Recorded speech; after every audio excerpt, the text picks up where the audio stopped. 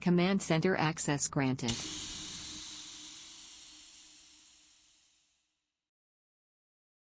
Welcome to the Command Center, Captain. Engaging forward control panel.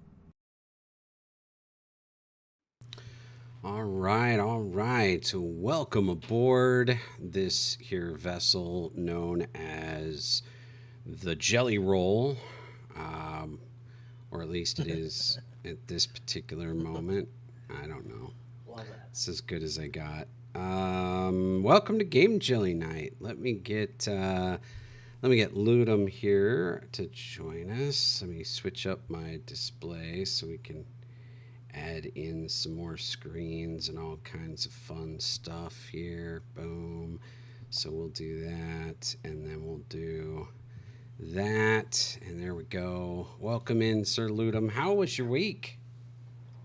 Hi there. Pretty good. Not too shabby. Busy as always, but pretty good. Yeah. Kind of same old, same old. Work, game, sleep. Work, game, sleep. Work, game, sleep. So a good week. I mean, guess. it doesn't sound horrible, right? I'm not complaining. Not complaining at all. How about you, sir? How was your week? Good.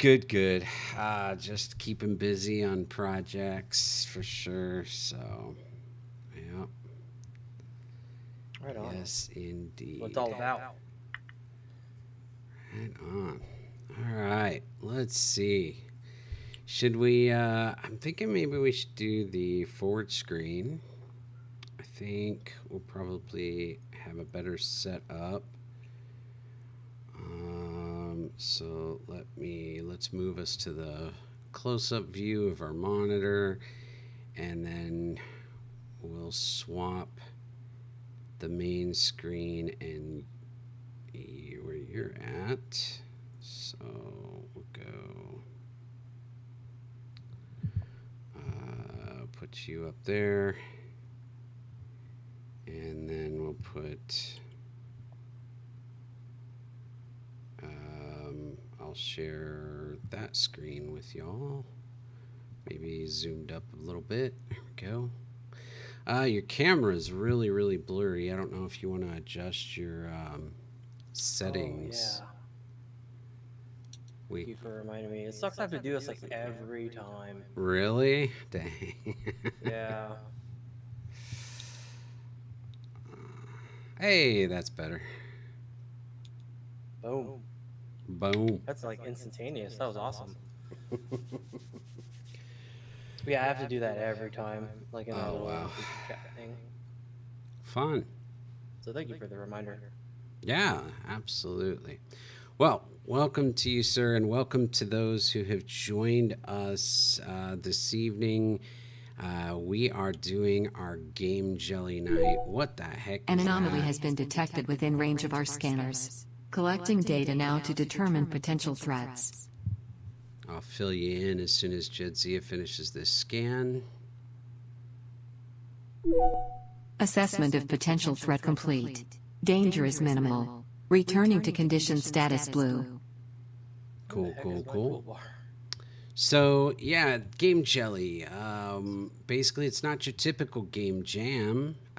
We get together just on Friday nights to work on this program. We don't work on it throughout the week so that those who join us on stream can see the entire project from start to finish, developed all the way through. So if you missed previous weeks and you want to catch up, they're all available on the YouTube side. You can check those out, previous streams, and kind of see us all the way from concept. Tonight's an interesting night because we are, at least I am working on a bit of a reset. Literally starting a new project and transferring in the fundamental pieces from the existing project into a new one, and just cleaning up code, refactoring a little bit, removing everything that's unnecessary and kind of cluttering it up.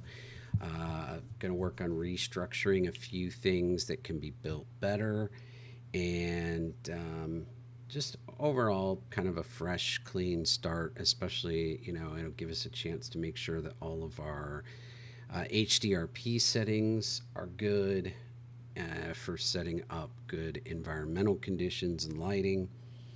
And yeah, so it's going to be an interesting project. And I've got some questions to throw your way on that. But before I do, I'll give you a chance to kind of introduce yourself and say hi.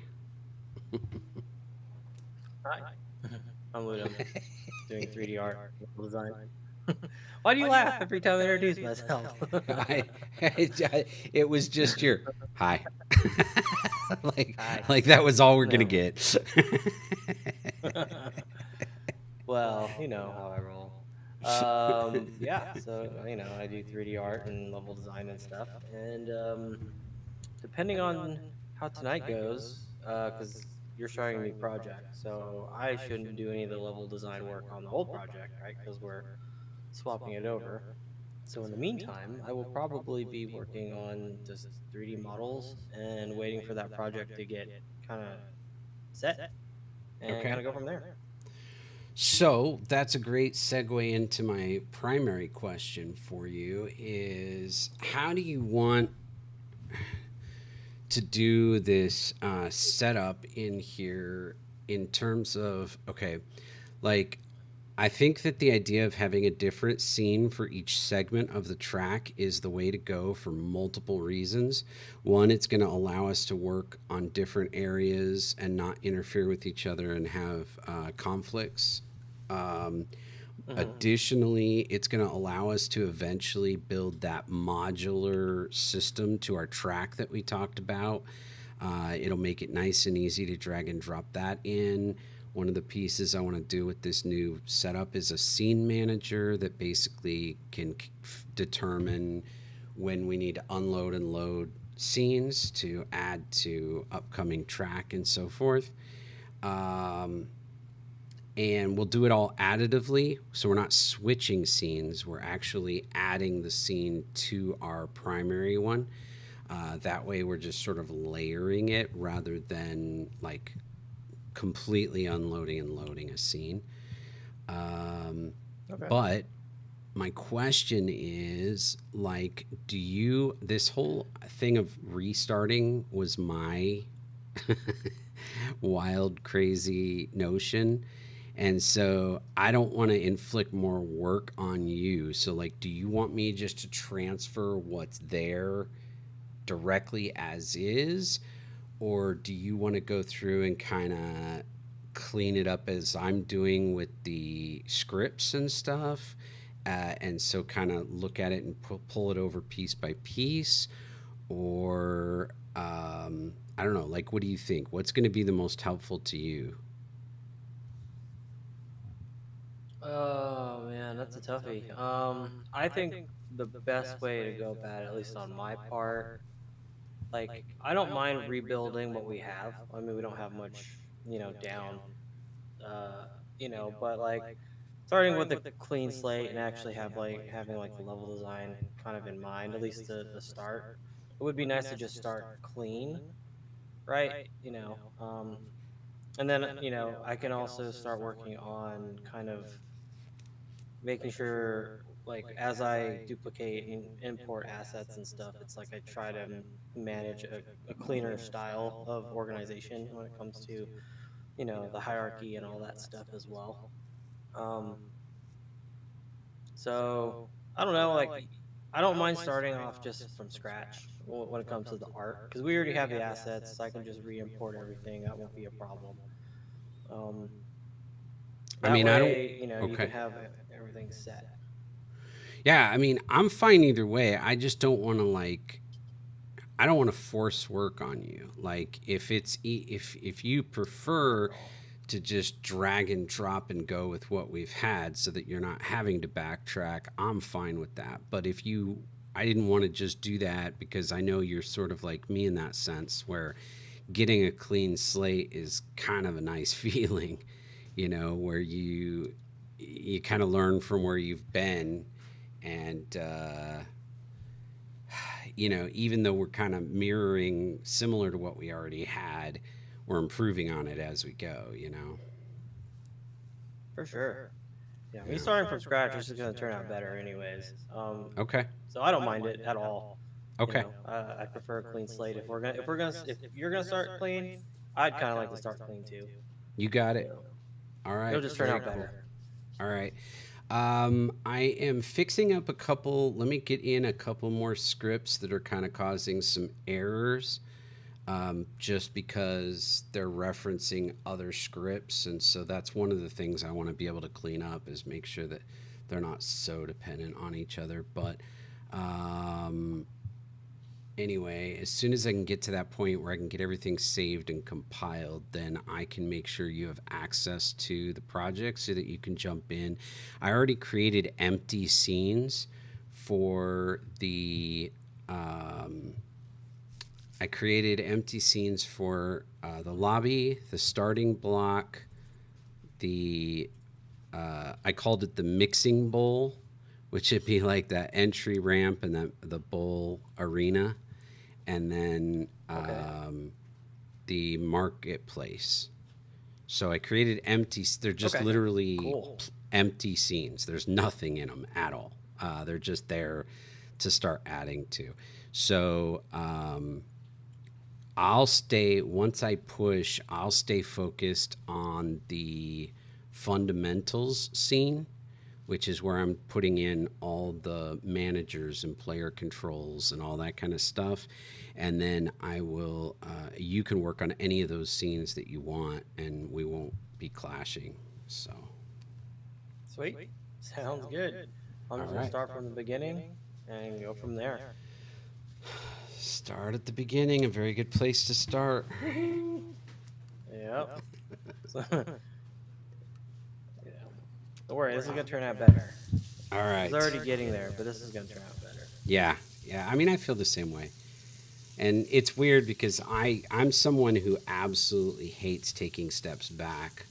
I like it usually makes me very miserable, and I'm actually really excited about this just because I feel like it's actually a step forward.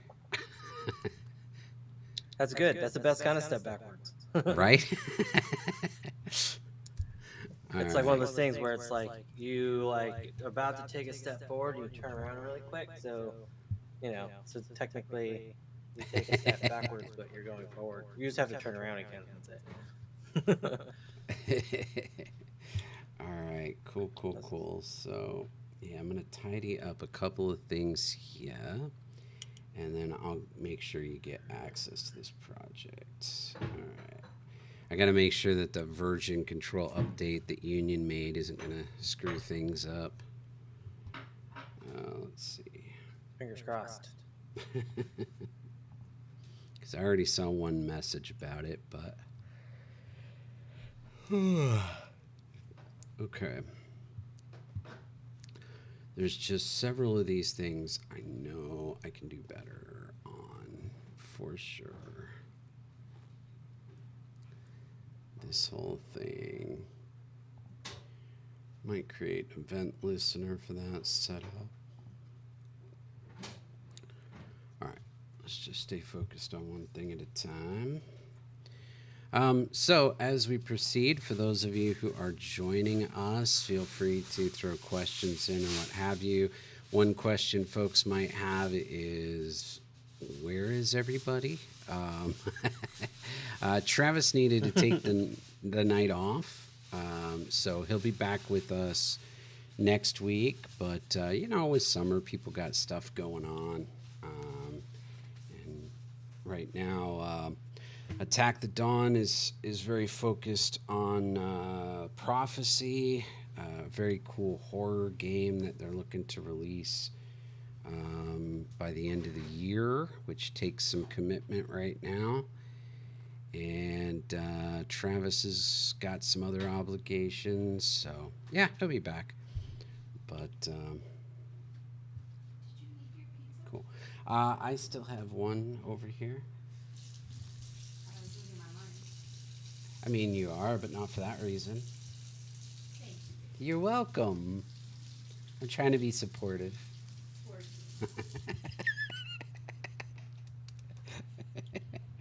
Yeah. Be supportive. Yeah, she said I'm losing my mind, and I said, well, you are, but not over that. Oops. uh, all right. Let's see. I need the player script. So we're going to pop over here and we're going to grab that from here. Player.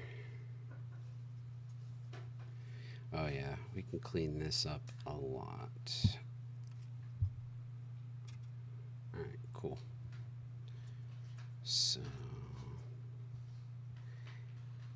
is that like one model? No. So I Oh, took all oh, of okay. like all the objects in our level Yeah. and exported it all as one like scene into Blender. Oh, So it's wow. like I can kind of keep what we have and clean up on it and kind of adjust things. Nice. And then whenever the new project comes in, I can just kind of clean up the pieces as I implement them. Gotcha, gotcha. So I put I mean, unless you think differently, I put again, they're just empty right now, but I created one scene called Starting Block. I figured we would actually put Mhm. stuff like the cannons and set up basically to start the game. Because we're going to do some more stuff with that as we move forward. And then the mixing bowl would be the ramp down and into the bowl and all that, but not the Okay. actual starting stuff. I was going to put those as two separate scenes so that theoretically, if we wanted to drop us into a starting at a different location at some point in time in the future, when we start making it more modular and have more pieces, we can. Sweet. Sweet, sweet, If that sweet. makes Do you sense. still want to do the cannon thing where like they are loaded into the cannon and then they fire off into I it? think we should. I think it would be cool, and I think we can do it relatively simply. I did get some visual effects of like smoke and explosions and stuff that we could use if you don't want to spend the time on creating those. I Sweet. don't have the expertise to do it, so it would either be you or using the assets that I grabbed. Um, or I mean, and um, it's pretty easy to just add like a physics force to the cannon to propel them outside, and then we can just adjust it, velocity and all that, or force to get them to land where we want them to. So I think we can set that up. I think it'll be Okay. cool. I think it'll be awesome. Sweet. Yeah. All right. All right. I dig that. All right. So let's see. Thanks.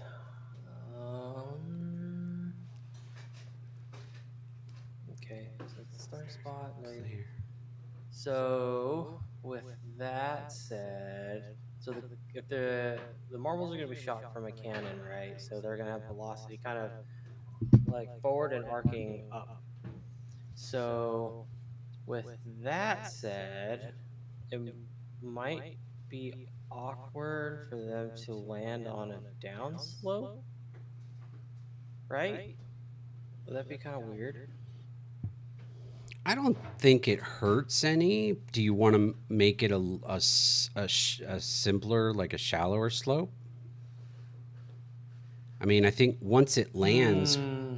you think the velocity, the propelling is going to carry it for a bit, like on a flat surface. Is that what you're thinking?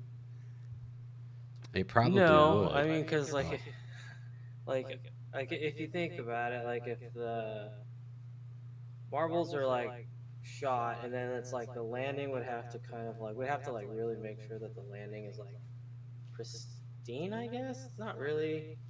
Oh no, it just seems maybe it's just I'm thinking weird with the angle of the slope that it currently has because it's like kind of it's like pretty angular like downward. So it's like if the way the cannons are actually facing, it's kind of like a I don't know, let's say like more of like a linear track. So it's like trying to think, like how could we match that? I guess we can just kind of angle it different, where it matches kind of like the angle of the shoot. I guess. I Trying to mean, think. there's a lot of different ways we could do it. Like if you wanted to create a more open space at the top of the ramp instead of having it so kind of closed, we could create sort of a big open landing, like a big grass field or something that has um, a little bit of a slope in and down to kind of funnel them all down to the ramp. I don't know. Um, Yeah, we could do that. I think that's a good idea. I like that idea. So that I guess in that sense, well, I guess with the original idea was they'd start kind of like on a dirt rocky path and then lead yeah, into yeah, this. So yep. I'll That build that was right now. Then I'll start working on that. I kind of okay. forgot all about that part. Okay.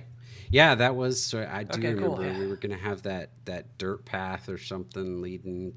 Yeah. Cool. that's right. Yeah, cool. Good talk. All right.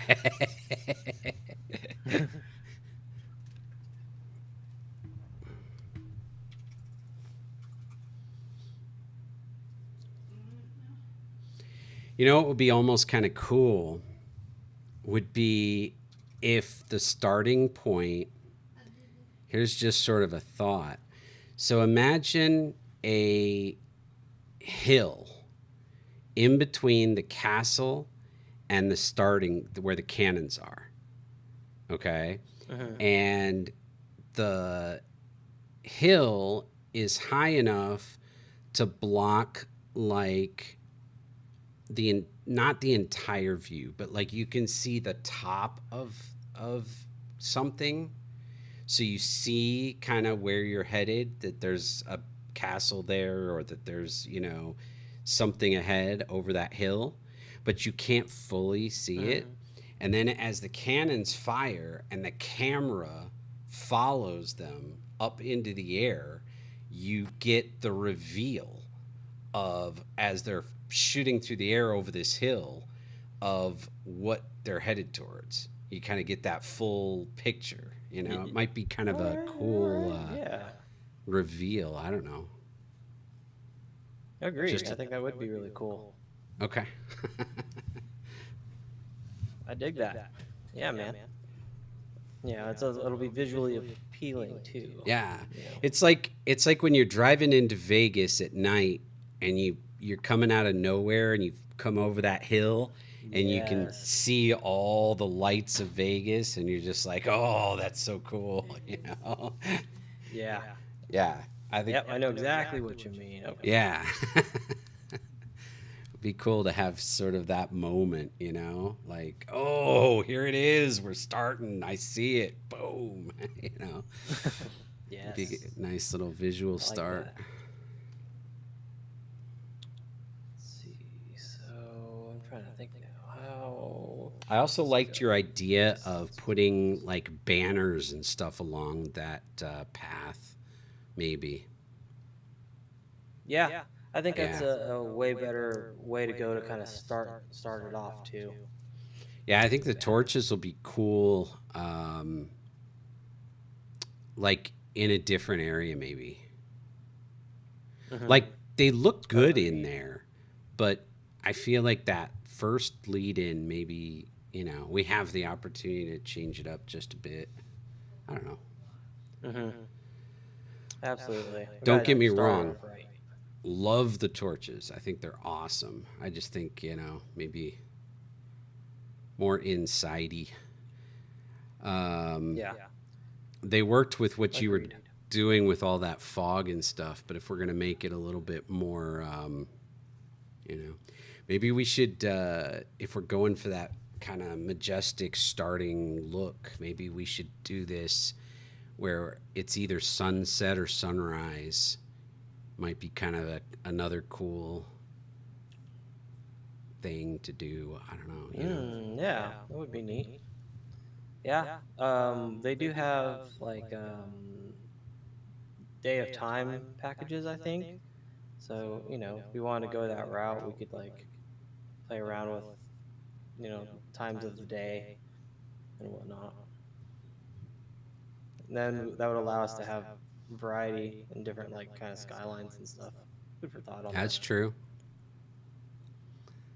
That's true. That might be cool. Maybe we want to have different runs, like, create instead of having to mix up the levels, you also could just mix up the weather. You can have it raining, you can have it foggy, you could have it clear, sunshine, bright day, you could have sunrise, sunset, you could have different conditions as a procedurally That'd be really randomized cool. thing as well.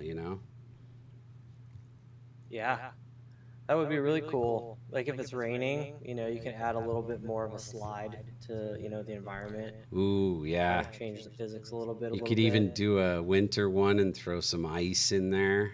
Like, Oh yeah. Like there's like no roll, it's just all sliding. That'd be That could, cool. Yeah, yeah, that yeah, that variety would be really neat. yeah. I think it would be cool. All right, I'm so down for that. right on. An anomaly has been detected within range of our scanners. Collecting data now to determine potential threats.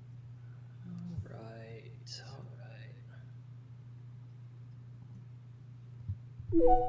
Assessment of potential threat complete. Danger is minimal. Returning to condition status blue.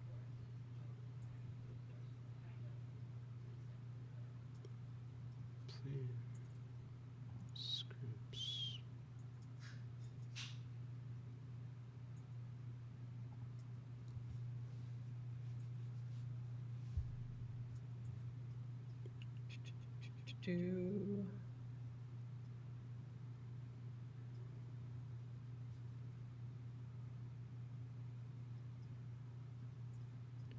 All right, let's go back over to here, and we're going to create scripts. We're going to create a new folder called player. And in the player script, we're going to create a new C# script called player.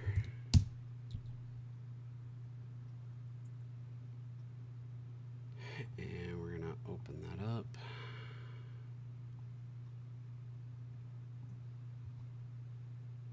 And we're going to grab the player script from the original project.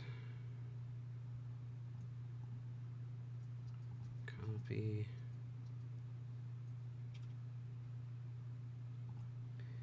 And we're going to paste it Other in spotlights. here. And then we got to clean this up. Let's get rid of that. Let's get rid of that.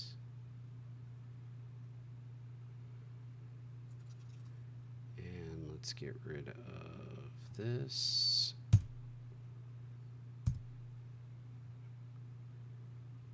And let's get rid of this.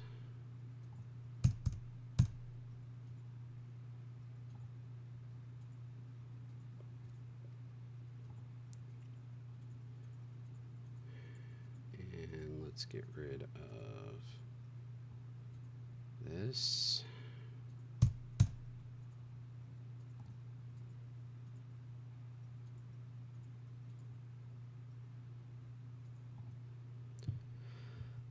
Alright. Then I just need a... I don't like having to reference that. That should only be in one place. Broadcast. We're not even referencing it anymore, so we can delete that.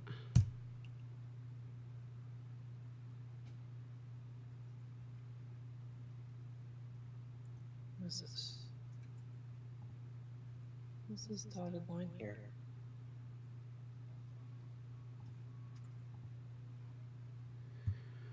Okay, let's save that, and then let's add a window script.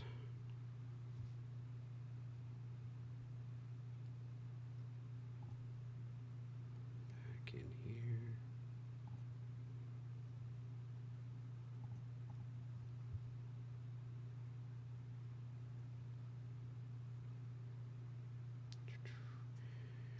Create scripting, empty C# script called window. Open that up. And we'll grab this code.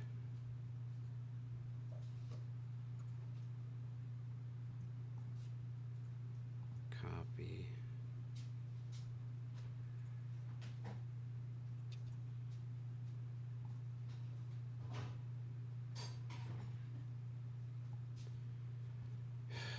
And we'll paste it here.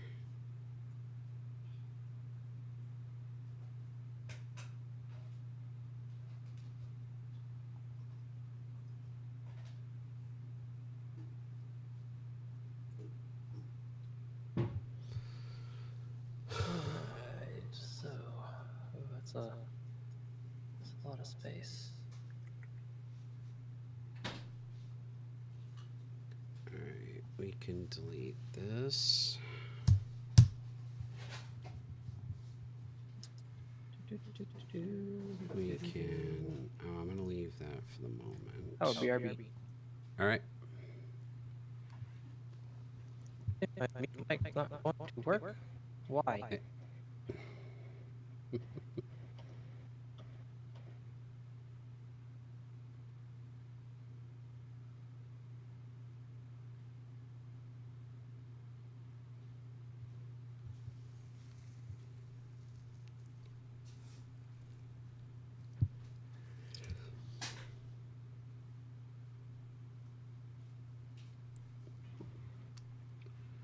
Boom, boom, boom. Alright, let's do. Oh, okay, there we go. BRB. Alright. So many things. I don't like this. Alright, ball.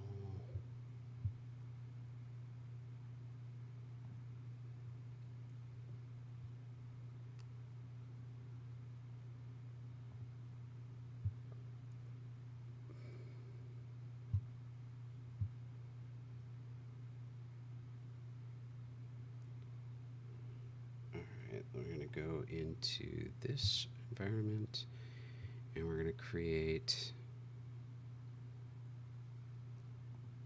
a ball script.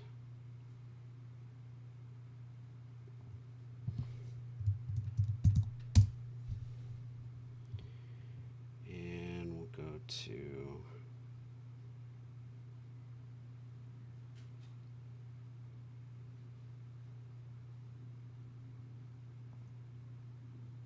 here and here. And we'll grab that. An anomaly has been detected within range of our scanners. Collecting data now to determine potential threats.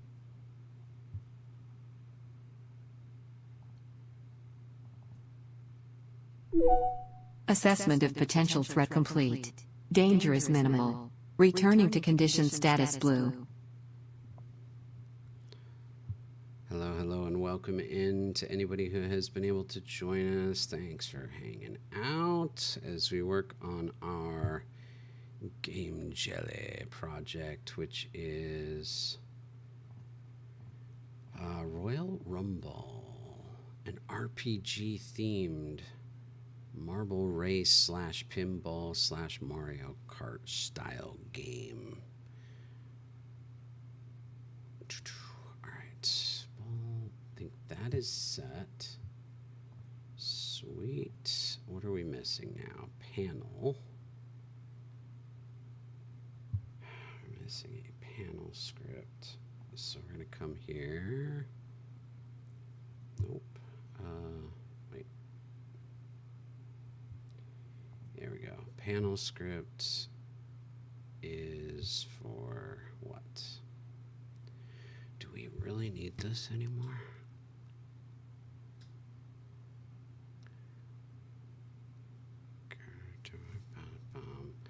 think this is where we currently have our introductory. Yeah, okay. We need this. So panel. Let's just copy this. And let's go into this project here. And we'll add another empty C# script. We'll call this panel. And we're going to crank this open and paste in what we copied. An officer has arrived in command center. Boom. Welcome, Royal Pain. How you doing? Good to see ya. Good to have you here, and everyone else, whether you're joining us on the Twitch side or on YouTube. Appreciate everybody taking a moment out of their day to hang out. Doing good, doing good. How about yourself?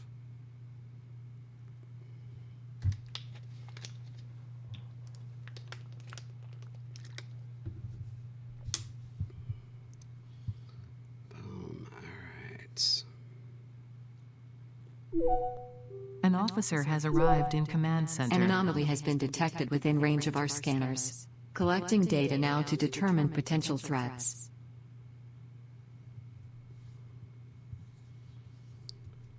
Boom. Nice jump. Assessment of potential threat complete. Danger is minimal. Returning to condition status blue. Went from 4 viewers to 8 viewers in a moment. Thank y'all for popping in. Good to see you, Abomination. Welcome, welcome. Glad to have ya. Boom. All right. Oh.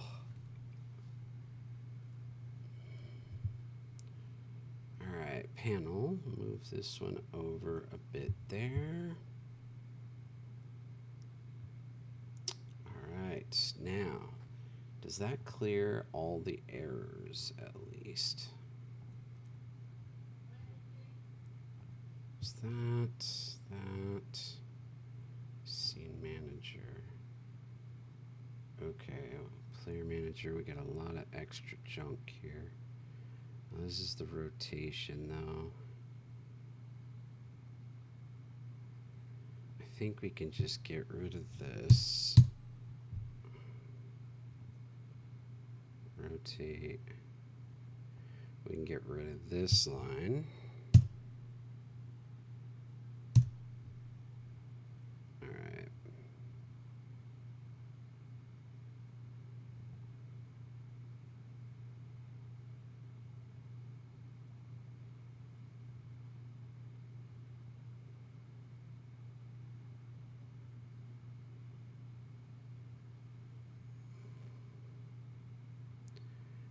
I think that's what I'm just going to leave.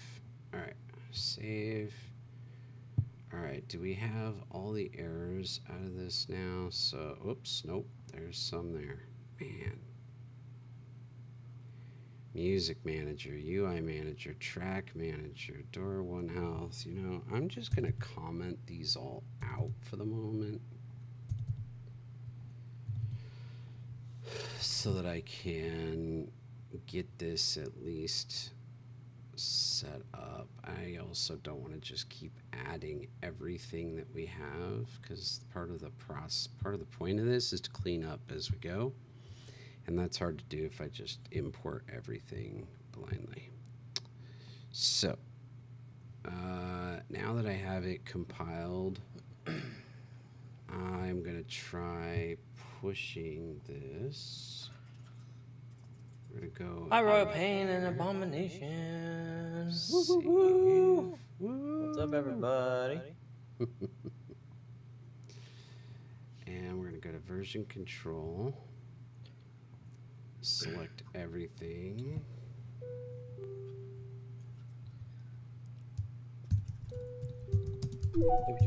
An officer has arrived in command Refill my center. drink, which reminds me that we didn't start this stream off correctly. You know what that means? Incoming transmission from archived footage. Boom, boom, boom, boom. Water, water, what can you do with water? You need water for the dishes, water for your hair, water for the fishes, and water for the clothes that you wear. Boom, boom, boom, boom. That's our cue to hydrate, everybody. Boom, boom, boom. Thank you, Cheersies. Sir Ludum. Cheers. All right. Now that we have that pushed, I'm going to see if I can add you to the project on version control. Woo. Huzzah. I am going to attempt that over here. Let's do this.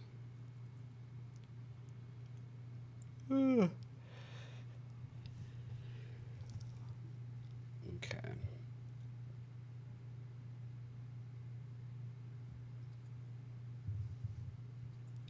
Projects.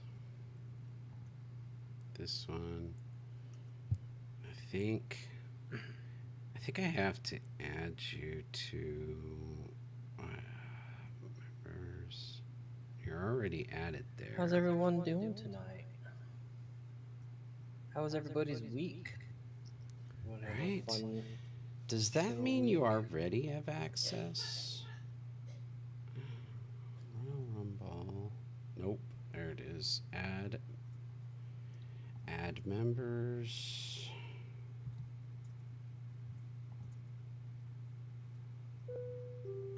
Add to project.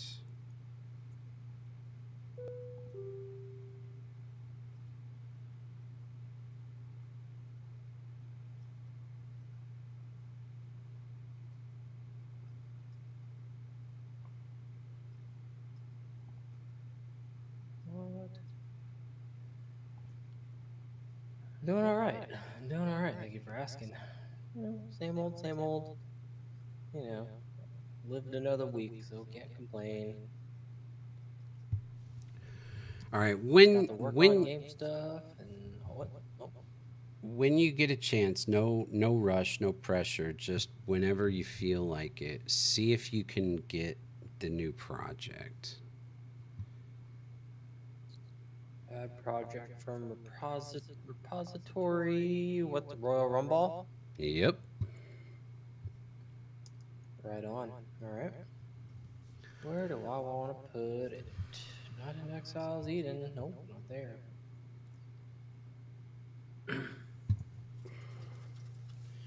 And like I said, if you want to dive in on any of the existing scenes except for Framework, there's one called Framework, and I'm definitely working in that one. But if you want to get started on any other scene, feel free at any time. Right on. I sure will. All right, I'm installing it now. Sweet. All right. That was easy. Nice. Excellent. You have to do the Mr. Burns thing with the fingers. Excellent.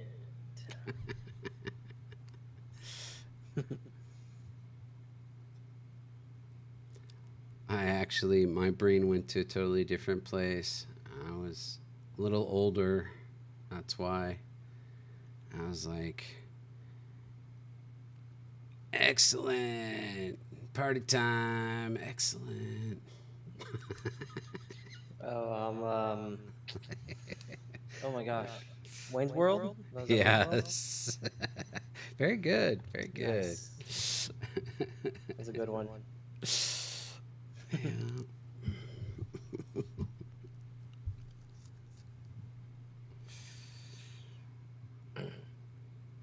Garth was awesome. I was a big fan of Garth. All right. Ooh.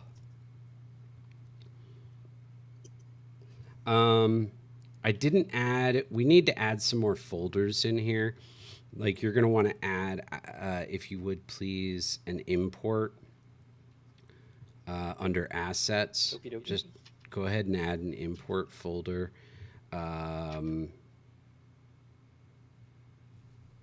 To bring in all your models and stuff. Okay. And then you were doing a good job before it, like just sort of creating folders within that for like environment and different areas or different types, whatever. Categorize them however makes sense. But Okay. Yeah, I was kind of thinking about that earlier. I was like, I might go and organize it by scene.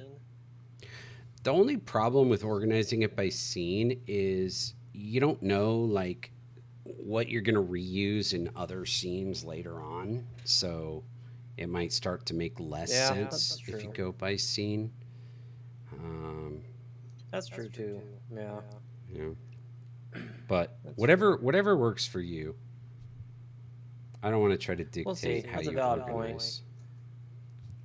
Because a lot of times what I'll do is you know, like I'll take like the scene and make sure that it's like visible, and then I'll just duplicate it from there and put it in the correct scene. Which probably isn't the greatest way of doing it, but it's like, okay, I like this asset. I'm just going to duplicate it and then make sure that I just put it in the scene.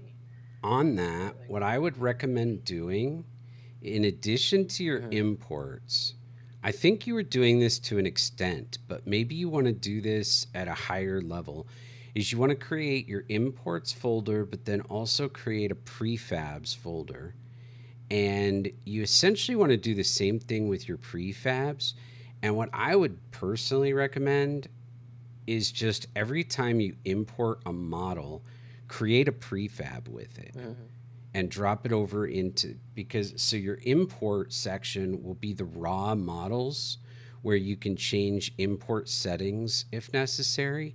And then your prefab would be where we add scripts or add colliders or you know, whatever else we want to do to it,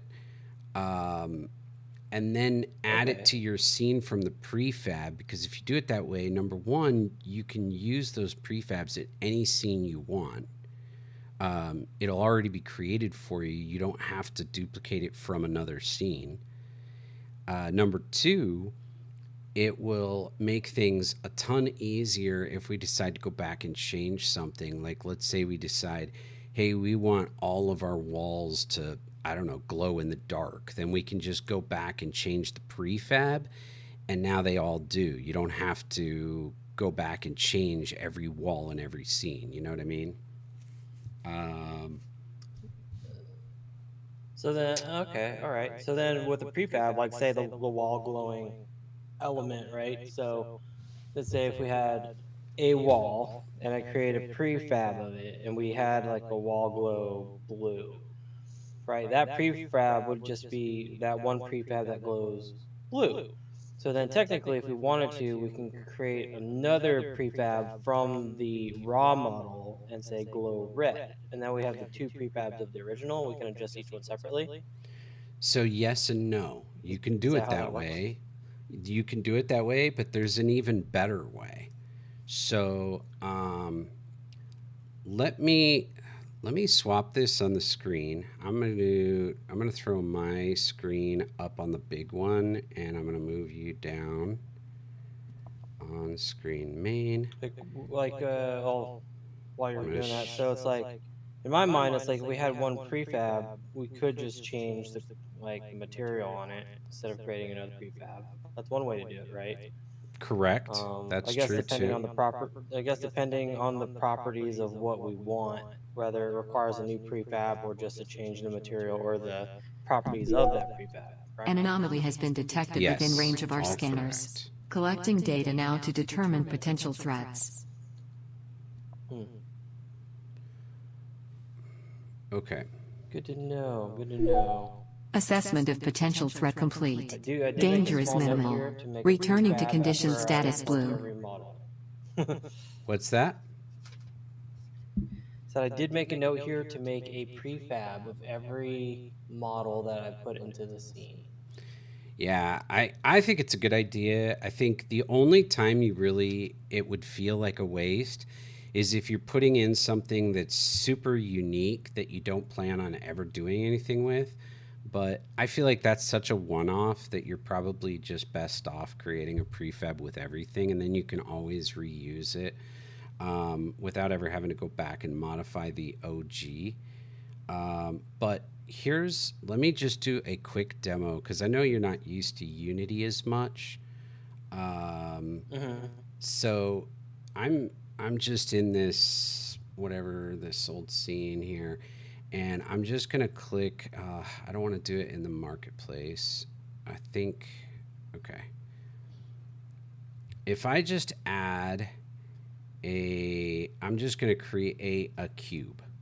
Okay. And this is how I would create your Okay. prefab is literally just when you import it and you've got once you have your import settings over here correct, like your scale and so forth, like I'll uncheck cameras, lighting, make sure none of that's being imported. And then I'll add things like read write access Mm-hmm. you know. But what I'll do is I'll just drag that object into the scene. This is the easiest way for me to create the prefab is I just drag it into the scene. So like this cube is at the bottom here. Like if I zoom up on it, there's our cube sitting in the scene. And then in your prefabs folder, wherever makes sense. So let's say we have this obstacle folder and we're using this cube is a new obstacle. Just grab the cube and drag it into your folder for the obstacles, and that automatically creates a prefab just by doing that. And so now you delete it from your scene. This is the way I usually go about it is I'll just go and delete it from the scene, and then you can double click down in your folder and you're in your prefab edit mode where you can do anything you want to it. Add scripts, add colliders, all that kind of stuff.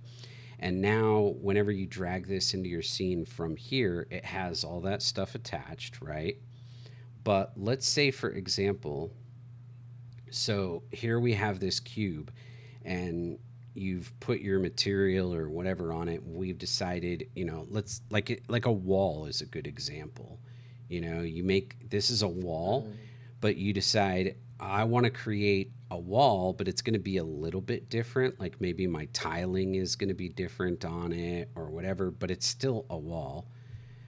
So it's using the same Mm-hmm. model, but maybe you're modifying it slightly. Then instead of going back to the original and creating a whole nother prefab, what you want to do is grab your cube. This is the way I do it, at least. It's easy for me. Is again, I'll just drag it into the scene. Same method I just used, right? I'll grab the prefab, drag it into the scene, and then drag the prefab back into the folder, and it'll say, okay, do you want to create an original prefab or a prefab variant? Now, if you want something completely different, like what you said, you could do the original.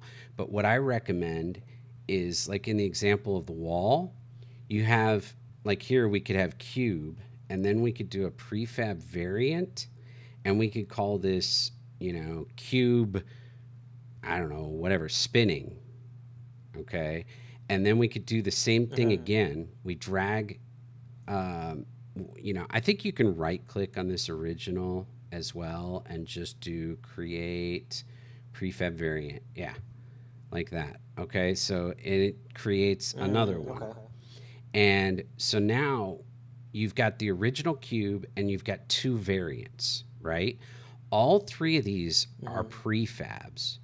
But here's what's cool is if I change something on this variant, it will change all the ones in the scene that are of this variant. But if I change the cube, the main one that this came from, it will change all cubes in the entire scene, whether they're the original or this variant or this variant. So, like, for example, let's say you came up with a new texture for the wall. Well, instead of having to go through and change it on all three of these, you can just change it on this first one and it'll swap out the texture on all three. If you're like, you know what, we should have a script that affects all walls, then all I have to do is add it to this original cube one and it'll automatically add that script to all the variants of it. But if you're like, we only want that script or we only want an animation that works on this variant, you just add it to the variant, but it adds it to all of them in the scene that are of that variant. Does that make sense? Okay. Yeah. Thank you for explaining that. Yeah. Thank you. That makes perfect sense. And so that... Yeah, because in Unreal, that's what a blueprint is. Like a prefab is a blueprint, basically. Okay. In Unreal. And, you know, like you can create child blueprints, which is which is technically a variant. Yep. Right. So it's kind of the same idea. So, okay. I didn't know that variants were the same idea of what a child blueprint would be. So, perfect. Boom. All right. Cool. Awesome. Thank you for explaining that. Absolutely. I would have used those terms, but I don't know Unreal. So, no, that's fine. Like I actually prefer to learn the Unity terms as well because, like it just helps learn an engine, right? Yeah. So, okay. No, it's cool. Perfect. Thank you for explaining that. Yeah, absolutely. I think it'll be. So if you ever decide to go to Unreal, you'll have a good idea already. Awesome. Yeah, it's interesting. I feel like I've learned a little bit of Unreal just from like watching you and talking to you through some of this stuff. And then also, I think I told you about this shader graph tutorials that I've been really studying from Ben Cloward, who is a super I've been watching some of his videos. Oh, he's so good. He's awesome. Yeah, he's such an expert at what he does. He's very niche in that basically that's what he teaches is shader graphs. That's it. But I mean, if you ever want to know anything about shader graphs, but what's so cool is everything he teaches, he does in Unity and in Unreal. And so you see how it works in both platforms. You see how it's the same and you see how it varies. And so I feel like I've been learning not the whole engine, but I get an idea of a lot of what's the same and what's different between the engines just by watching some of his stuff. It gives you a good feel for that. Yeah, absolutely. That's awesome. He's really cool, dude. He educates very well. Like it's some people just aren't really good at teaching, but he's really good at teaching. Yeah. He has a attention to detail that is good. Yep. I mean, it's not by mistake that he is the person responsible for building all the tutorials and samples and templates and, so forth for Unity for shader graphs. That's literally his day job. Right. So, yeah. That's awesome. Good stuff. With the Royal RumBALL project, I'm in it now. Okay. With the project migration quick links, do I need to convert any of the built-in materials, convert selected materials, or upgrade HDRP materials to the latest version? You shouldn't need to. Were there warnings on your little pop-up? No. Oh, okay. No warnings. It's just at the bottom where it says project migration quick links. There's like a little warning symbol. It says the project contains materials that are not using built-in shaders. Does that apply to anything we're doing right now? I have no idea what that would be for. I would skip it, but if you want to do it, it probably shouldn't hurt anything.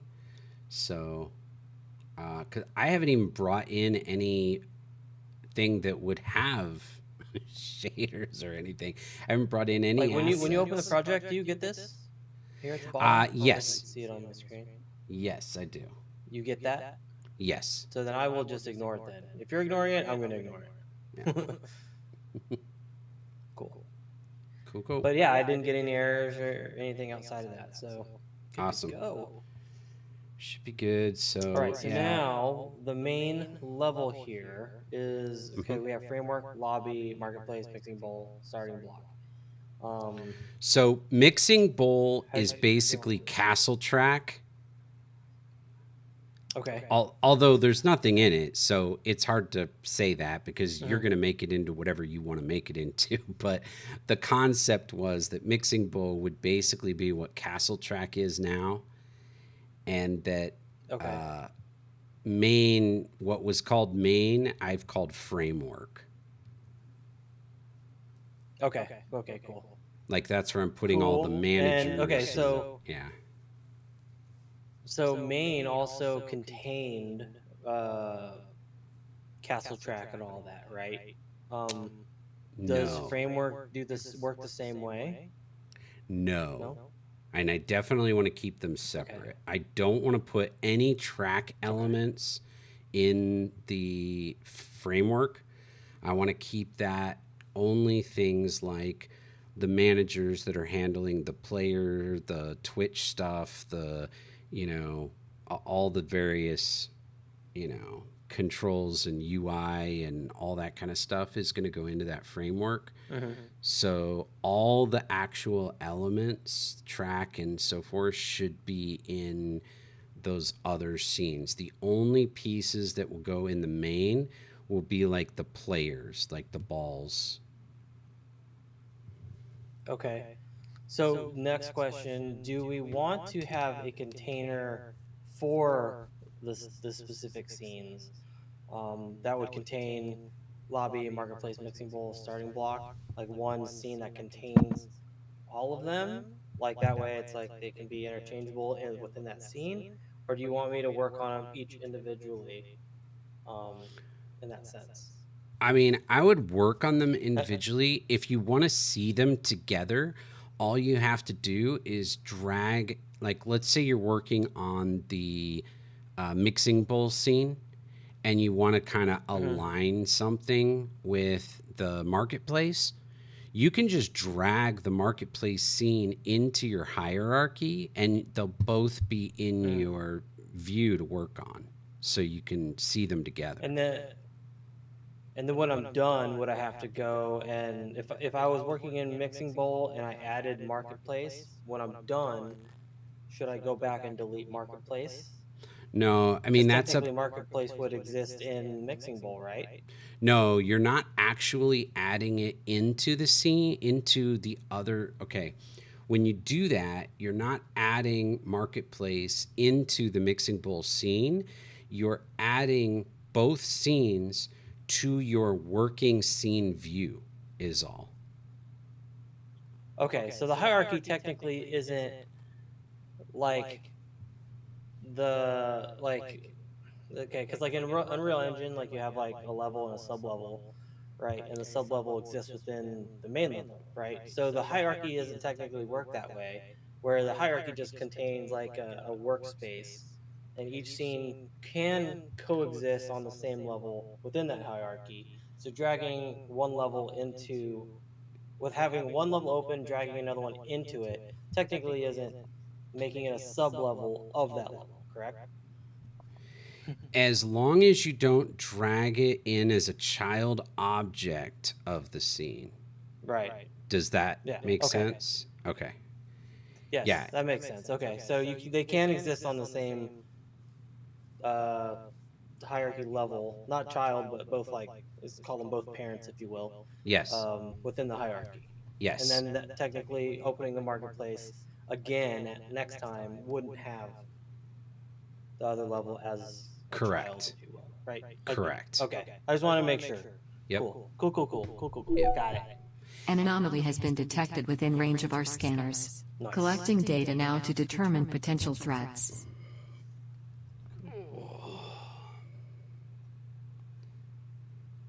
Thank you for that explanation. Assessment of potential threat complete. Danger is minimal. Returning to condition status blue. And then what I'm going to work on is I started setting up a scene manager script so that what we can do is, well, when we load the game, like on a build, it will just load the framework scene, and then it will load once it has the framework scene, all the managers established and everything, it'll load in the lobby scene. And then when we go to actually get ready to start the game, it can load in the like starting block scene. And then it, we'll have triggers to load in each scene as needed so that it's not trying to load everything we build at the start of the game. Gotcha. Smart. Yeah. Especially if we randomize it at a certain point. Yeah, it's going to be extremely helpful if we make this modular, but it'll also help if we especially have like a lot of nice effects and lighting and stuff going on in it that starts bogging things down. The less we have in the scene, the easier it'll be able to handle it. Not that I'm super worried about having too much in the scene, but, I think it's a good base structure. Yeah, for sure. And then like once we get down into the marketplace scene, we'll create like a scene close trigger that once we reach a certain point, it can unload the mixing bowl scene because we don't need it anymore,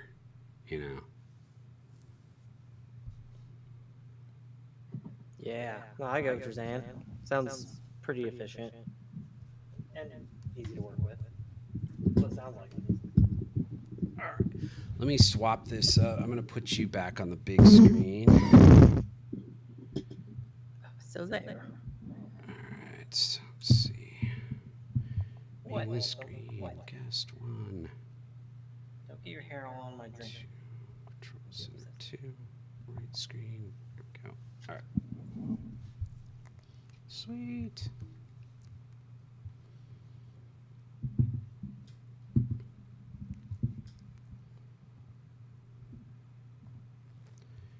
Very cool. All right.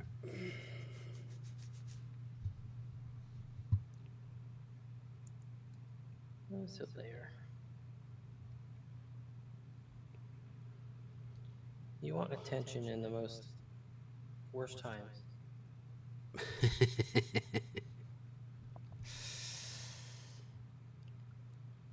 All right. I need the Twitch manager. Let's get that one brought in.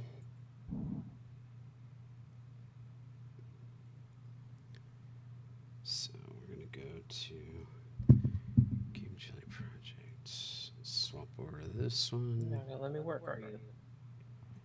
Manager.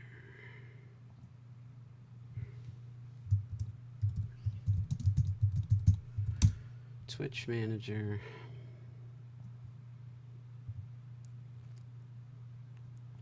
We'll add that to our managers.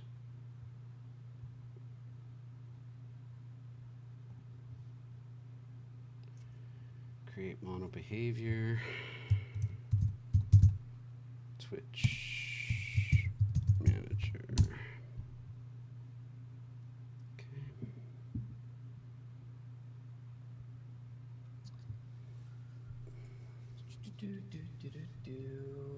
Shade that smooth.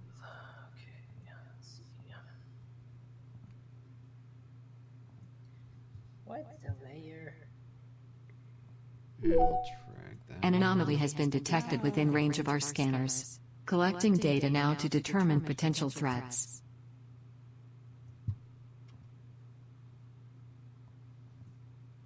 There we go. Assessment of potential threat complete. Danger is minimal. Returning to condition status blue.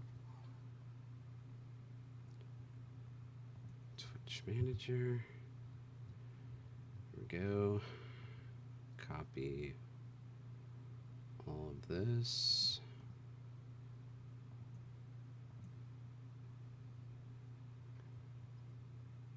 Move back over here. Open this script. Doggone it. There we go.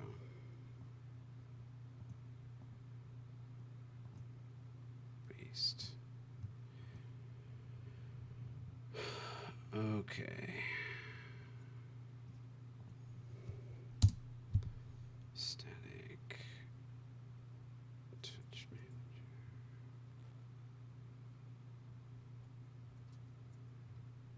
Cool. All right. That is set up.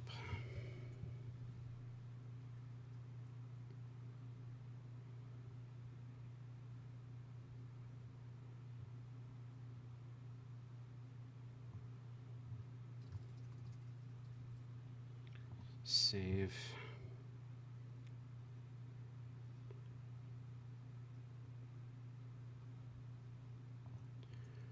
All right, so I'm gonna think this through real quick here. We've got it starting off with basically the Twitch manager. We're getting connected to Twitch. As users type in chat, we set up using the user manager. We create users. I've got that in place. I don't think I need to modify that any. That's fine. And then as they type commands, we create a command which is used by the chat manager.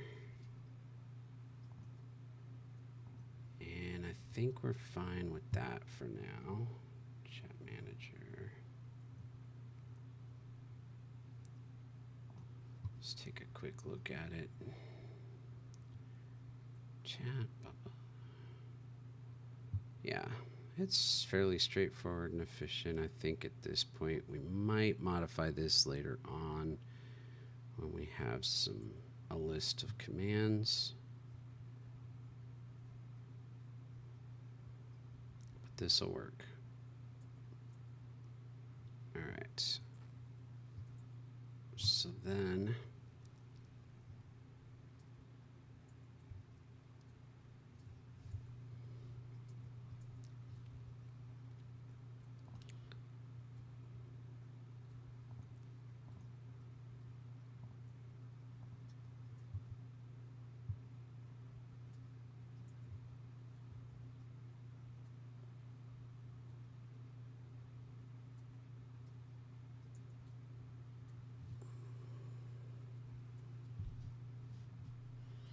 oh, cool. Look at you go. I like it. Working on that, like, groundy. Yeah. Are you using the terrain system? No, I'm in Blender right now. Just kind of okay. laying out, like I'm sculpting kind of like a terrain in Blender. Yeah, sure. Cool. Just to kind of shape it out. I like it. Get a feel for it. I think it's gonna be cool. Been, so we're gonna go for that kind of that grassy with a little dirt path down it. Is that the idea? Yeah. Mm-hmm. Nice. Yeah. Kind of have maybe some like dirt and maybe some hills and maybe some like rock/mountainous sides. You know, just kind of like imagine like if you're in a carriage and you're like kind of like in a carriage like kind of strolling to the town. You know, like before you get to town. I don't know if you ever played like Skyrim, but like where the game starts off and you're like on a dirt path, like in a carriage, and you're like, okay, you know. I was kind of thinking something like that. I'm using that as inspiration at least. Yeah. Nice. I like it.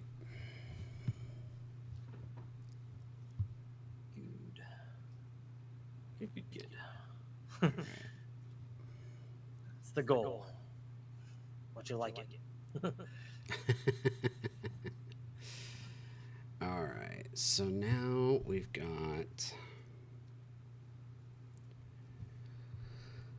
Okay, this game manager essentially.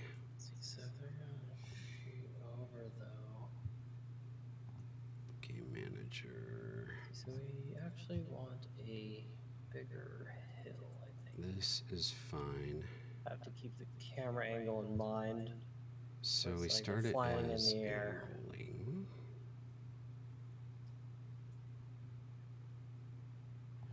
Player manager. As long as we are in the enrolling state and we're not full up, then you can get in. Perfect. Let's see, yeah, All right. walking through that angle.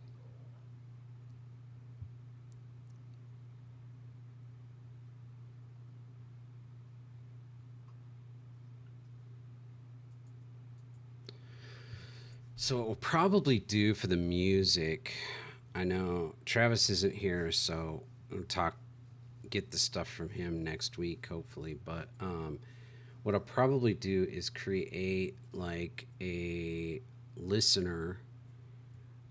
We can do like at the beginning of each scene, as we transition from one area to another, we can just essentially fire off an event that says, hey, we've now started this scene, and we can have the audio manager or music manager listening in on that event, and whenever it triggers the event for a scene change, it automatically transitions music to match. I mean, we could easily manually trigger it as well, but either way, so that we can do kind of like what we were talking about last week, and every time we go to a new scene, we can kind of, swap music. Yeah, kind of blend them together in a sense. Yeah, we could do that a little bit. I don't know. It'll probably come out better if he comes up with some sort of a mix, but that's tricky to do because you don't know exactly what moment. Probably just have to do we could do a fade out and fade in, we can create a manual crossfade in here. Yeah. That's kind of what I imagined, Or unless just we want it to be abrupt and it just switches over. It depends. Well, if we're starting a piece, we probably just want to fade out whatever piece and then punch in with the new one. Mm-hmm. That'll probably give us the most natural transition. It'd be nice to have the option, though, like the options there. Just in case, we need to fade in or want to erupt or, do a crossfade kind of thing. Fade in, fade out. It'd be nice to just have those options.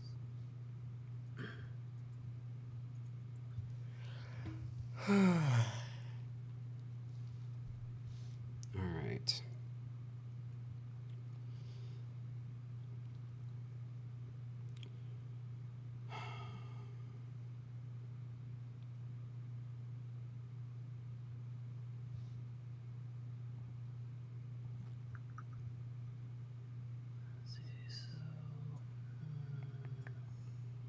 Ball is.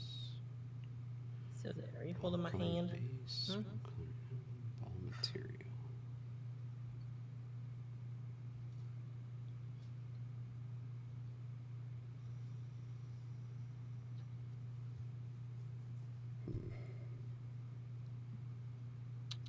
So where? Let's see.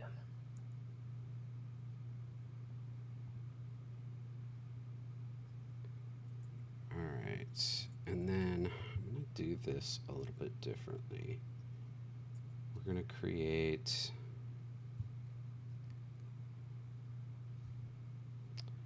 in here in our player prefabs. Okay, we do have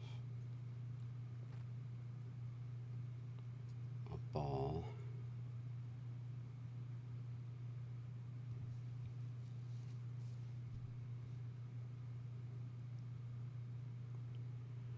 But why is this a variant? Jeez. We are not going to use this one.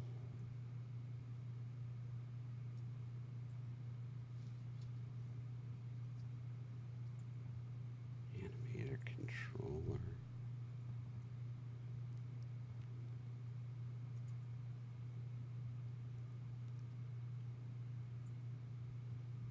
So the ball script is attached to each one, and the mat's set. That's fine.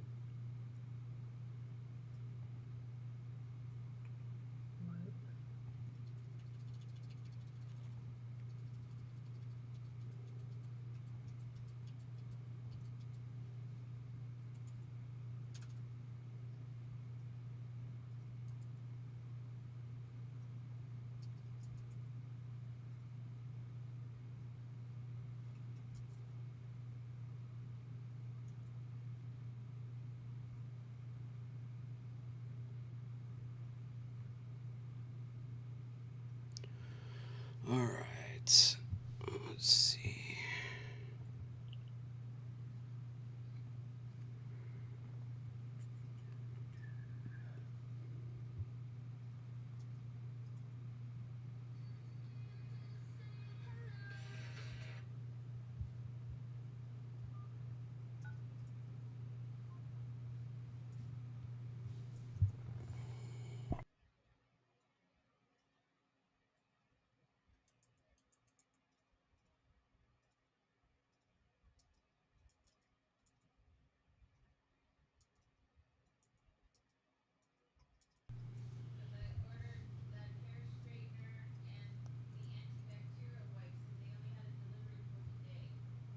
Okay, just letting you know.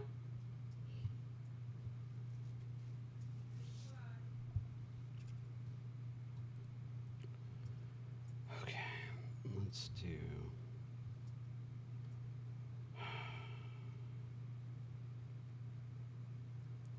prefabs. Did you create those folders we talked about in the new project? Not yet, no. Do you want me to go ahead and do that? Because I need to get. Sure, if you like. I just don't know if you have done anything that you need to push, I guess is what I'm asking. No, nothing yet, no. Okay, all right. No, I will make a balls deep couple in more getting this, changes and then push. starting area. Yeah, that's all good. Royal RumBALL. Okay, let's add. I'm just going to go ahead and do an imports while I'm at it. And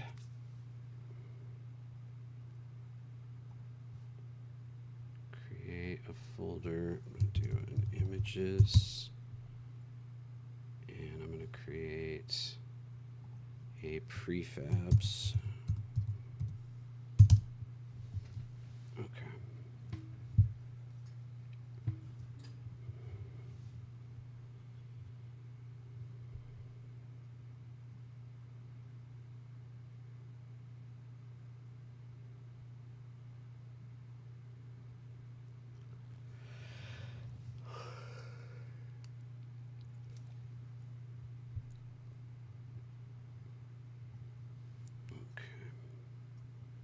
So then in the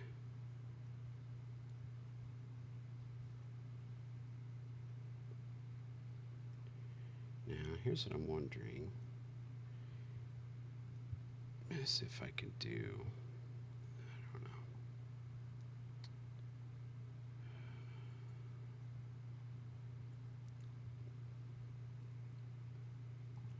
know. Let's create a.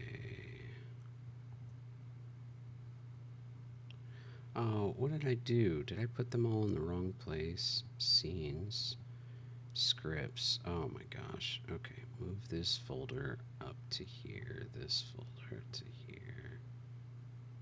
Managers Network Player. There we go. Prefabs, that goes here. There we go. Ishka. TextMesh Pro. Okay. And then let's create.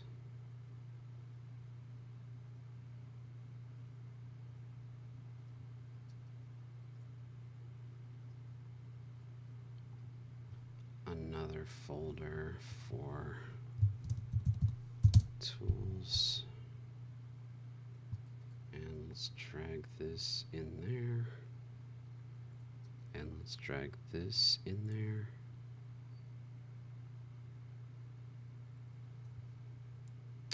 Access is denied. Okay, fine.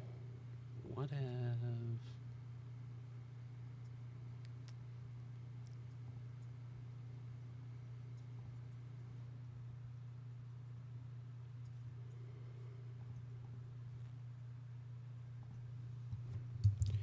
Animations. All right.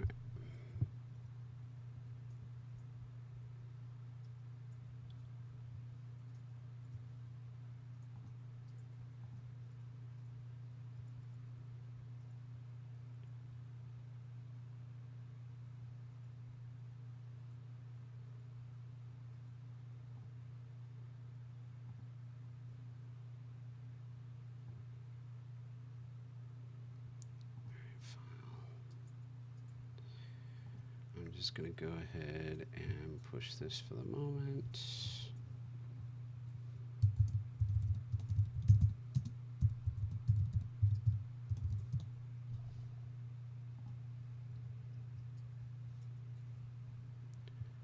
Okay.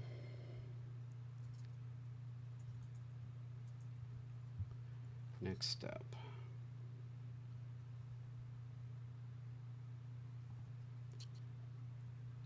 Come down to there.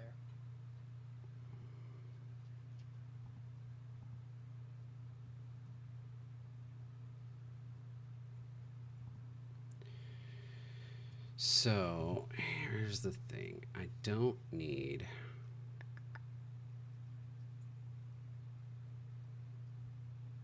I have to rethink about that. I want to do this better, better, better, better.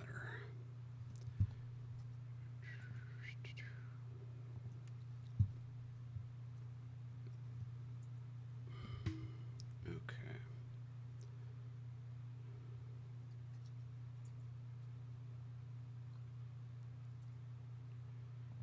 User scene.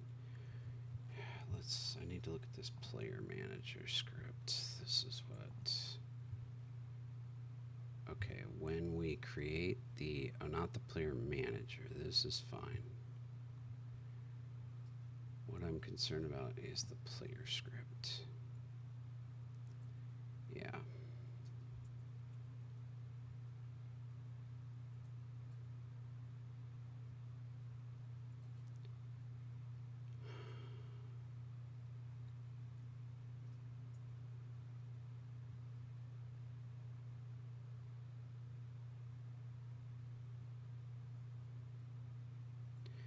I'm going to remove these. I don't like this. We're going to do that completely differently.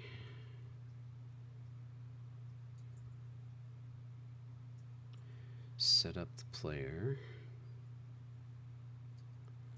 Twitch player assigned true. Okay, window. This also, I think I want to get away from.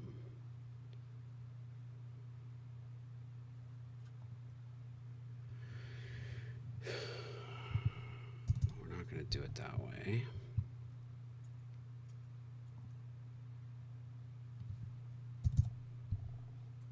We'll come back to that.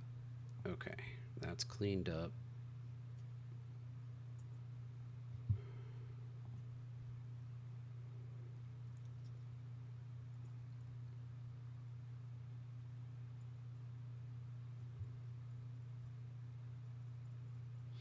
Question while I'm at it. Are you happy with the... Yes. I'm going to improve the camera system, so it should be better, but are you happy with the overall feel of the, like, screen? Like, the mini cams around the edge and the broadcast camera, you know, like, does that feel okay to you? I Good think with that? so. Yeah, I think it's great. Like I like Okay. the ability that the players have the option, well, not really an option, but like the ability to see not only theirs but other players, as well as having the main cam like kind of follow them all. Like I like Mhm. that. I think it's a really good idea. Okay. And with the way that the main camera would like kind of move with them, like I don't know, it adds a really nice cinematic feel to it. I Yeah, dig that. yeah. You got a lot. Okay, cool.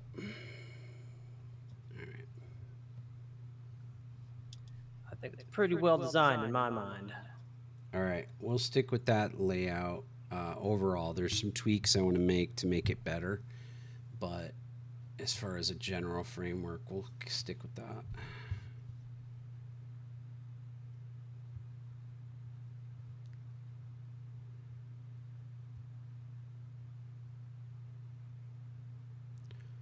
So, what we could do then, panel, window, and panel.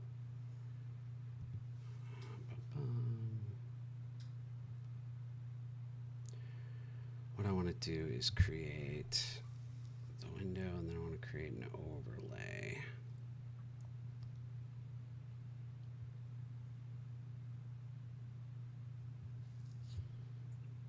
We're going to have an in-game version and a lobby version.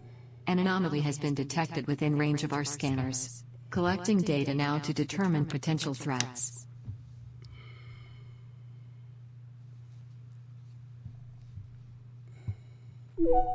Assessment of potential threat complete. Danger is minimal. Returning to condition status blue.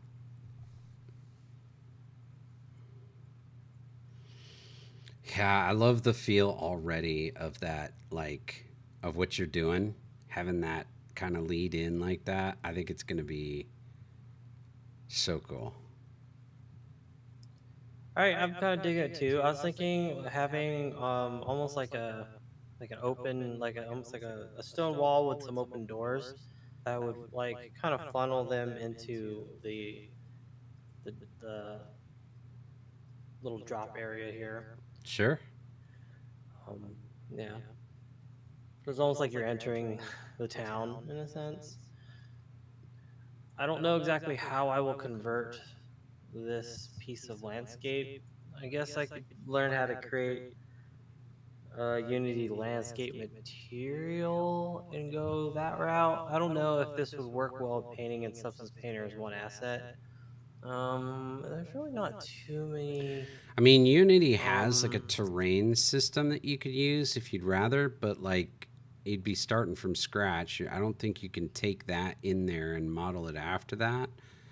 But you can do the same process of what you just did using the terrain builder in Unity, or you don't think you could just find like,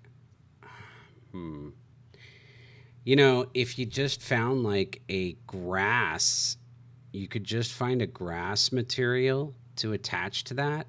And then what you could do, we could do a quick, but we could do a shader graph using all that stuff that Ben talks about, where basically what we can do is we can take as long as you import a depth map, we can, a height map, we can use the lowest points and essentially put dirt on the low points of the map over the top of the grass.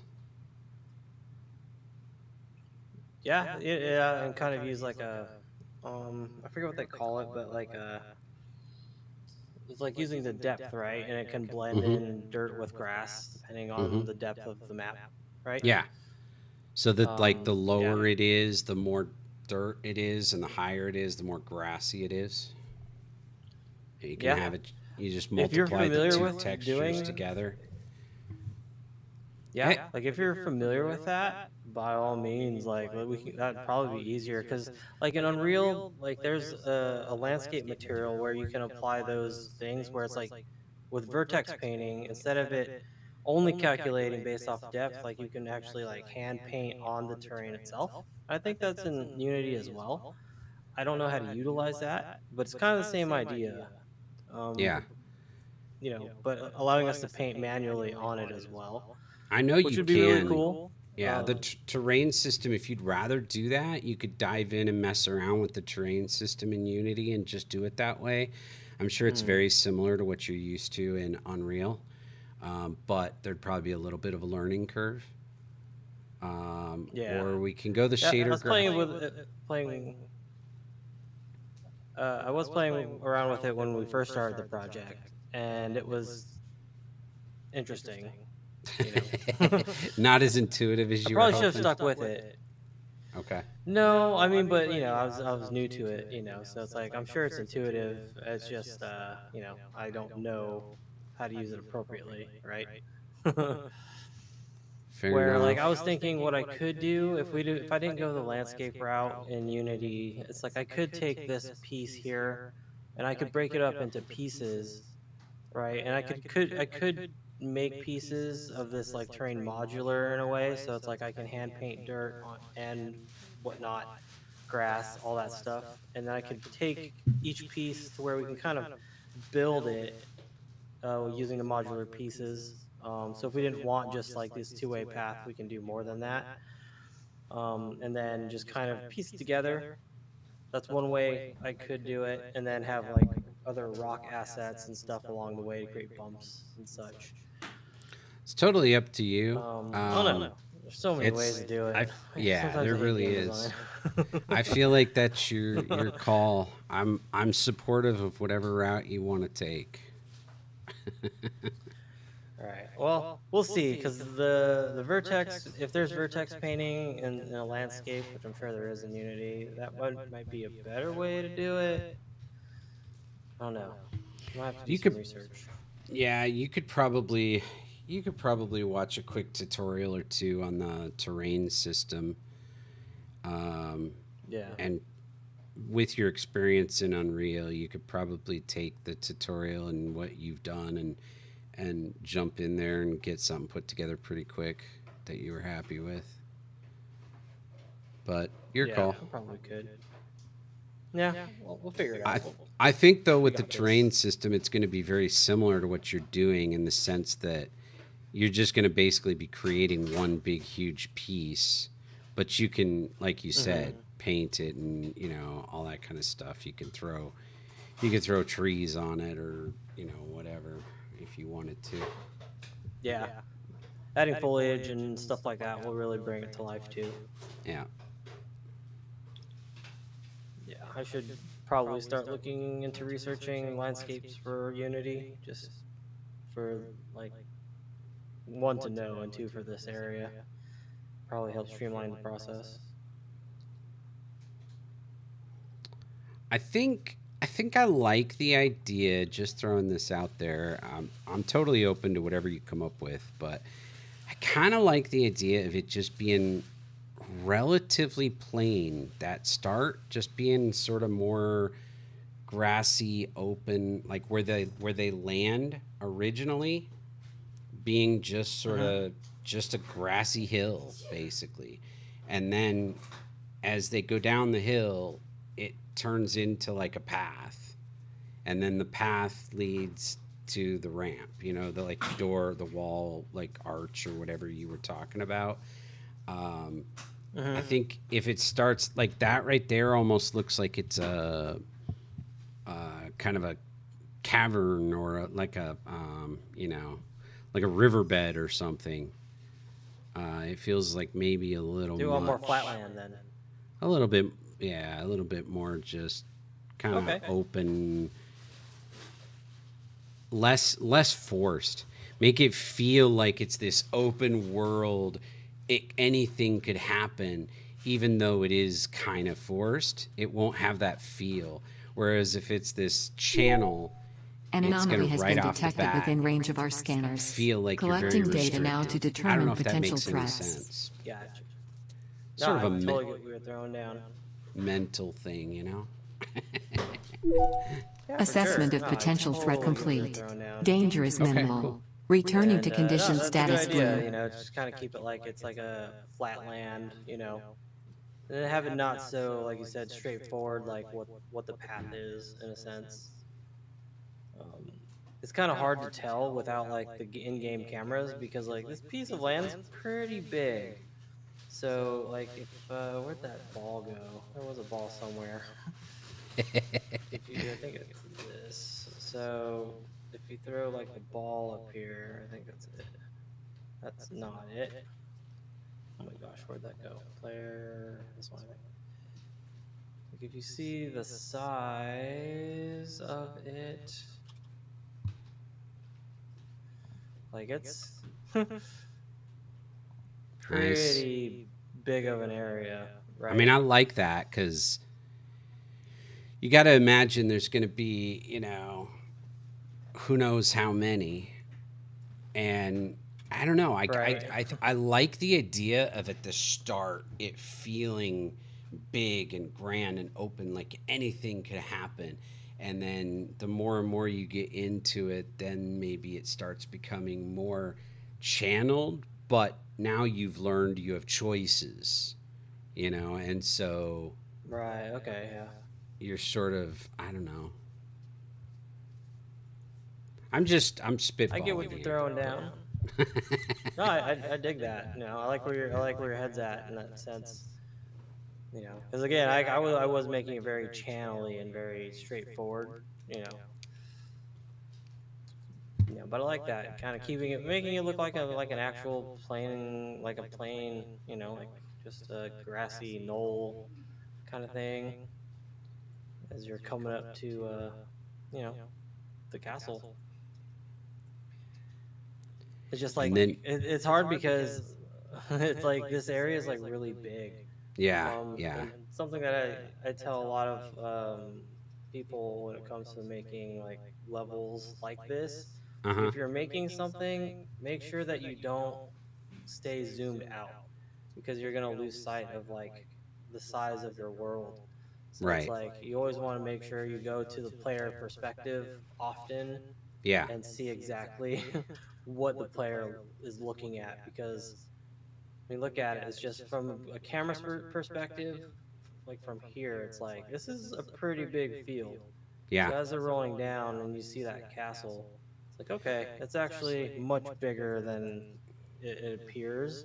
When you're looking at it like this, you're like, oh, that's actually not that big. Right. Yeah. No, it's you're. like, oh no, it's actually pretty big. It's excellent point. Fair point.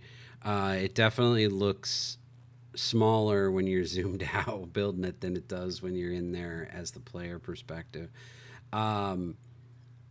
What you could do for that path concept to make that kind of tie in is you could have like once you get over a certain point and you're coming down like a slope or something, you could have it where the path is sort of coming from the side.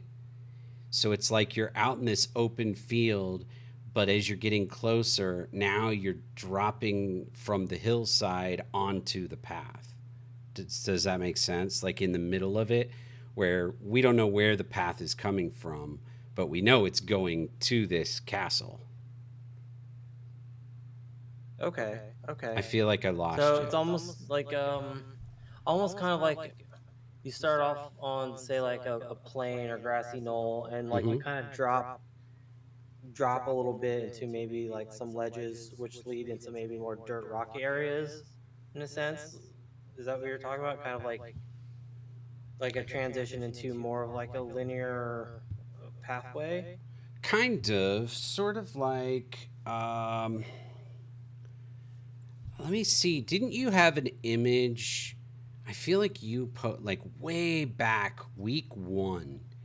I feel like you had a mood board image with a path. Let's see which one. Let's see. Was that in Milano or? I can't remember. Maybe I would probably. Let me see.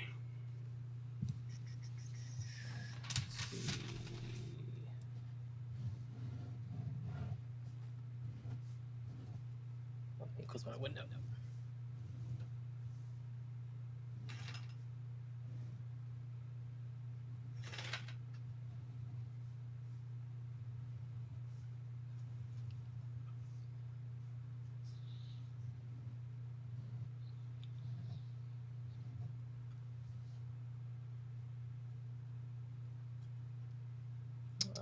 I don't remember which account it was on. Or was it in Slack?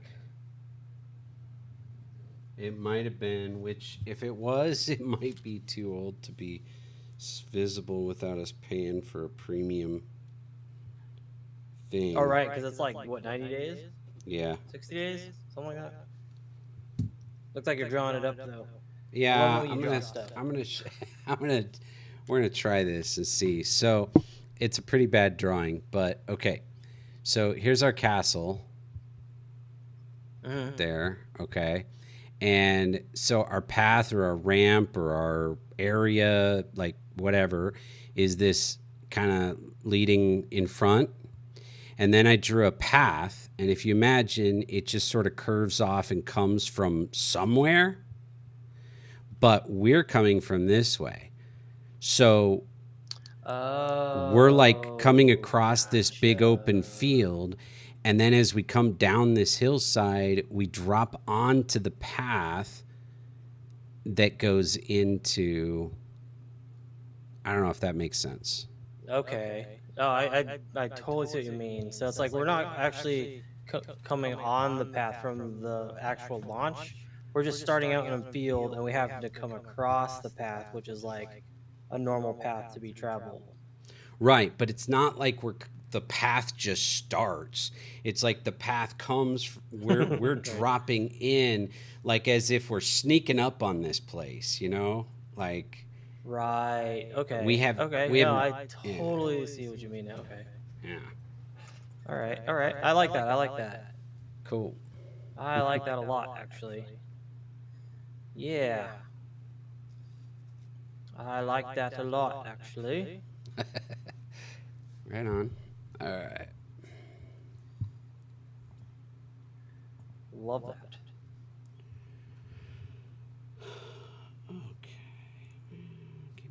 Oh, the Blender flatten tool doesn't work like Unreal's flatten tool, and I hate it.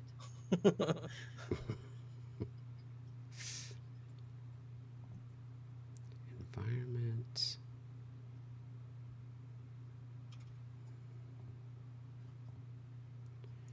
Event system manager. We got rid of that.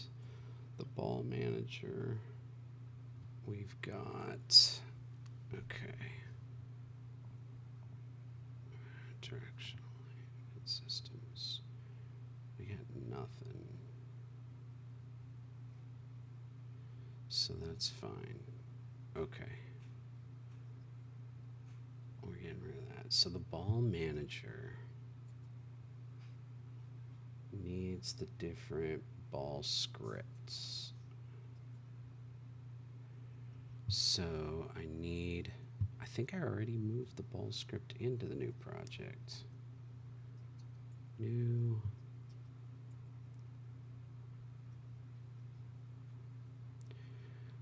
Player manager. Player does not contain a definition for player cam. Oh yeah, I deleted that. Changing that up. So player manager. We're gonna just comment that out for now. Save. Okay. So, yes, we already have the ball script, so that's fine. Perfect.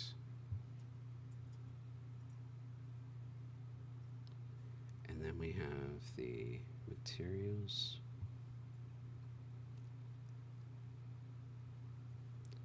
So let's put that in our import.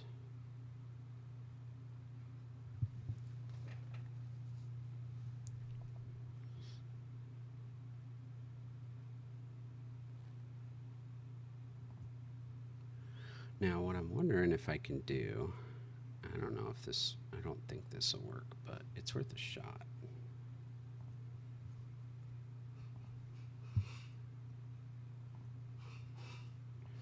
I've never tried to do this before. I doubt I'm going to be this lucky, but we're going to give it a shot. We're going to do imports. You got this. I'm going to create a new folder. This is going to be balls. And we're going to open that up, and we're going to go into here.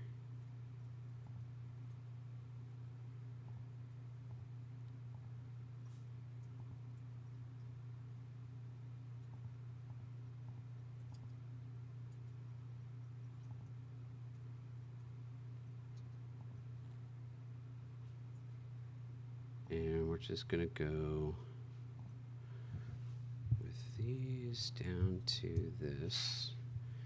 And this is what we're going to attempt. Boom. Oh, it's going to work.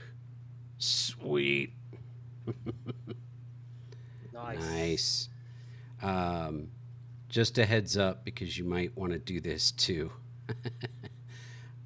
If you have both projects open, both Unity projects open, side by side, you can just drag and drop your assets from the old project into the new. Shut up, really? Yep. That's awesome. Wow. That's dope. Yeah. I would not expect that at all. Wow. So I would not expect that ability. So I mean, I wouldn't grab everything, because obviously there's some stuff in there we don't need. But it makes it so much simpler than having to go in and find them on your computer and re-import everything. You can just find your import folder and just drag and drop. All right, good to know. Yeah. All right. So that gives me those 1, 2, 3, 4, 5, 6, 7, 8, 9, 10. Wait, materials. Why is this one here? This can be deleted. Delete. We're going to get rid of that.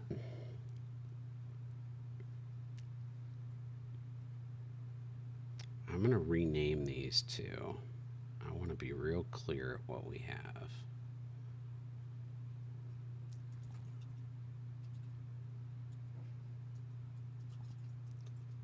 This is going to be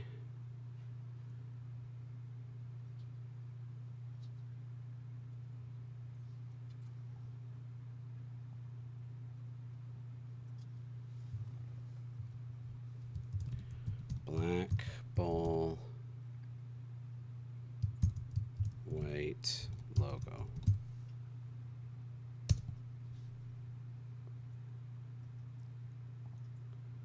This is going to be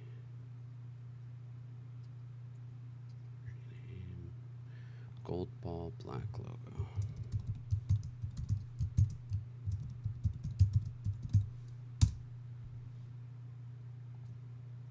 This is going to be gold ball, white logo.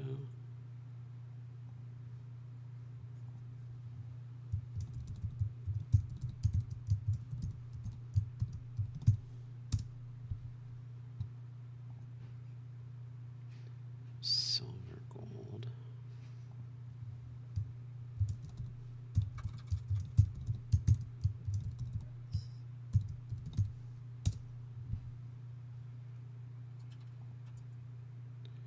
Silver. This makes no sense. This is supposed to be a white ball, right? White ball, gold logo.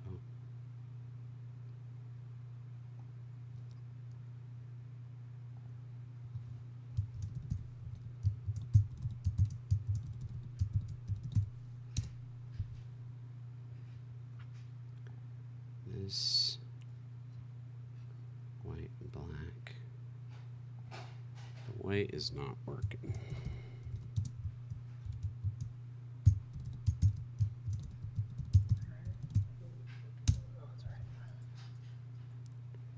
Okay, and then this one, black with gold.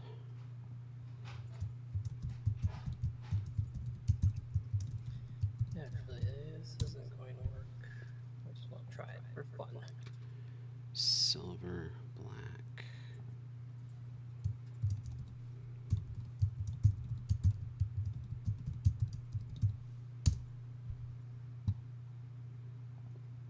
this is also silver black. That doesn't make any sense.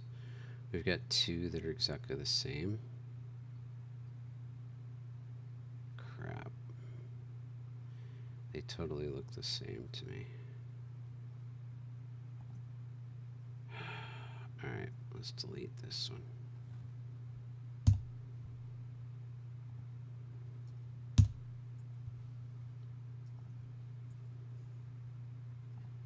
And this is silver ball with white.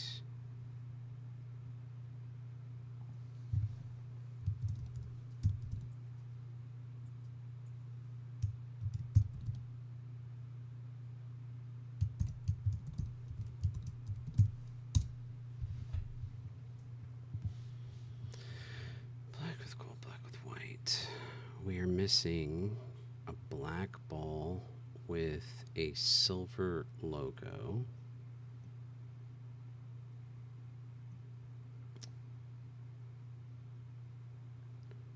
I'm sure we could just grab these textures, drop them into Critic, do a color change. An anomaly has been detected within range of our scanners. Collecting data now to determine potential threats.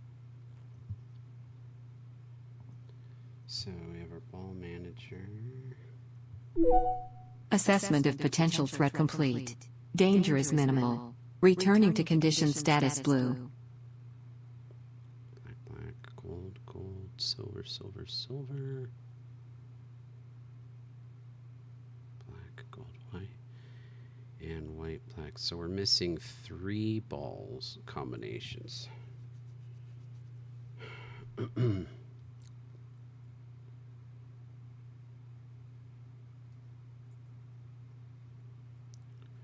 Black with a silver, gold with a silver, and white with a silver. Okay.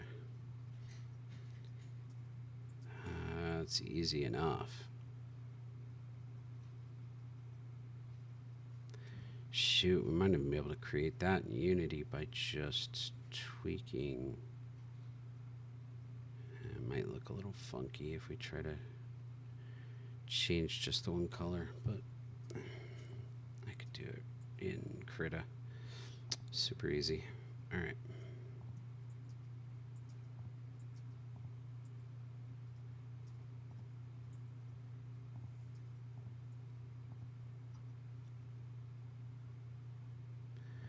Now wait a minute.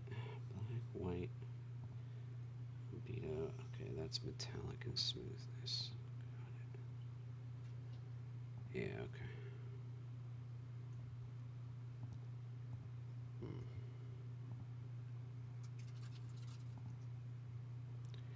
And then why is this one down here? We're just going to delete this.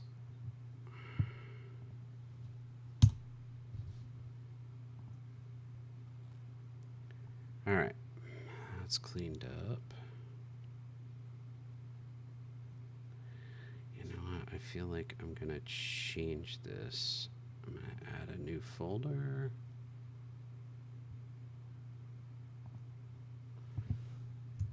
Materials.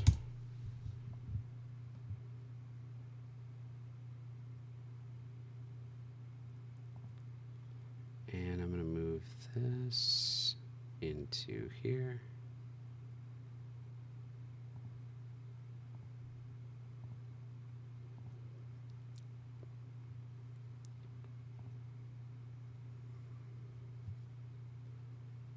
File, save.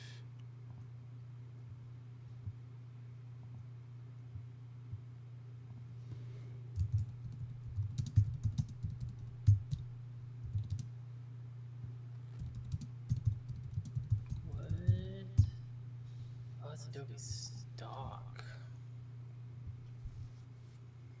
Cool, cool, cool.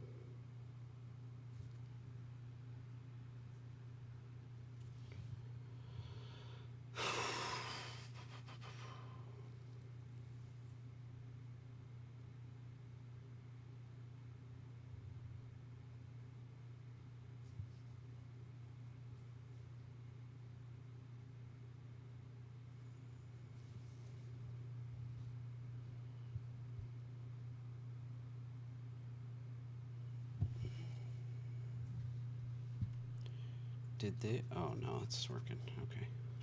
Woo.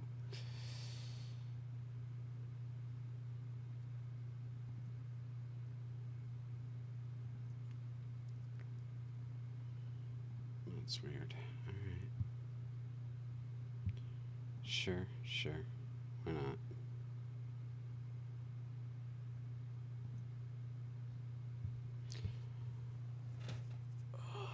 Okay. So now what we want to do on our ball manager, we've got,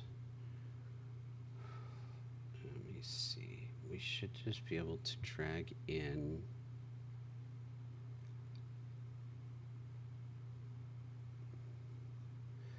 I've got to create new game objects though, right?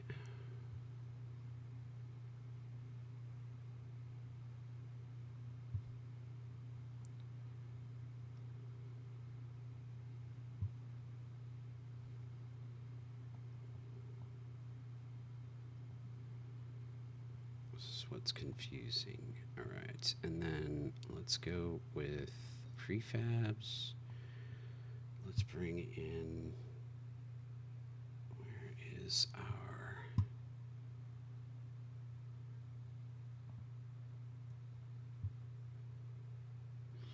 would it be,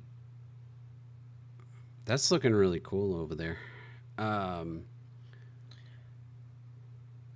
Would it be more intuitive for you if I, instead of imports, if I called it like models? Would you prefer that? Nope. Either works. Models, imports, objects, whatever. As long as I know exactly where to put them, that's the important part. But no, either of those work. Would it be easier for you? I don't really care. I'm fine either way.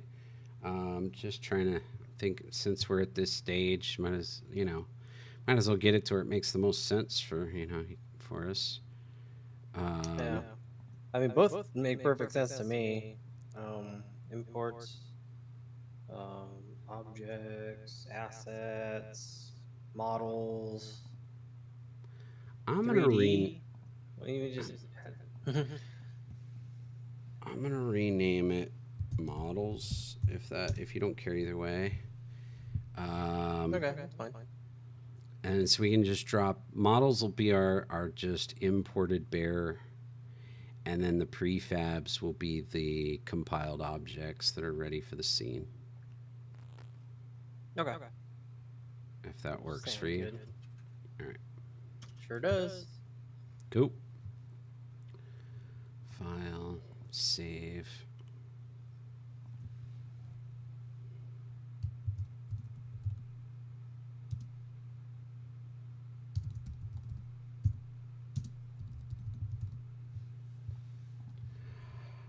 All right, that's fine. And then let's do, I want to import this sucker. Where are we at? Assets, imports, ball, 1, and then what is the difference? Do you happen to know in our, this is one of the advantages to starting over. In our previous project, we have a ball 1 object, and then we have a folder called ball 2 that has a ball 3 object in it. And it never got updated to URP or to HDRP. So I'm not sure what we were using and what we were meant to use. Do you know if we went to a ball version 3, was there a reason for that? Did we change the model? That seems like a lot of versions to go through for a plain round object. Well, we did have multiple versions or iterations because we were having troubles with um like how it rolled at one point, and then Okay. the UV unwraps and stuff like that. But I Okay. don't remember exactly what it was. I think it was just like we're testing out stuff in the moment, and I don't remember exactly where it ended. Okay. So the next question is then, should I go with ball 1, which is what it looks like we were using, or should I try ball version 3, which obviously would be the more updated one, but it doesn't look like we were ever actually using it. I wonder, 3,314 vertices. What's the other one have? Same. Same number of vertices and triangles. I really don't know. It's a valid question. I don't know if there's any difference. I don't know if, like, the materials were made for a specific ball. You know, I have the project open. Hold on one second. Let me look. So you have ball, right? Then ball 2 with a ball V3, right? Yeah. I want to say ball with no underscore is just ball 1. I think that is the one we were using. And I'm only saying that because all of the materials that we were using are in that folder. I don't think we would put the materials in ball 2 if we weren't using it. Correct. I agree with that, but my question, I guess, is if there's a later version, ball version 3, wouldn't it logically make sense that that's the better model? Or You would think so logically. And I don't know I don't know what happened. Let's see. Hold on, because ball 1 had a prefab made. But ball version 3 did not. In fact, the material wasn't even applied to ball version 3. right? So We were definitely logically, ball 3 would be the most updated one, but I think ball 1 is the one we went with. and I agree with that. So now the question is, which one do we want to go with right now? An anomaly has been detected within range of our scanners. Okay. Collecting data now to Alright. determine potential threats. Done deal. I mean, it looks good in the preview, you know, with the material on it and everything. Yeah, it does. Assessment of potential threat complete. Danger is minimal. Roll Returning that to one. condition status blue. Ha ha. Boom. Okay. Sounds good. All right, well, we're going to do that then. Let me grab Royal RumBALL. We're going to move this one over here. We're going to go into models. And we're going to create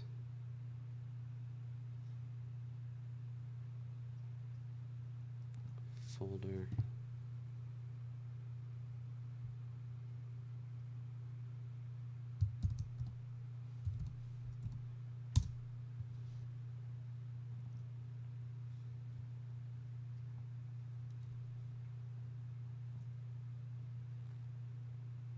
Okay.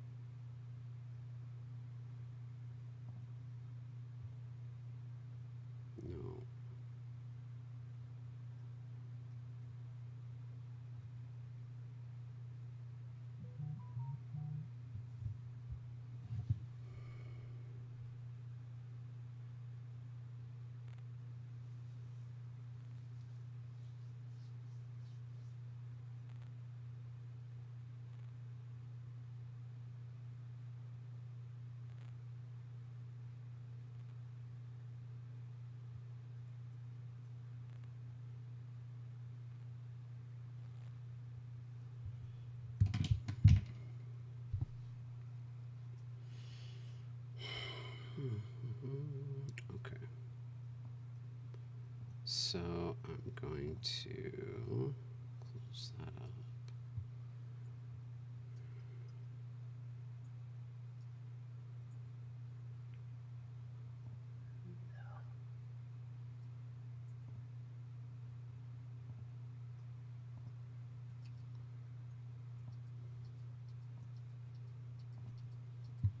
And then we're going to go to prefabs, create folder, layer.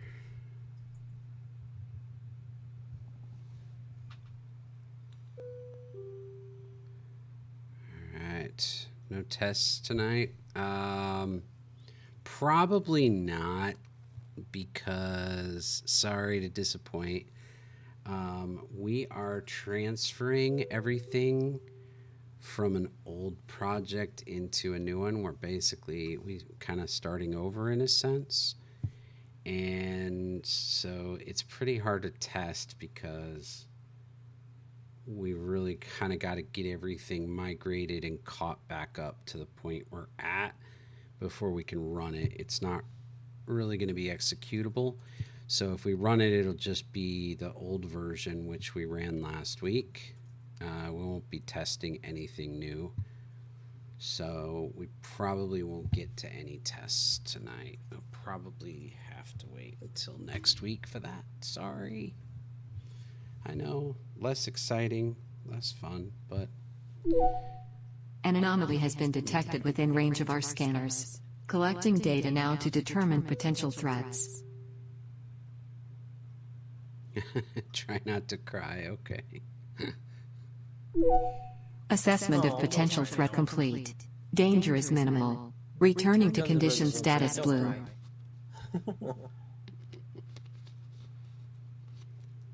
Oh, man. But be excited because this project is about to get an overhaul for the better.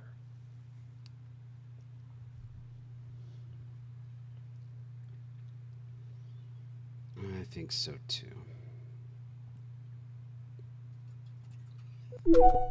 Incoming transmission from archived footage. Boom, boom, boom. Water, water. What can you do with water? You need water for the dishes, water for your hair, water for the fishes, and water for the clothes that you wear. Boom, boom, boom, boom. Thank you for the hydrate. I have got to Yas. run. Cheers, and grab- everybody. Cheers, cheers. I got to go grab some more water. I do too. I'll be back. Well, I do think it's looking pretty cool. That's good.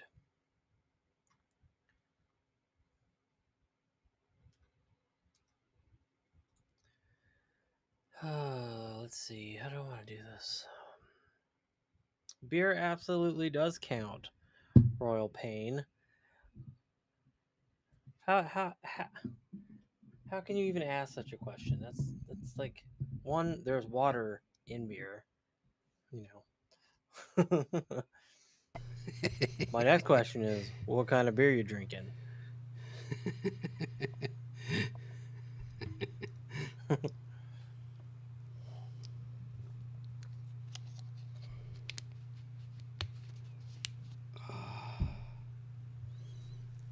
You guys are so funny. Oh. Do you want me to delete the main camera and directional light for each scene? Yes, please. Boom. Okay, cool. Ooh, shock top. Nice. Thanks. Hopefully with a slice of orange or some kind of fruit element with it.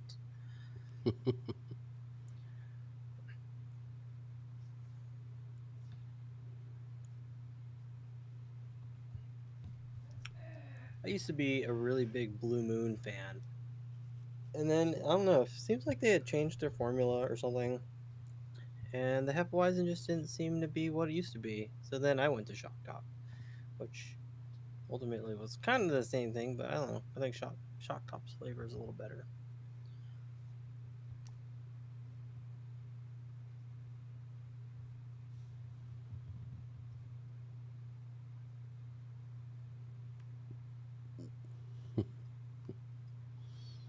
You're just talking about that? Which part exactly are you talking about?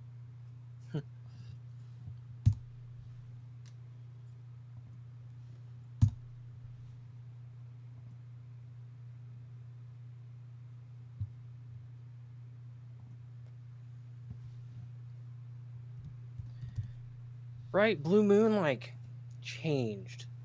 Like there was, I don't know. I don't want to call it a drastic change at one point, but something changed, and it was like this isn't Blue Moon anymore. What happened? And it's like their flavor just changed. It just wasn't as good as what it used to be, in my opinion. I don't know what it was. Then I just stopped drinking it because it wasn't good anymore.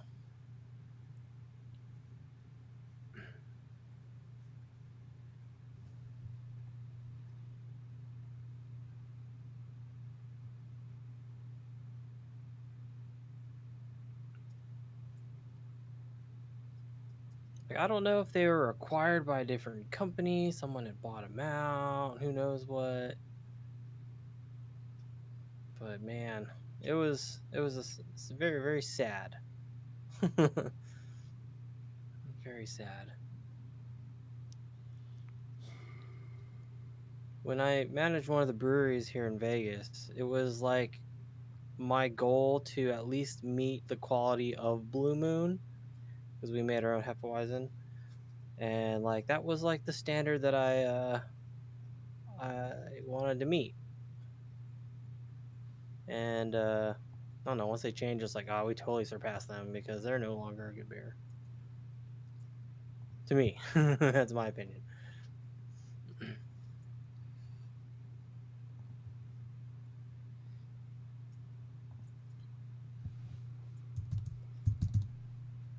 The Shock Top's good though. Shock Top's a good one.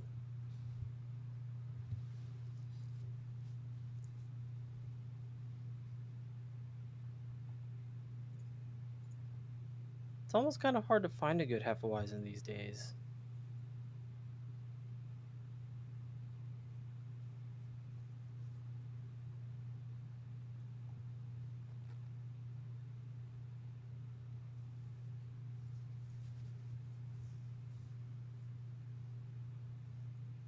Palisade Peach. Ooh, peach beer. Nice. I can't name one thing that's peach flavored that is bad. I don't know what it is, but just peach is just a solid flavor all around. I don't know what it is. So Shock Top is a solid choice. I agree. You can't go wrong.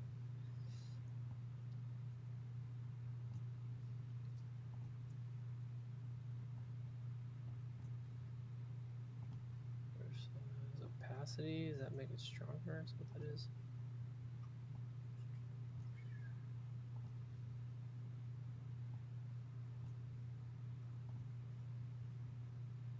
Smooth height.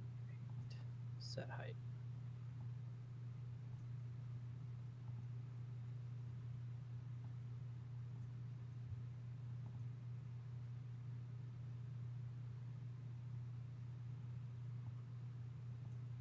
Oh, there we go. Okay. Set height. Yeah, now I want a beer. It sounds good.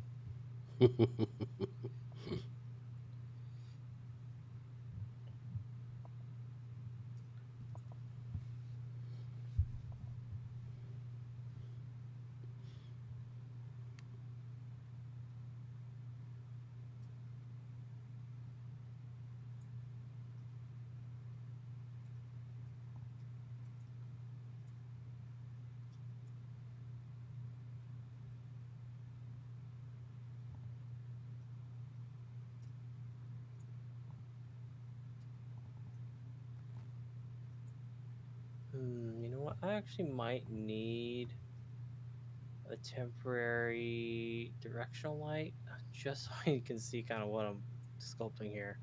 I gotta remember to delete it though. Yeah, I mean that makes sense.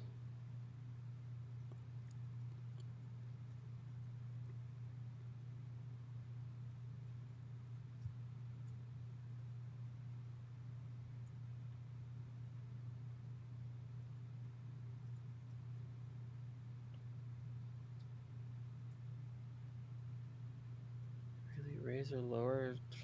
Is there a smooth option while in this tool? No? You gotta be kidding me.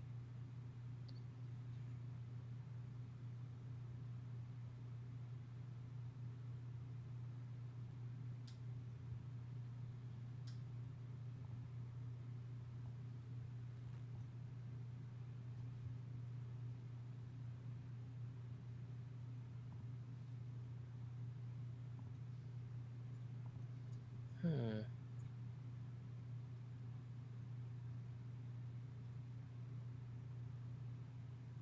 Hold shift and left click to lower.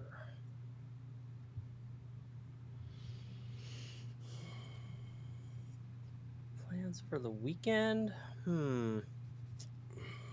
Probably work on game stuff as always.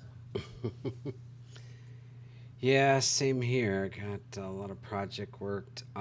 Sunday, I am trying to do some birthday stuff. Camille's birthday is Sunday, and Phil's birthday is Sunday? yeah, we're trying to have a dinner and enjoy it. And then coincidentally, not yesterday, today is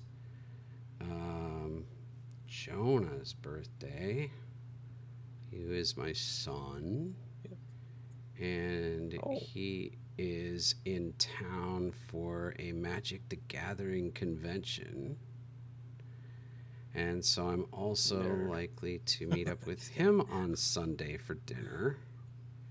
So I've got 2 dinner plans for Sunday. Nice. That's Busy funny. weekend. Yes. So yeah, I don't know how that's gonna work out. We'll see. But I'm gonna do the best I can to be able to spend some time with both of them. So.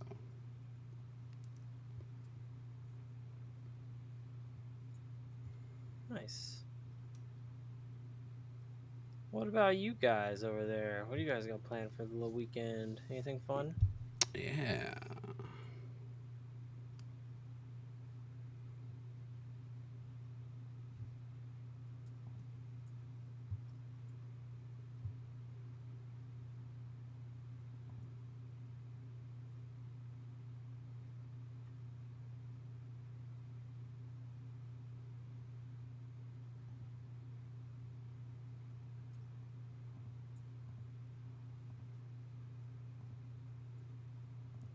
Oh, shoot. Did I put it in the wrong? No. What did you do, Ray?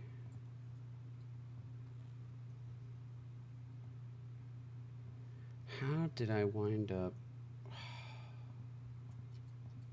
Son of a gun. Oh, I blew this. Okay. Delete all these. Well, wait. Are these? Yeah. Go to the beach. Oh, the beach sounds so nice. Nice. Magic Draft. Nice. Look at everybody playing Magic this weekend. I was so tempted. I gotta be honest. Like, I haven't played the game in years, but this is how bad it was for me. It's like crack. I was seriously considering dropping the money to go to the convention and get in a tournament that I would have very, very, very little chance of winning. Just because, so spending like hundreds and hundreds of dollars just to dive back into it in like the worst crazy way. Almost. Sometimes you just gotta go for it. I don't know. It's a little crazy. Sometimes you got to be able to say no.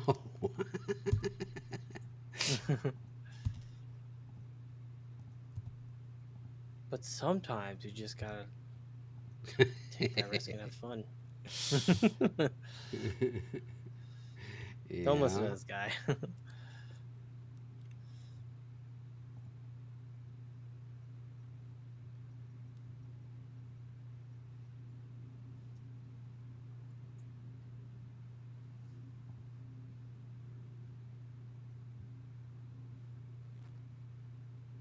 This fan is drying out my eyes. All right, I'll be right back. I need to refill. BRB. Okay. I feel like I am wasting space here with this. Boom. Magic the Gathering draft, though. Fun, fun, fun. Are you using the new Final Fantasy set?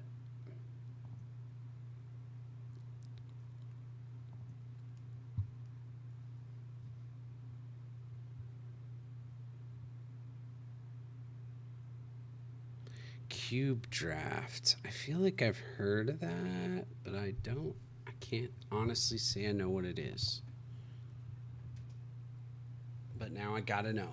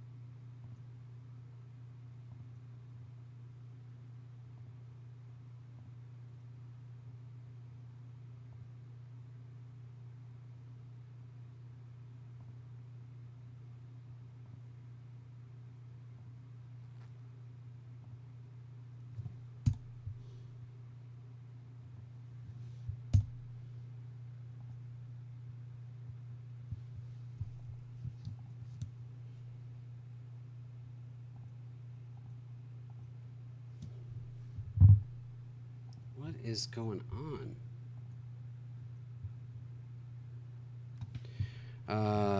This guy we connected with sets them up. Basically, he creates the packs based on whatever set they sleeves them. Oh, yeah, cube draft. It's like just a random mix of cards that someone's put together, and you're just drafting from those. I remember. Yeah. 6 to 8 people draft them and play 3 rounds. No one keeps the cards except for the guy who brought them. That way, it's free for everybody to play. It'll be our first time. Nice. Yeah. Yeah. I mean, it's cool. I love opening new packs and getting those new cards and trying new things and, getting to keep them and collect them at the end. But they can be quite expensive. So for that reason, I totally get it. He's very specific. He sets it up closely to real packs as possible, and it's all from one set. Cool. Very cool. That's nice. Oh. I love drafts. Booster drafts in Magic the Gathering. Like that right there is up there as one of the best games ever. A Magic the Gathering booster draft. I mean, it's just, so awesome. So awesome. excited to draft like this. It will be different. I love drafting too. Yeah, it was my favorite format for sure.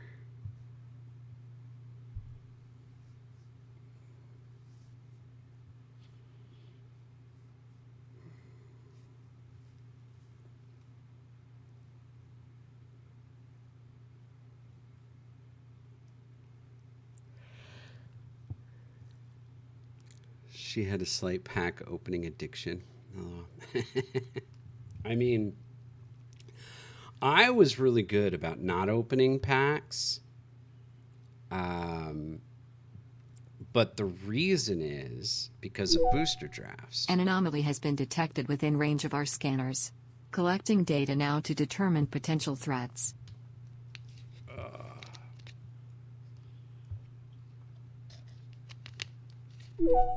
Assessment of potential threat complete. Danger is minimal. Returning to condition status blue. So, yeah, I was pretty good about not opening, like, because I would save them for drafts. I would be like, oh, I don't want to open them because I want to use them for drafts. And so I would hold on to them, and then, you know, the drafts was key. So I did drafts all the time. So I didn't have that temptation to open the packs on a normal basis because, you know, I was going to get to with the drafts, which is so much better. Yep.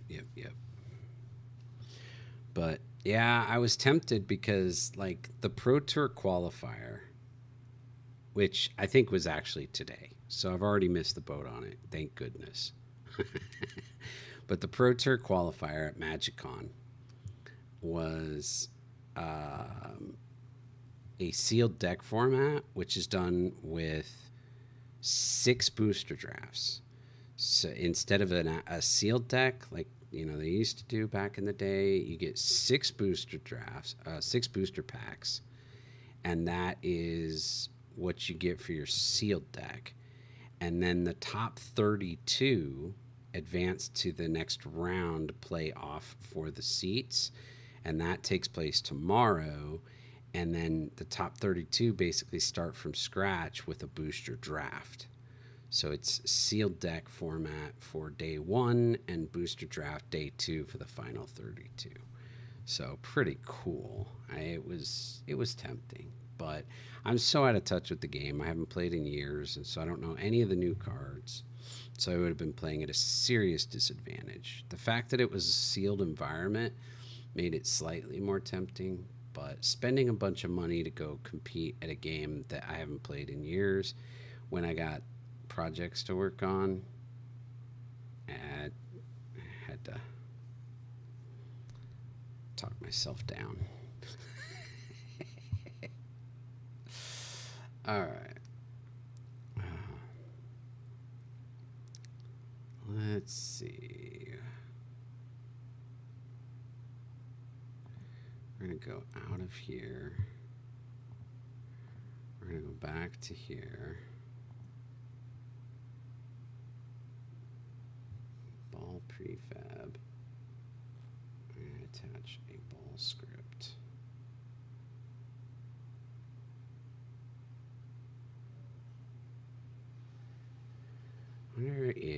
What if we...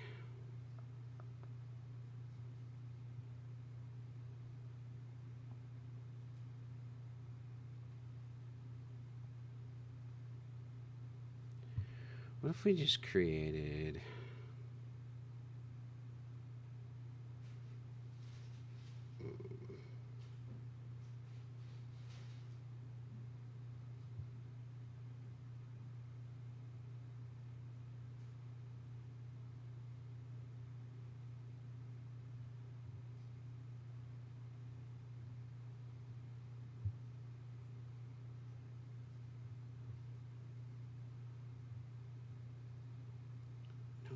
material whatsoever. An anomaly has been detected within range of our scanners. Collecting data now to determine potential threats.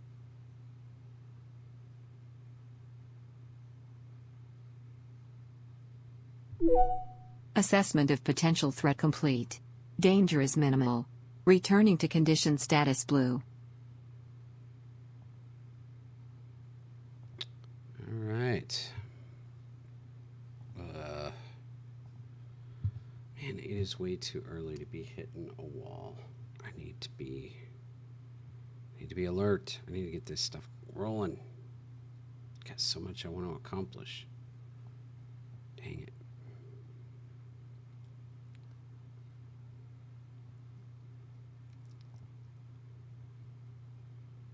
Okay, I am back. Welcome back, sir. Welcome back. What'd I miss? Not much. Talking about Magic the Gathering drafts and tournaments. Right on.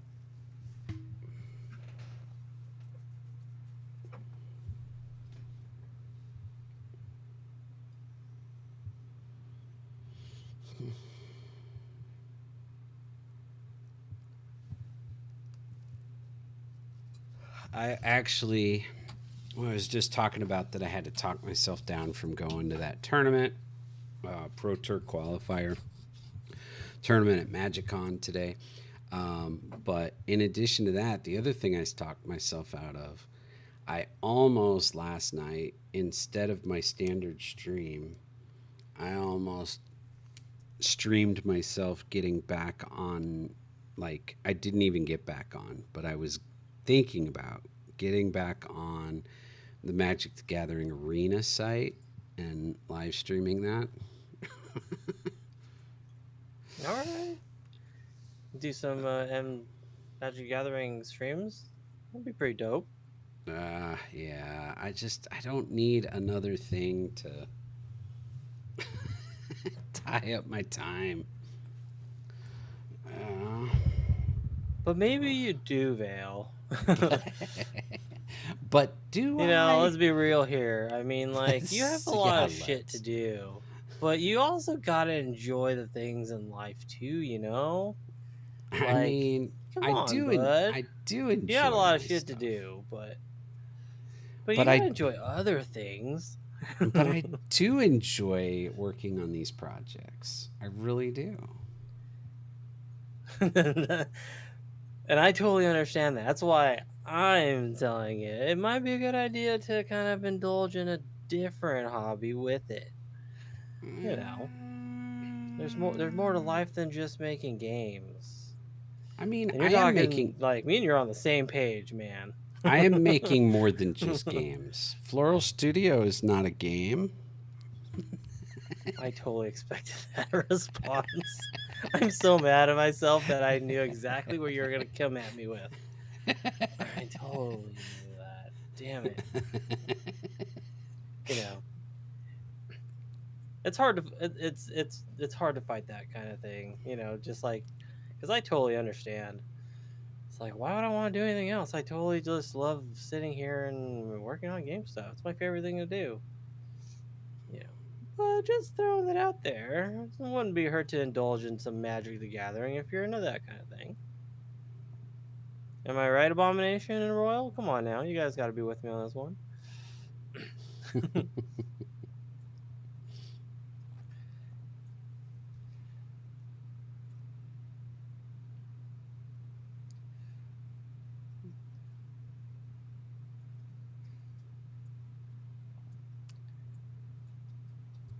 Even if it's like a couple hours, going to, you know, I mean, it's easier said than done.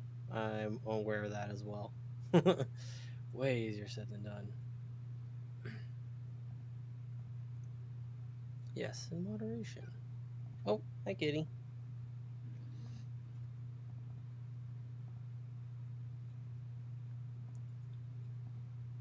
Treat yourself, Phil. Treat yourself. Yeah, see, that's the problem. I agree with that in moderation.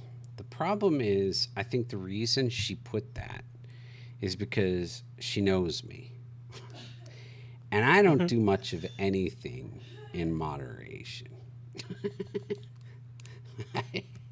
That's not my style. It Yeah, just I'm the same way. You know, it's like when Oblivion came out. You know, first week I put in what 80 hours just the first week. You exactly. know, yeah, moderation's hard. It's I my new agenda with this work with this project stuff is working pretty well. Where I split my day into morning, afternoon, and evening, and I work on 3 different projects every day. Um, it works, but Hmm. like it's not a ton of time. Like for example, some of these projects only get that 1/3 of a day, and some projects, the one that gets the most, there's two that get 4 days, but they're only getting a third of the day for 4 days, which sounds like a lot, but in the grand scheme of things, it's not. It's not. It's It's not. I it's understand not a that. ton of time to develop a it's way less than full time, Yeah. way less. It's you know, Oh, I understand. it's less than part time, really. And so it's just like if I now add in something else, all I would be able to think about is what am I taking away from? Hmm. It's a toughie. Yeah. Yep. That's how I felt when I went going to the gym. Every minute at the gym, it's like I could be working on shit instead. You know, like for a while there, it's like anytime I'd play a video game, it's like I should be working on something instead. You know, that 1 hour of work, it's like, oh, I can get so much done in an hour. I know I can. Right? It's tough. I cut myself slack on Sundays. Sunday's my day where I'm like, I can watch TV, I could play games, I could work on a project if I want to, but I don't hold myself to anything on Sundays. That's my day to just, you know, not be tied to a schedule, have fun, do whatever, relax, don't sweat it. You got to have at least one day. I'm glad you do that. Yeah. Yep, yep, yep. Glad you do that.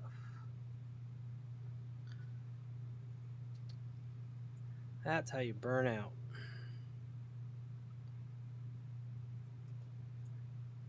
Which I imagine, if you're anything like me, burning out's really hard to do. So it's like when I burn out, it's like I had to go hard and like just so hard to burn out because I don't burn out very easily. I don't know if you're the same way. I imagine you are though. I imagine you know you seem like the guy because I mean you keep well organized with your time and stuff. So the organization of your time kind of helps the burnout, right? Yeah, I mean, splitting it up. Although there's times where I feel it, especially I do definitely notice it like on Saturdays worse. That's, day 6, I start feeling it where it's sort of like, I'm ready for my day off. Hmm.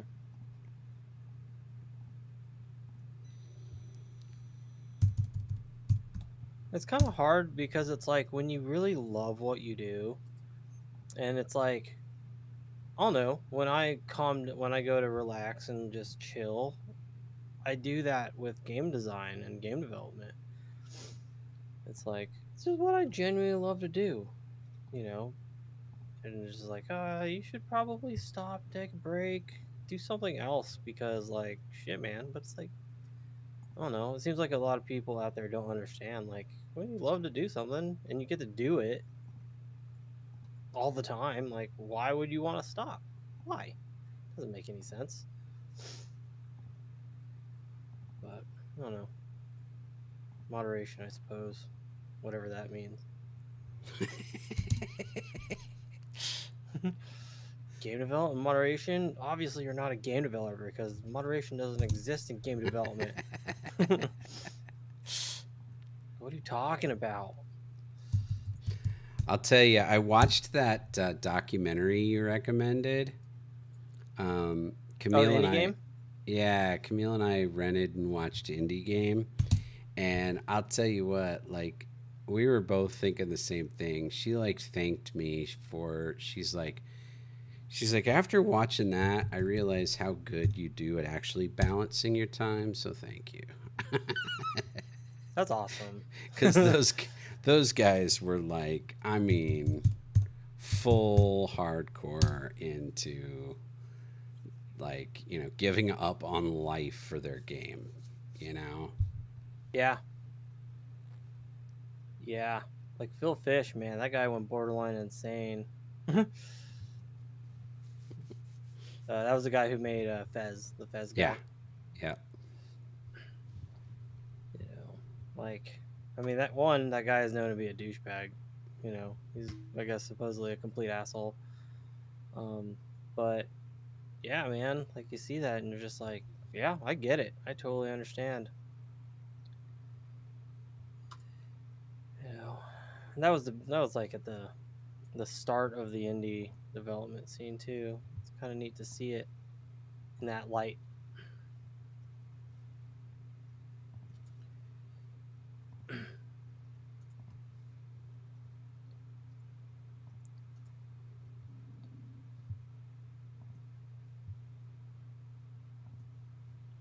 Yeah, good little movie though. Yeah.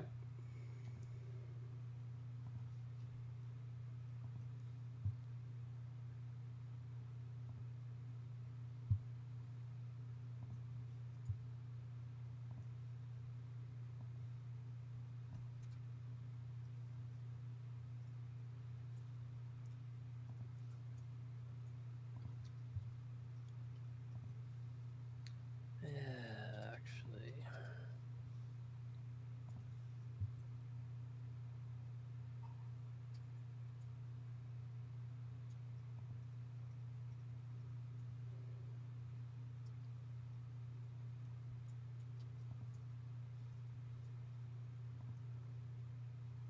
Have you played any of those games by chance that were in the movie? You know, Binding of Isaac, Braid, or Fez?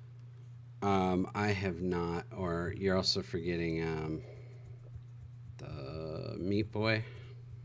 There's a big one in there too. Oh yeah, Super Meat Boy. Yeah, Yeah. same developer from Binding of Isaac, but yeah. Yeah, no, I haven't played any You of haven't them. played any of those? Mm-mm. They're good. They're fun games. They're popular for a reason. Shoot, damn it. They're good. I don't know if they'd be up your alley, but they're pretty good.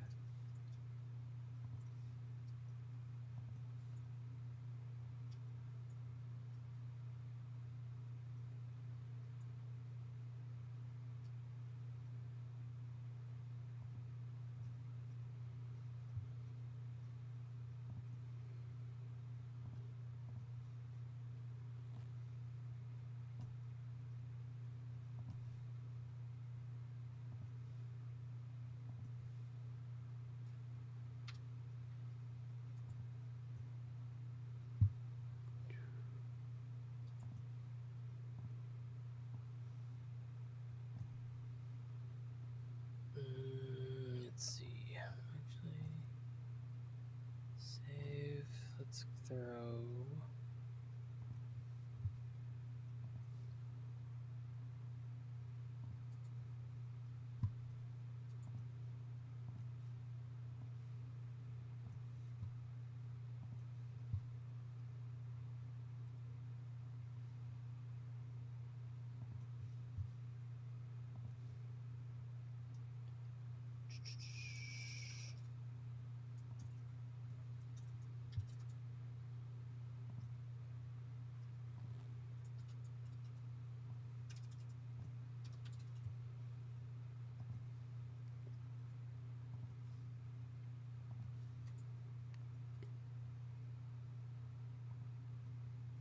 Okay. Those are all in there now. Still need to add the other 3.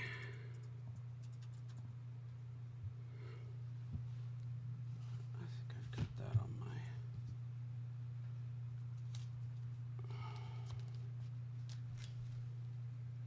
to-do list.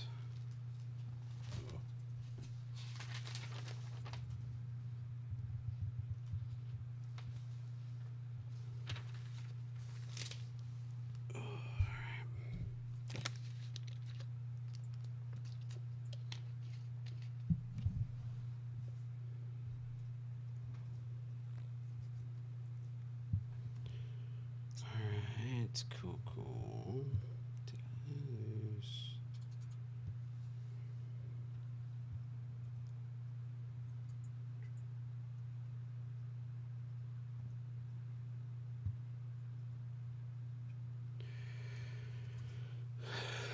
Alright.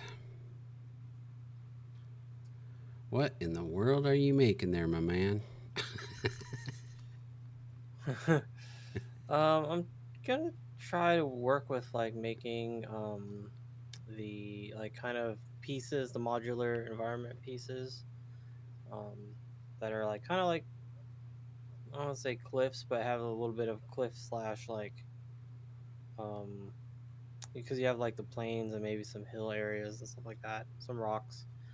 So I'm just kind of playing around with that idea right now. Alright.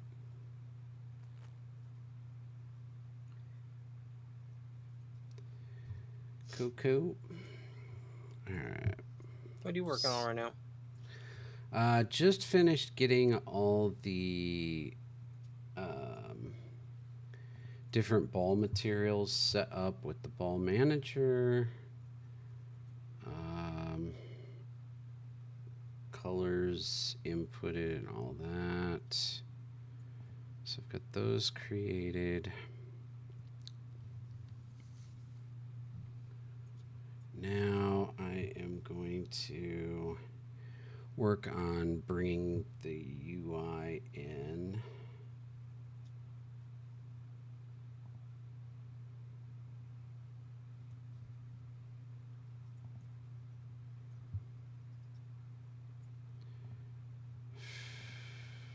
Alright, I don't love that.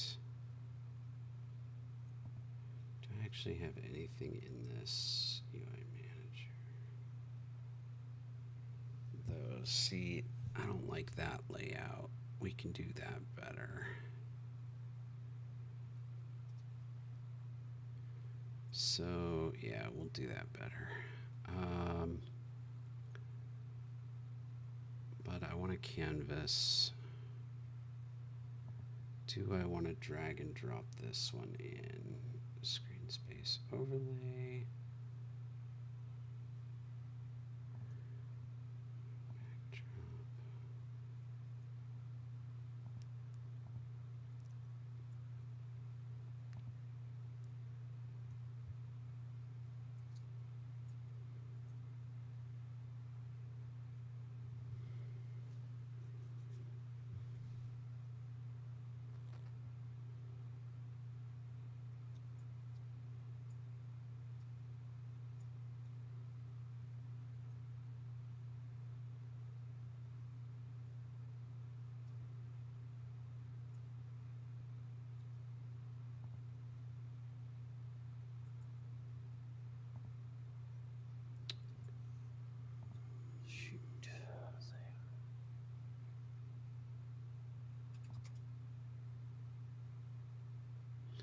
I wonder if I can even do, I'm going to try something.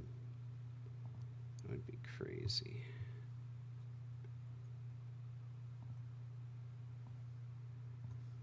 But maybe.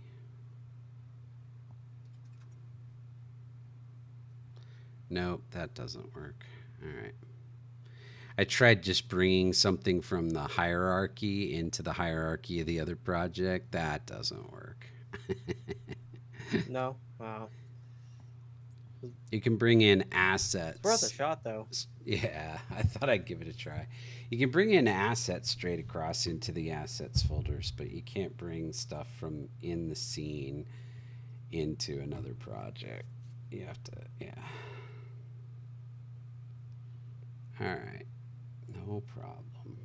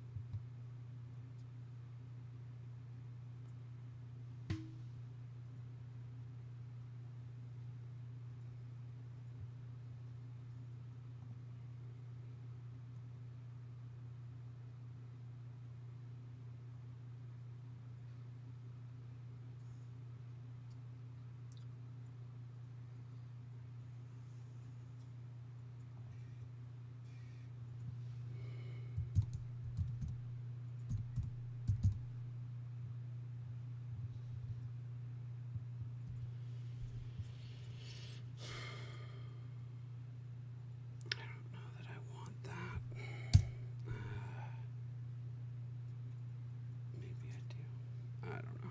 Images. Let's import.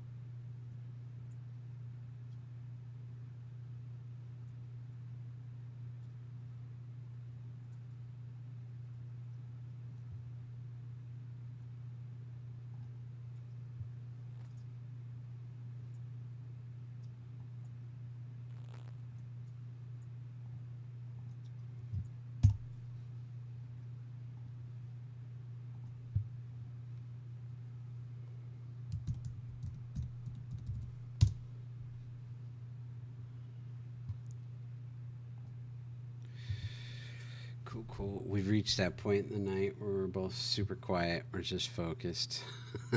Just in it. It's about 10 o'clock. 9:30. 9:30. Yeah, it's about that time. I gotta establish the flow.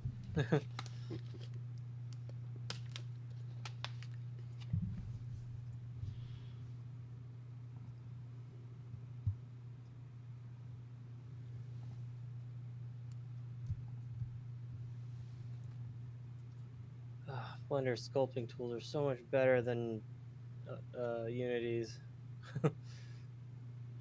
Well, to be fair, you probably know them better. Yeah, I was just playing it with Unity's, and it's just so like their tool set's not as advanced, Really? Yeah, You're in I mean, like you're in the terrain thing? I was in Unity. This is Blender. I went back to Blender.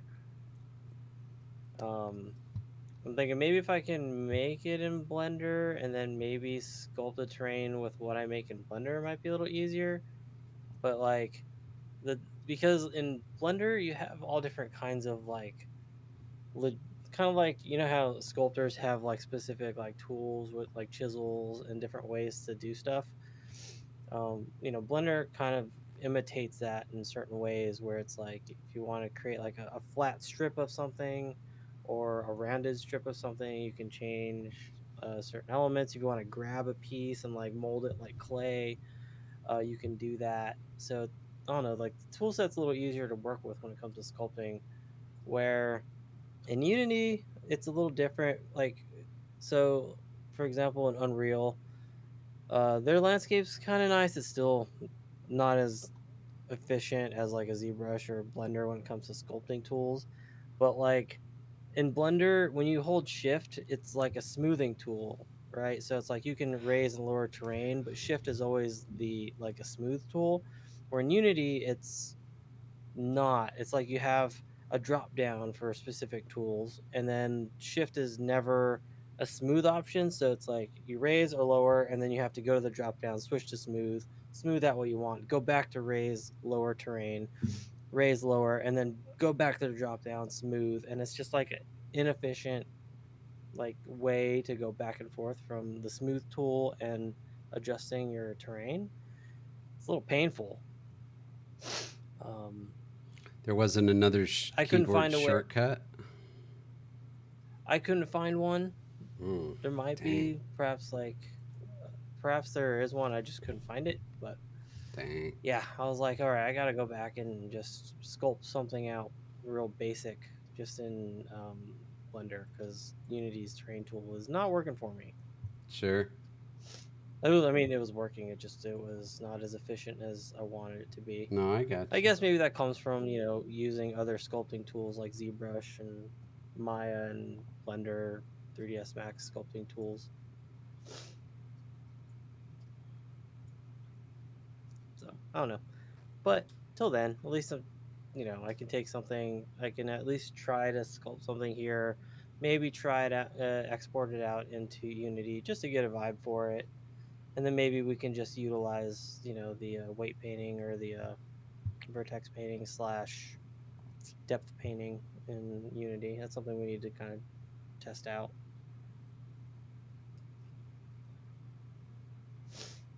And it'd be good to learn too, something of that sort. Oof, that's kind of expensive, poly count wise.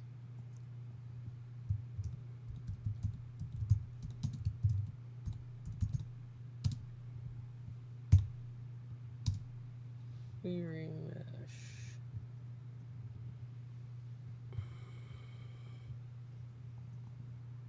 Let's try 5,000.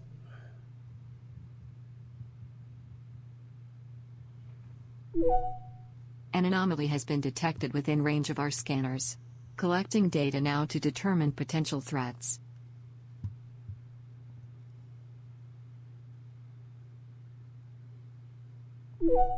Assessment of potential threat complete. Danger is minimal. Returning to condition status blue. Thank you, Jetsia.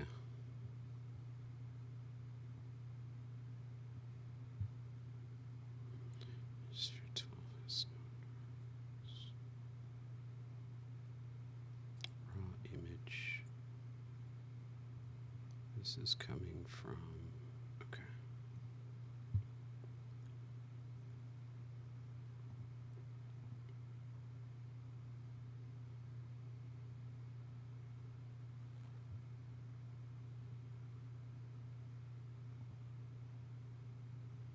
What did I do? That doesn't make any sense. No, no, no. I don't want that.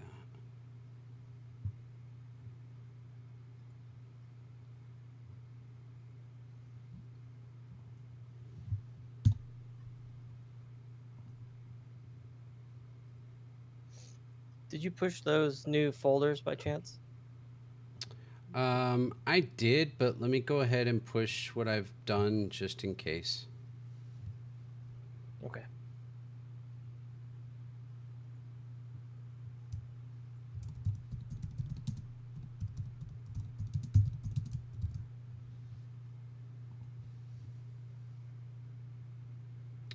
Alright, should have change set 6.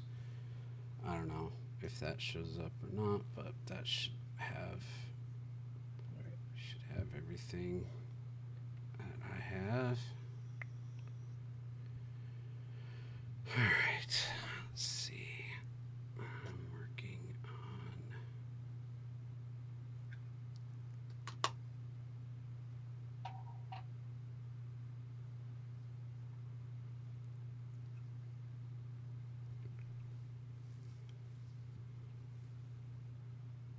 Oh, it's bright.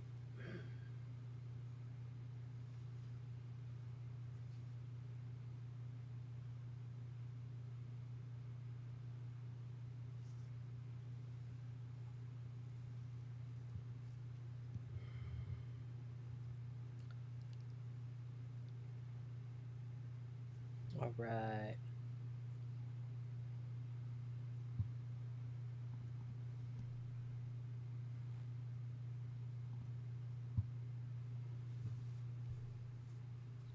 Models. All right, so you got the player. Okay, models, player.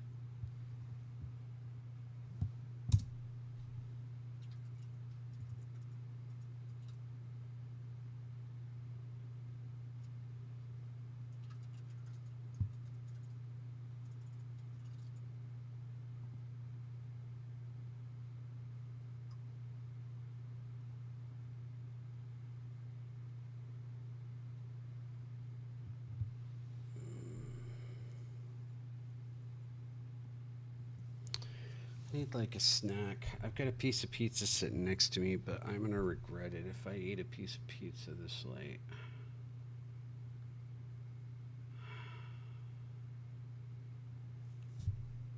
Well, go find a different snack.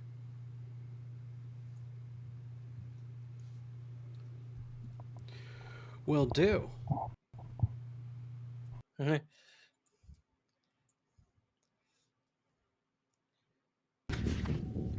I'll be back.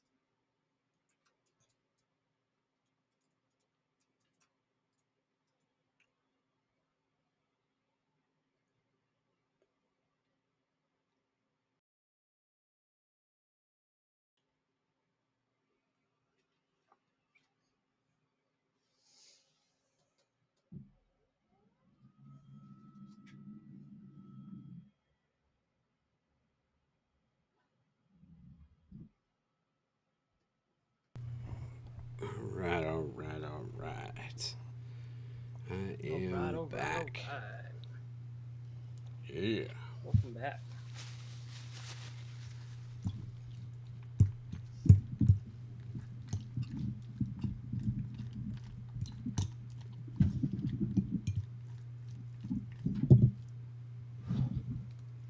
Alright.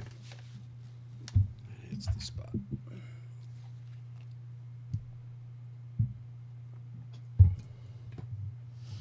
Wouldn't exactly call it a snack, but it'll be better on my stomach than pizza. What'd you get? What are you snacking on? Chicken Alfredo pasta. Okay, that's not really the snack I was expecting, but right on. Sounds delicious.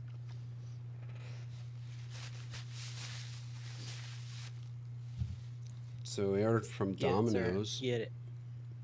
and we got pizza and pasta. And I was gonna just eat all the pizza and save the pasta for tomorrow, but yeah. Their pasta's surprisingly There we pretty are. good. Yeah.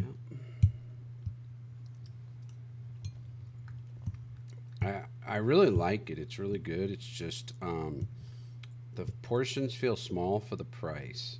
It's Yeah, definitely.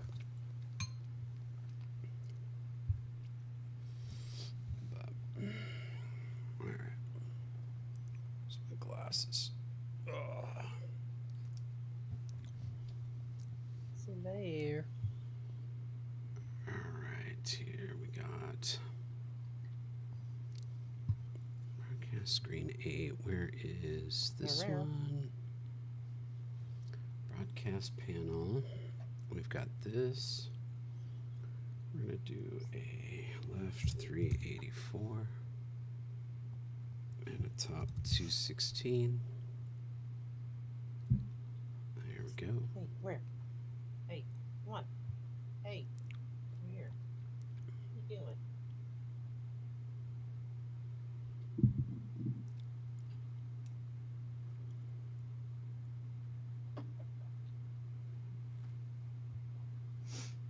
You know, I made that spot specifically for you, and you're not even gonna hang out there.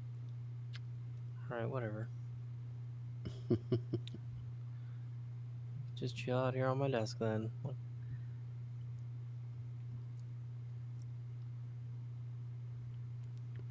Broadcast panel. We definitely don't need to worry about that.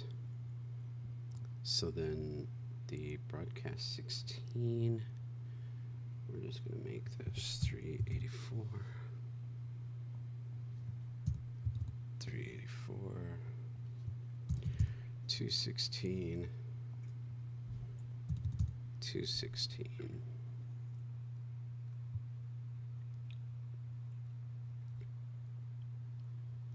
And that's fine. Now we just tack in a raw image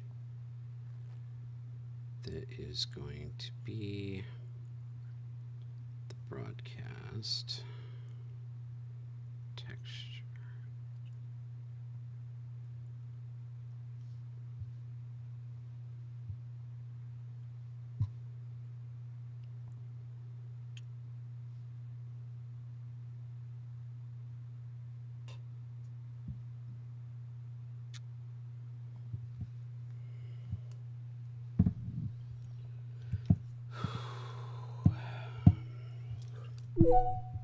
An anomaly has been detected within range of our scanners. Collecting data now to determine potential threats.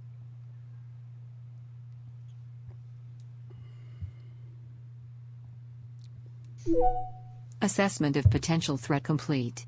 Danger is minimal. Returning to condition status blue. All right.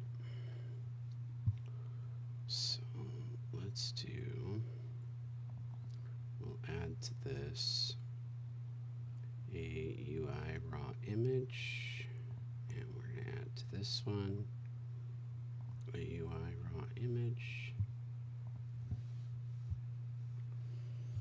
and fill the space. space. And then we just need to create these textures.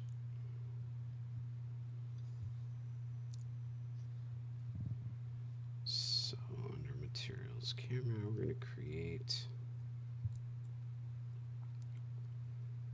a render texture. And this is going to be called broadcast 8.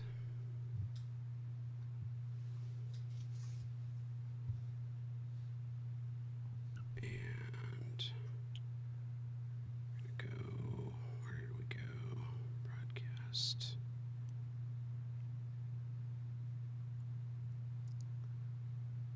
Camera textures. Broadcast. Large. We're going to make this 1344 by 810. Oh, why is it not letting me change the size? What's going on? Say what? 1344 by 810. Okay, now it worked. Oh, that's weird.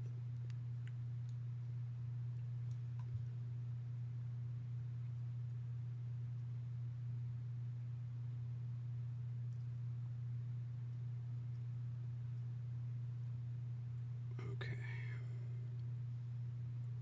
And we're going to create another render texture called broadcast 16.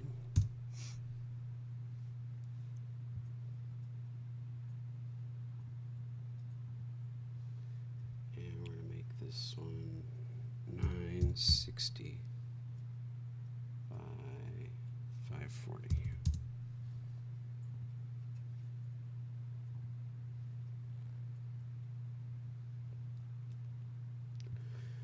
And then we drop these in here.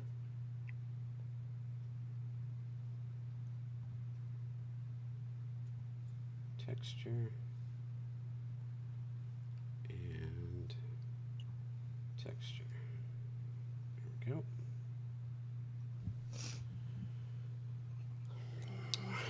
I have been taking breaks every day. We've been watching we had a couple shows we're trying to get our way through. One of them we kind of binged. We watched one. We binged on Sunday. So I don't know if you've heard it or seen Fubar. No, never heard of it. It's Arnold Schwarzenegger. Typical. I don't know. Think like. Did you see True Lies with Arnold Schwarzenegger? Such a great movie. One of my favorite movies ever. Right? It's such a great movie. It's basically like. Did you ever see the show Chuck? No. Ah, that's a good one. It's Chuck is sort of like a spy show where this, normal geeky guy gets caught up, thrown into the spy world kind of a thing. Okay. And it's a comedy, really funny. But anyway, yeah, I would say Fubar is sort of like a cross between like True Lies and Chuck, and it's like, it's funny.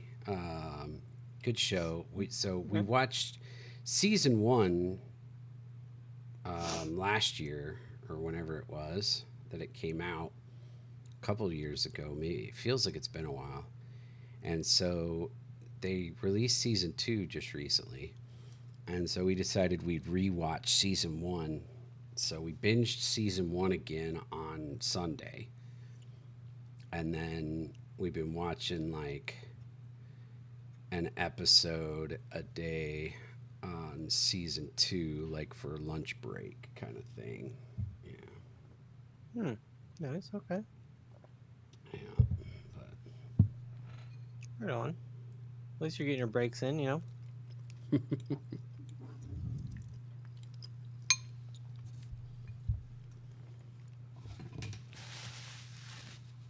and then the other show we watch is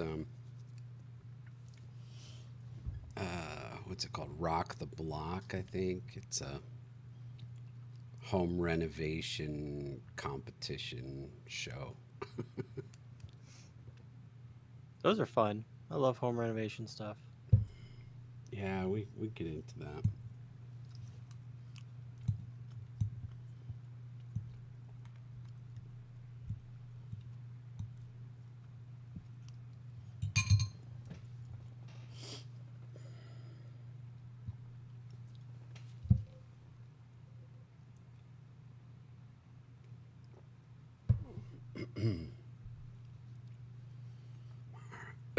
All right. This. We just need. Dang. Broadcast camera output, target texture.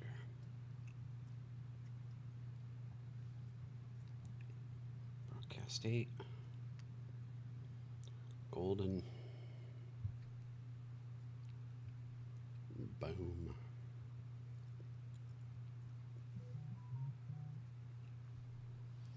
And then what we can do is put in, we're going to create an overlay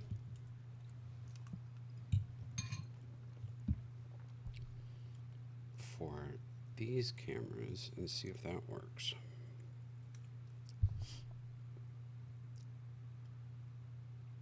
Because this one is a screen space overlay. But what we'll do is we'll create a separate UI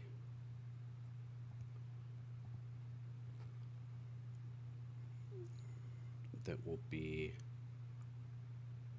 the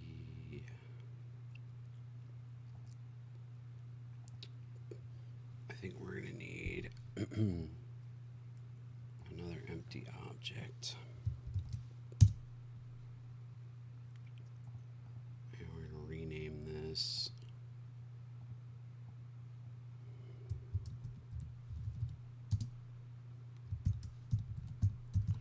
screen overlay.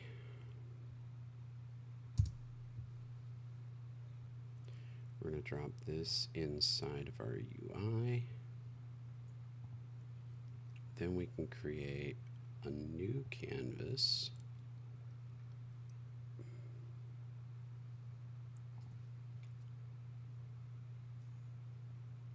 That will be the broadcast overlay.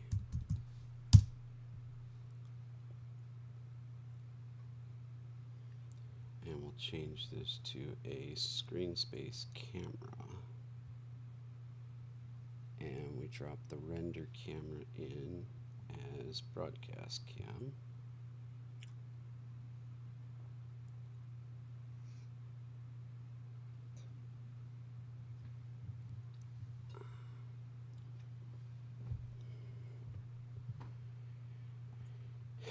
And then we can add a panel to this. We'll call this test panel for the moment.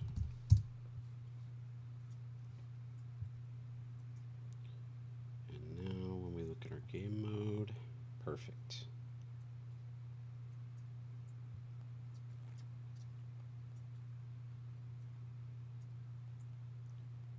It's gonna work. All right.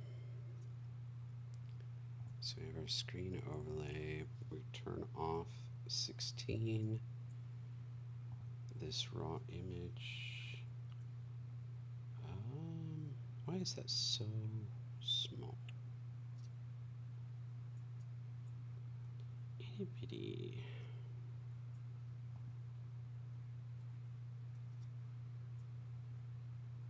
This feels wrong. Raw image. Broadcast 8. Size. This is the larger size.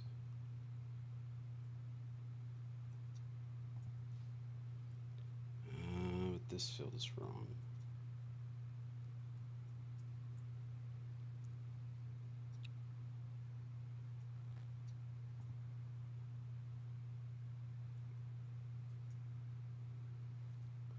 Why would there be any?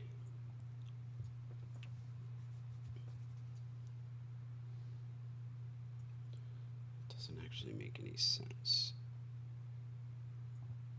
for this one.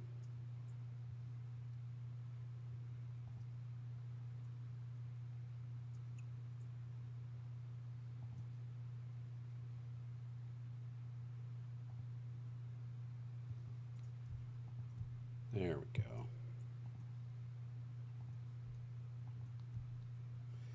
Fixed. Okay.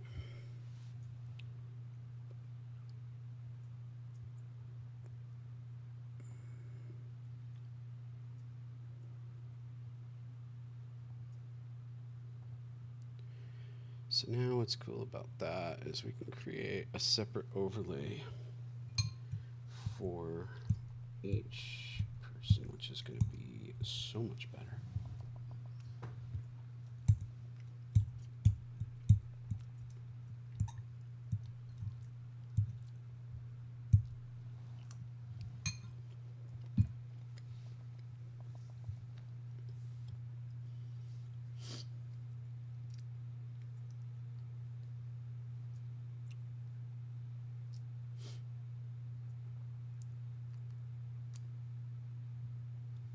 UI, prefabs.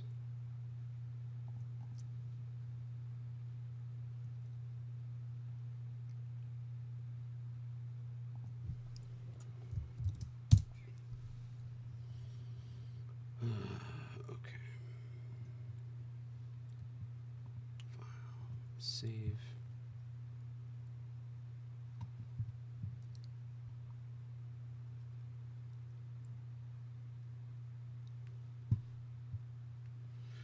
Now we need to create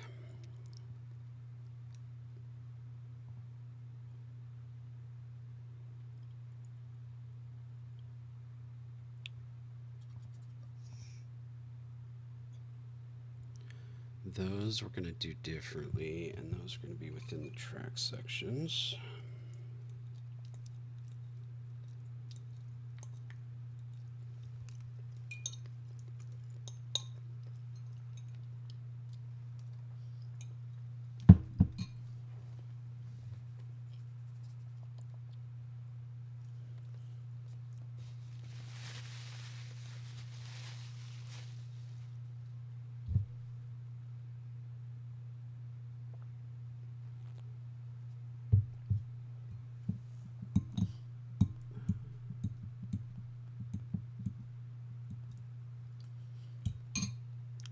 How's your terrain development coming?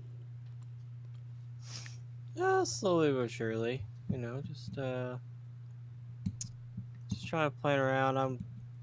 I got them rolling down just to kind of get a vibe, see how their speed's going. Not terrible. You want to watch really quick, watch them go. Yeah. Nice. Right, they're just cruising, so it's like open plain-esque. Imagine maybe some rocks and I like that. some bumps. I like it. I think it's going to be cool to be kind of open and you know, have this big grand open world field at start, and then you see your destination. And, Right. Yeah, I think it'd be cool. Yeah, I agree. And then they'll come down and there'll be like the castle and door and stuff over there that they'll eventually see. I It'll like take it. a minute to get there, which isn't terrible. I like You it. know, and there's like kind of Nice. like that side path that you had drawn a little bit. So I was like, oh, Cool. hey.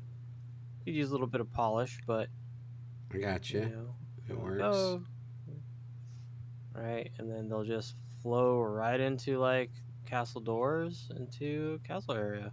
Nice. So not too shabby. Yeah. I've never worked with like big assets like this before, so it's actually kind of neat. Okay, cool.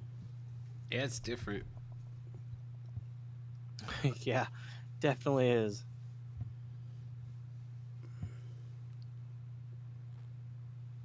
It's fun though.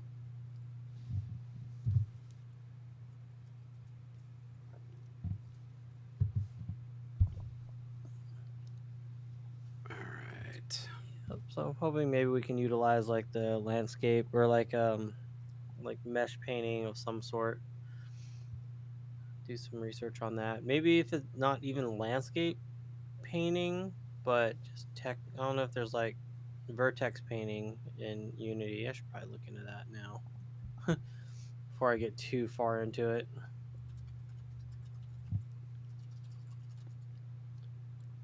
Vertex color painter in Unity. Oh yes, vertex painting shader. Okay, so there's ways to do it.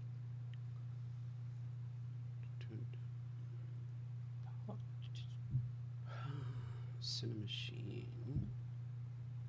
Nope. Just add an empty object. No.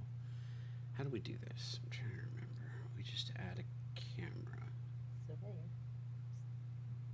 And then we add a brain. Right? I think we just duplicate this one. And then we remove the audio listener.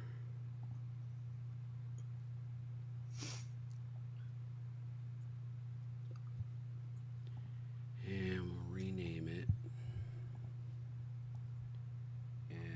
as we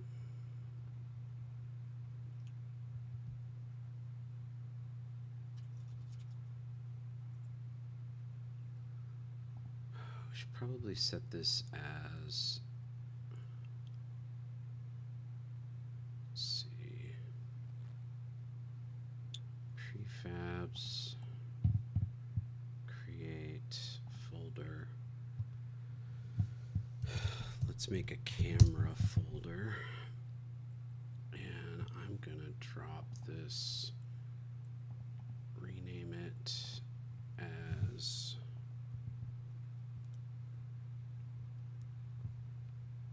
player 1.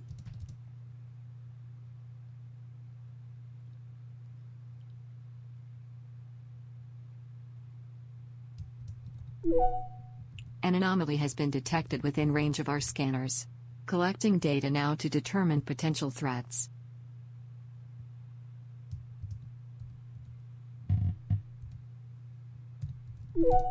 Assessment of potential threat complete. Danger is minimal. Returning to condition status blue. Alright, we're gonna keep player 1 camera output. And we'll put that here.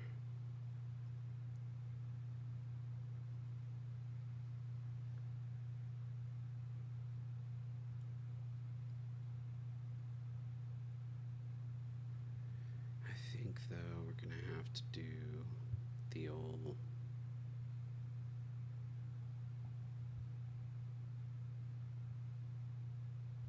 drop them in. 1, 2, where are we at?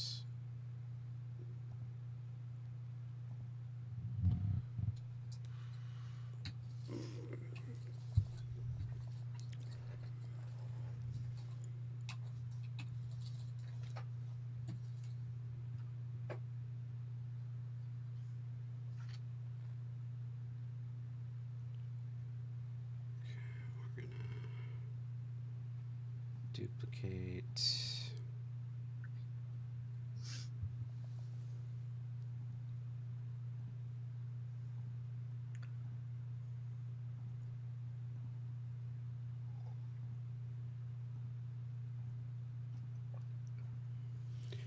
Control D, Control D.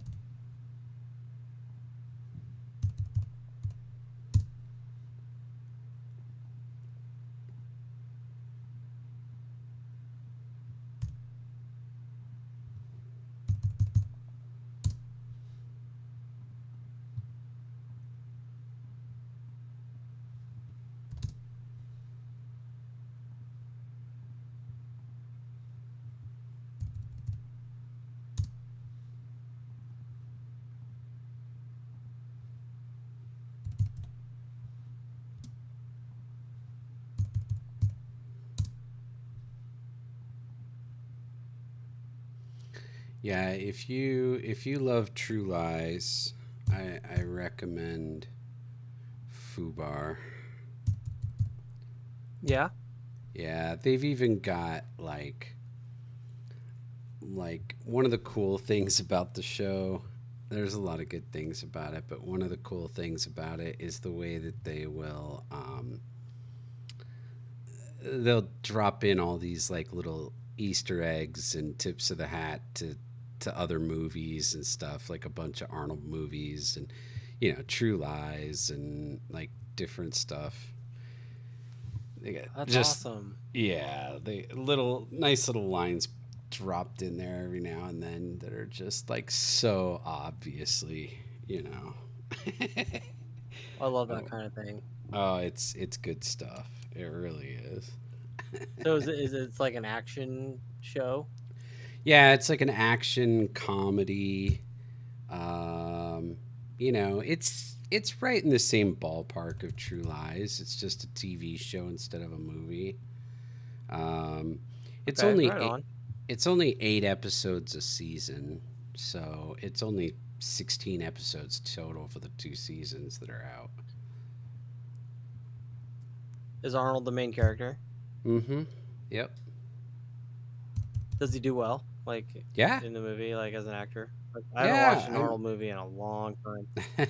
I mean, he's definitely up there in years, but you know, I think he's doing a Doesn't great mean job. he's a bad actor, No, I think he's doing a great Like Clint job. Eastwood continued to make great act. Clint Eastwood was still a great actor, and Harrison Ford Yeah. too in their older ages. I mean, it's typical Arnold Schwarzenegger. Like it's chock full of because it's meant to be fun and funny. So it's chock full of all his like classic kind of like one-liners and like cheesy Oh, that's puns and awesome. right. Oh, that's awesome. I gotta tell Flower about that because, like, Yeah. she just earlier today, she's like, "I'm in the mood for like action flicks." There you go. I'm like, "All right, Check out sweet." check There out was a while where Fubar. we were just I think it's rocking hard on action flicks. I think it's Netflix. Let me see. Camille will be the one to know. Hey, Camille, which streaming service is Fubar on? Netflix. Okay. Yeah, it is Netflix. So I don't know if you guys get it. Nice. All right. Yeah, we have Netflix, so Cool. I have to take a look. Yeah, I think it's definitely worth it. It's we've got like 1 or 2 episodes left before we finish the second season. So we're not quite to the end yet. So, but we watched season 1 twice through. So Oh, nice. Okay. Definitely gonna take a look then. because yeah, we watched Yeah, it when every it now and then came out. Flyer gets a kick because like we have a game that we've been designing or like talking about for years. It's called Fists of Blazing.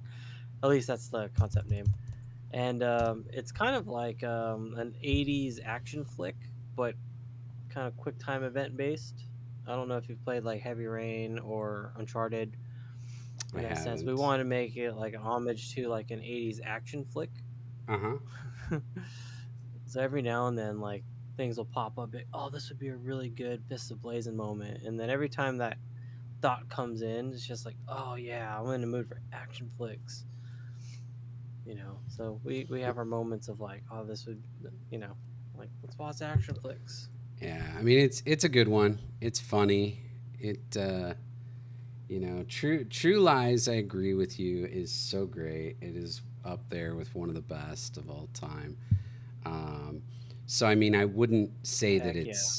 wouldn't say that it's True Lies, but it's pretty darn good. It's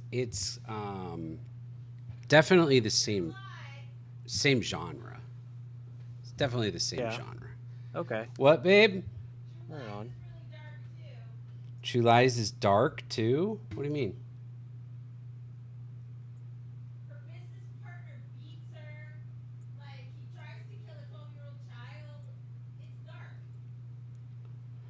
I mean, sure. What? I don't know where that came from. That was so random, babe, but okay. Wait, what part? No, What parts were dark? that's okay. That's I not what mean, I said, but what's that? like what parts were dark? That was she saying? I mean, there's moments. There's moments that are kind of dark. Uh, you know, they're a little on the rough side, but I mean, nothing you wouldn't expect in an action movie. Right. Yeah. I mean, it's terrorist based. Yeah, Affair but it's based, like you let your and it's guard like, down because it's a comedy. And yeah. so Hmm. it gets to be so lighthearted that you're just sort of like you know laughing, and you get chilled, and then there's a moment where you're just like, oh yeah, this is it's not always lighthearted. But Yeah. no, it's really good. It's good. But yeah, I have to take a look.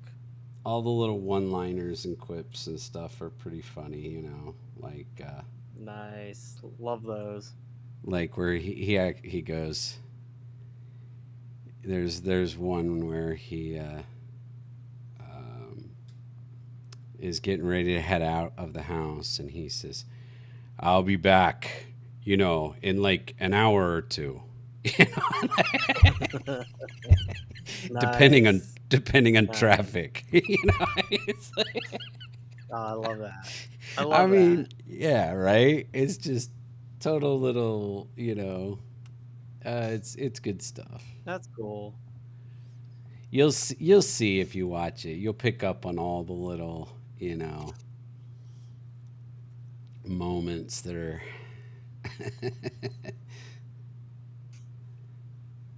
That's awesome. I love that kind of stuff. Yeah.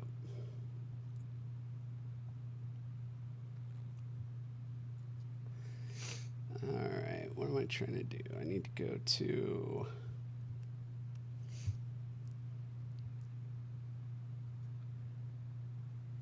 Can I go more than that? 200? No. Unity smoothing tool, terrain smoothing tools, just ugh.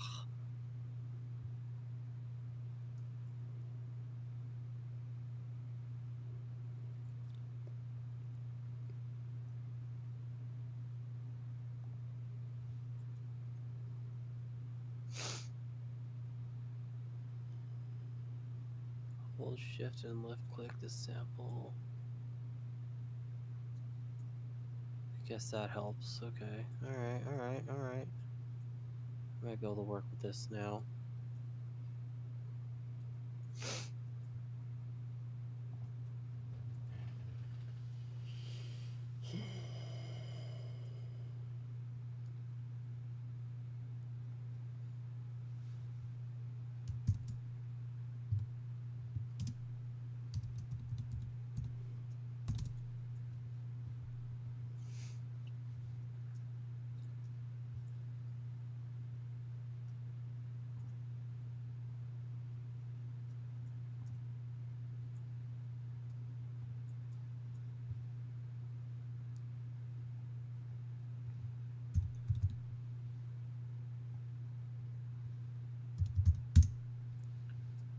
Let's see. The problem is it needs to be lower.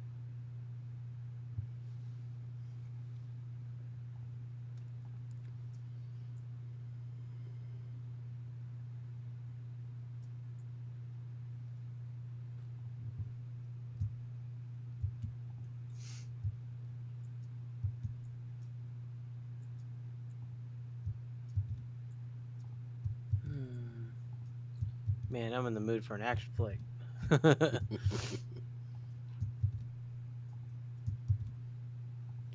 Yeah, check it out.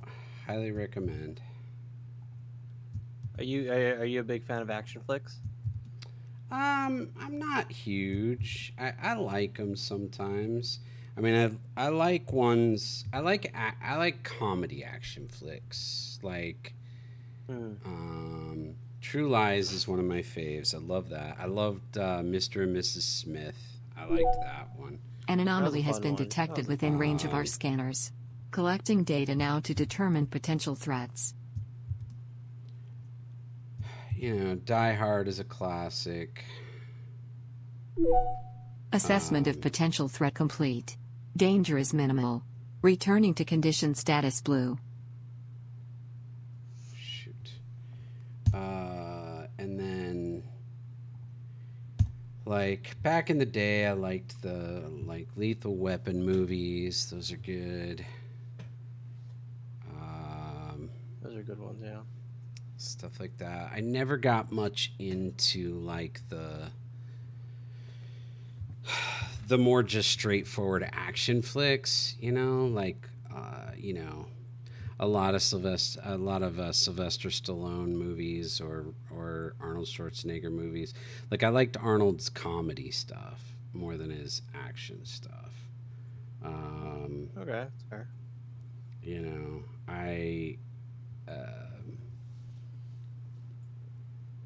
yeah, like I didn't really get into.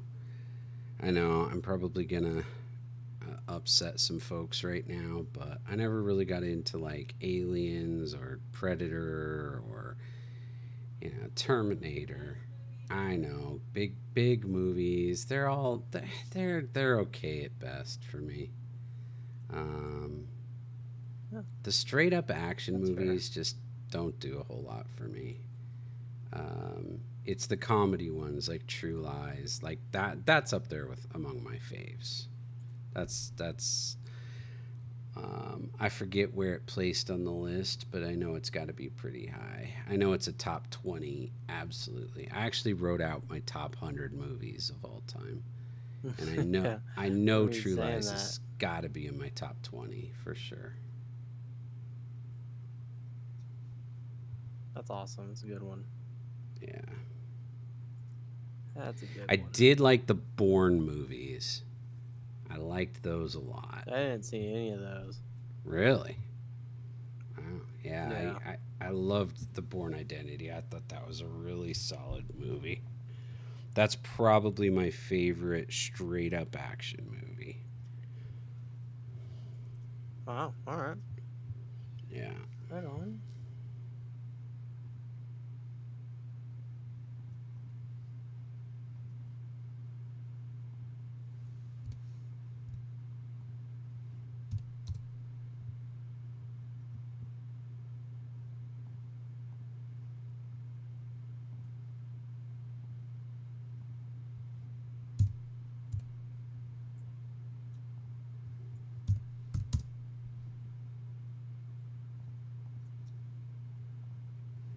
Can I not paint any lower than that? Oh, shoot. All right, then.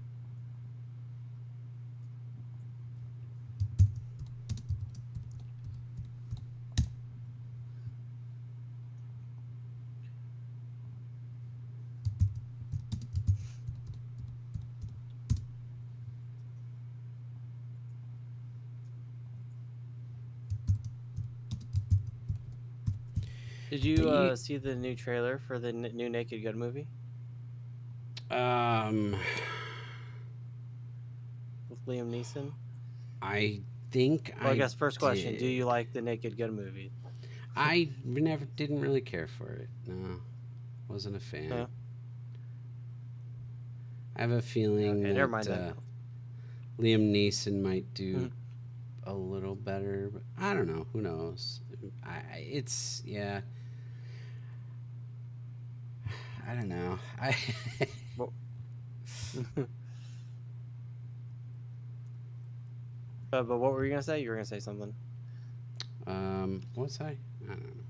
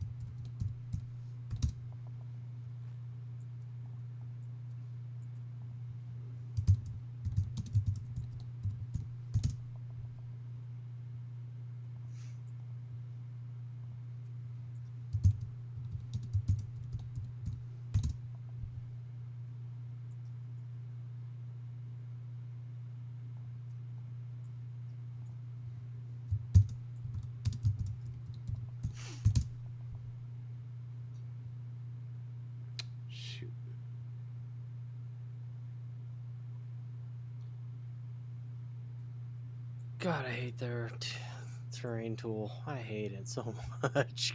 Gosh, man. Like, I'm trying. Man, come on.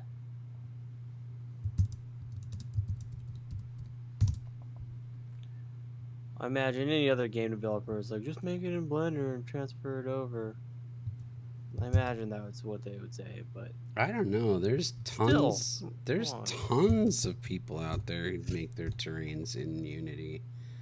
Like I see Right? tutorials on it all the time. And of course, like the textures will help, and whatnot. I think I'm just being a little impatient with it, a little more than usual. Um, Again, I think I'm just being picky with the tool set. But it's not Fair it's enough. not terrible. I'm getting the hang of it, but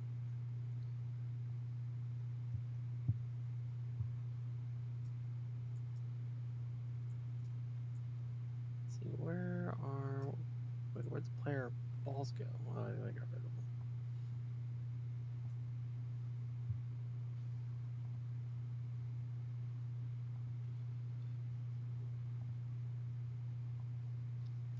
I need to make more of a decline.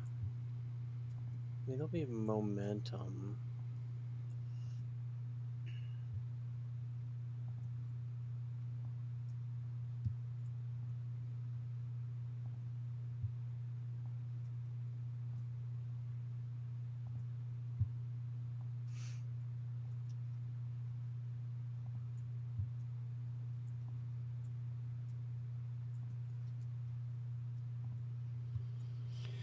This is tedious, and I was not expecting to have to do this much. But what I'm realizing I'm doing is being more thorough. There's several steps that in the last rendition I had sort of made some shortcuts or skipped some steps to just get it functional.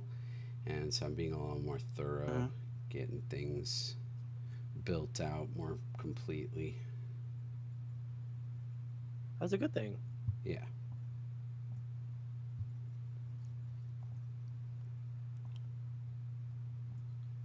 Trying to be a little more patient. Sometimes it's hard when you only work on a project 1 day a week. Exactly. It's like, I want it done. I want it Shoot, done. I want it man. to be cool. But, it's like, instead of trying to just jump ahead, let's do this well. Yeah, I know, right? It's like the idea that Travis threw out is like, oh, let's have like a full weekend of just working on it. And it's like, gosh, that sounds so good. I know, Like, right? just to be able to work on it for a full weekend, like, oh man. But no, can't do that. Not right now, for me at least. Don't get me wrong, I Yeah, want to so same. bad. I know, right?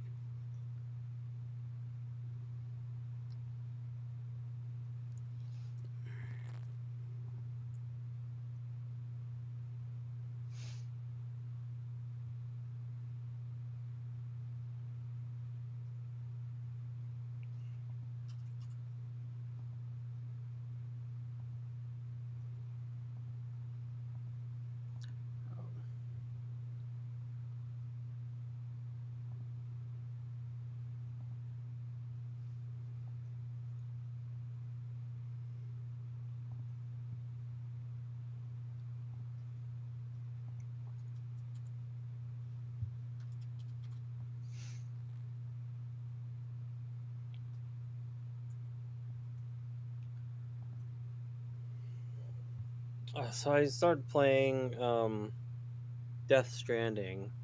I don't know if you're familiar with Hideo Kojima, the famous game developer. He's like the creator of like the Metal Gear series. Are you familiar with him at all? Maybe not. think the only one I'm somewhat familiar with is, and I'm so bad with the names, it's so hard for me to remember the names. Is the one who did like a lot of the. He's got a lot of YouTube stuff out there now, content, but he did like the Mario, um, the more recent Mario stuff, and what else? Like big name developer for sure. Like the name from Nintendo. Yeah. It's not Shigeru He's, Miyamoto. Is it? yeah. Is that it? he- He's like the original Mario developer. He's Let me like the one who's always smiling really big. let me see. I can tell you for sure. I'm just so bad with the names. I gotta be honest. It's a struggle. No, it's It understandable. It's all is. good. Boom, boom. Let's see. Shigeru Miyamoto. I want to get his face tattooed on me one day. You want to get his face tattooed on you? Yeah, like all of my like Interesting. idolized video game developers, I want to get like portraits of like them tattooed on me. That's They've shaped interesting.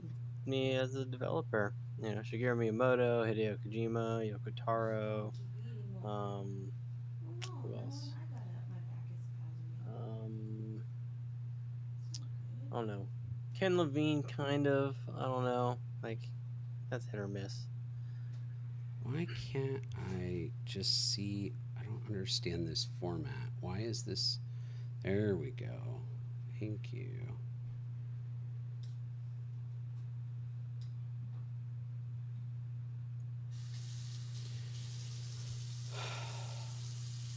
Uh, mm, Masahiro Sakurai. Sakurai.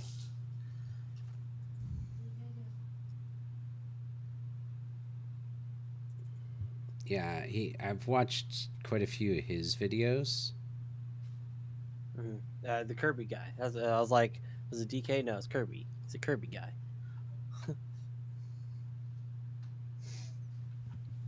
Yeah, he's the guy who created Kirby. Yeah, and then a lot. I know he did some of the. What's the more recent Mario one that I'm thinking of? Is it the Clash thing or the Super Smash. yeah. Yeah, the Super Smash Brothers fighting Yeah, game. yeah. Love that game. So good. But he put together. He's got like a YouTube channel where he's literally got. I mean, thousands of videos, and he does. He makes real short videos and stuff that he goes in and tries to be very specific on one single point. He feels like that's the best way to teach is to just try to learn one simple small point. And it's but yeah, so he's got tons and tons of stuff, like tons of content, all for free. That he's just sharing like his experience and stuff. It's pretty cool. That's very cool. Yeah, I have to check it out. Yeah, Masahiro Sakurai on creating games is what the channel is called.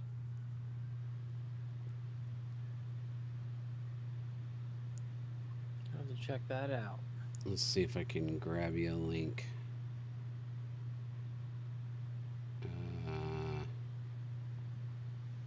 You wouldn't happen to have any free grass or rock or ground textures or materials, do you? For Unity? Yeah, probably.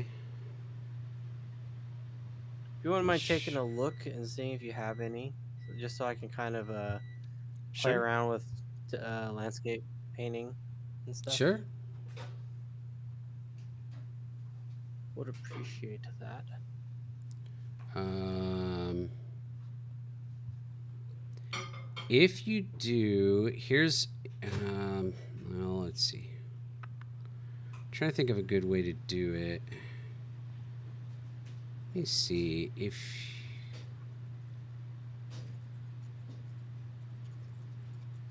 I'm also gonna push. I created a scene called Grassy Plain. Okay. I'm just gonna push that now, just so you have it. Okay. I'm gonna. Here's what I'm gonna do. I think package manager. There's. Train.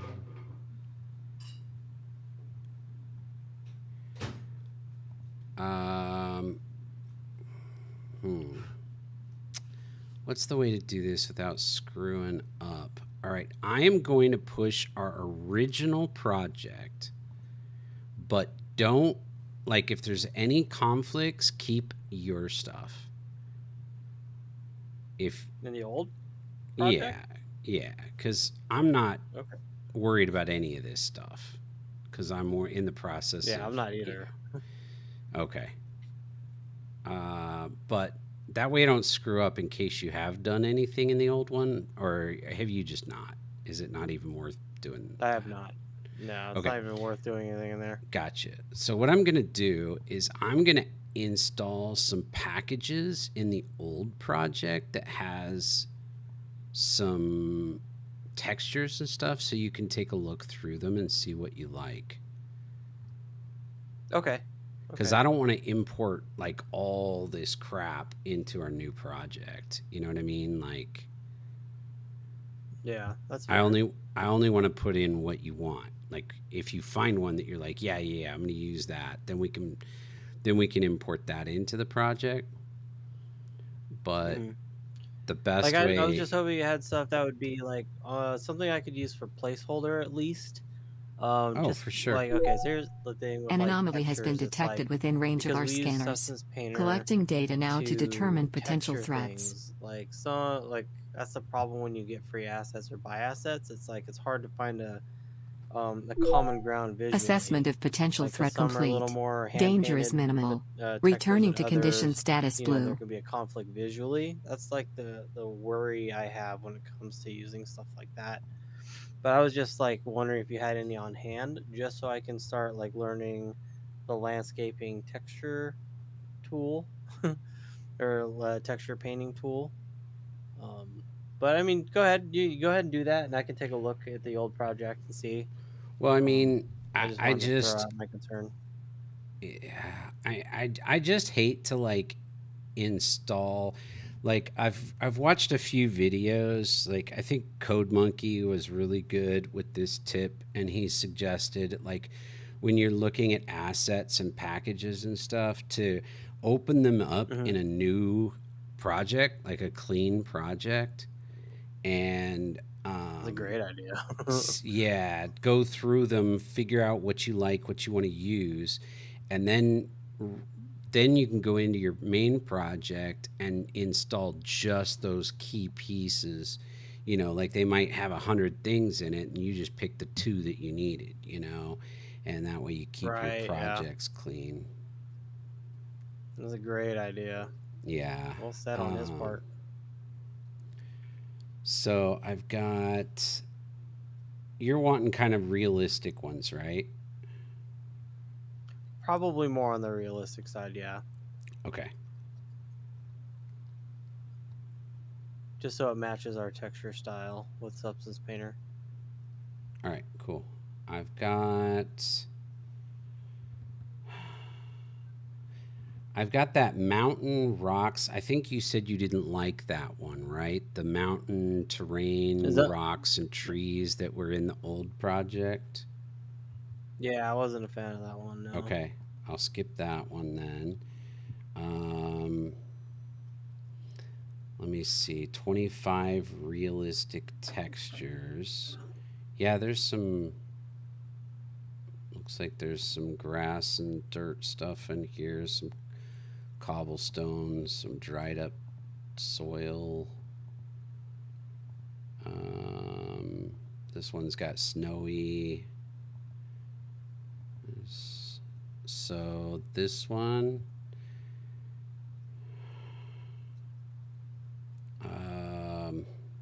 I mean, I guess I could install them in the new project, but I just would prefer then that you go through and figure out if there's anything you want, and then let's try to remove it right away. How do you feel? Yeah, I'm down for that too. Just to let you know.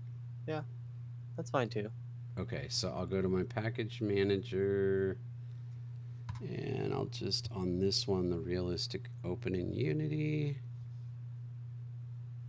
And here we go.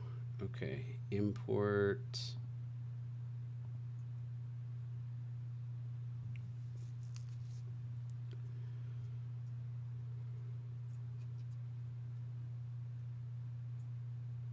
Is it importing? I don't feel like it's doing anything. Import. There we go. Now it's doing something. All right, what else do we got? Realistic pine tree pack. I don't know if you need that. Ultimate material. Oh no, like trees wouldn't hurt either. Like it's hard to tell. Ultimate material library. This one definitely has. Did it load? What is going on? 25 realistic. Okay, maybe it's in. This package is available for import. Okay, well, why didn't it import when I told it to? Import.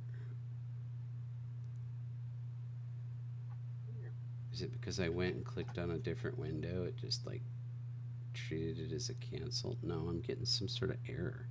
Failed to import package with error. Couldn't decompress package. What? Well, that's bull crap. How dare it? I don't know. Maybe there's a problem with HDRP with that one. Let me do this maybe. one. Ultimate material. I'll be right back while you do that. Be right back. Okay.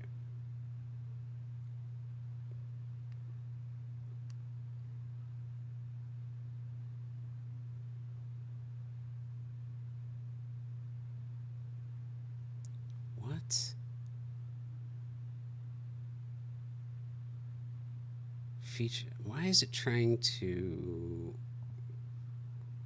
on Twitch? Is that the problem? Streaming? Shouldn't be. What the crap?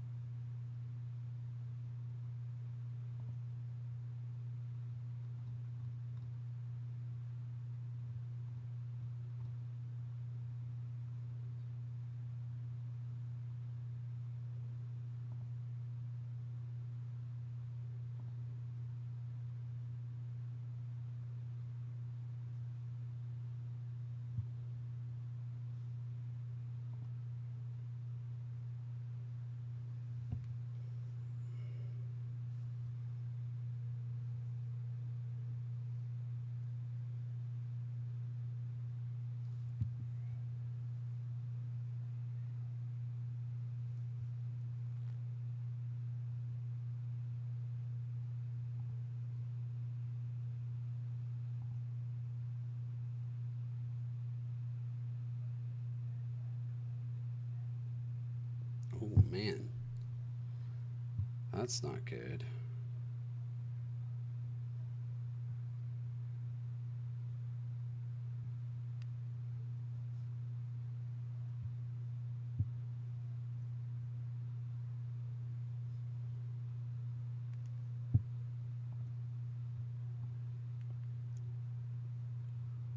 Like, how is that possible?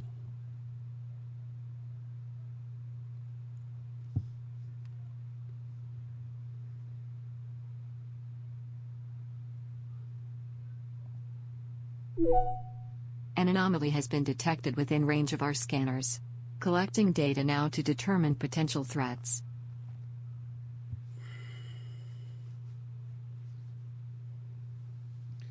How did that Assessment of potential threat complete. Danger is minimal. Returning to condition status blue.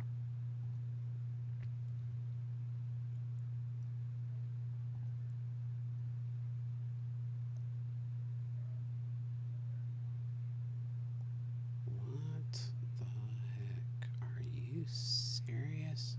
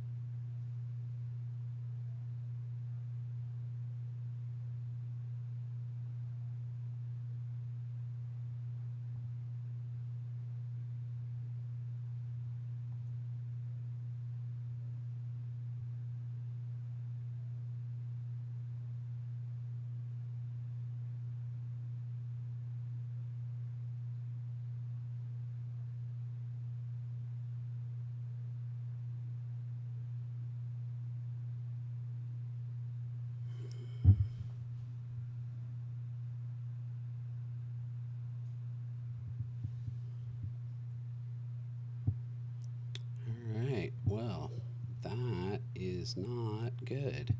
I have a 2 terabyte drive, and apparently it's full. And so I can't do much of anything right now. This is not good. I'm going to have to go through and spend a day deleting stuff. Yikes. I never thought I'd see that day. Oops. Well,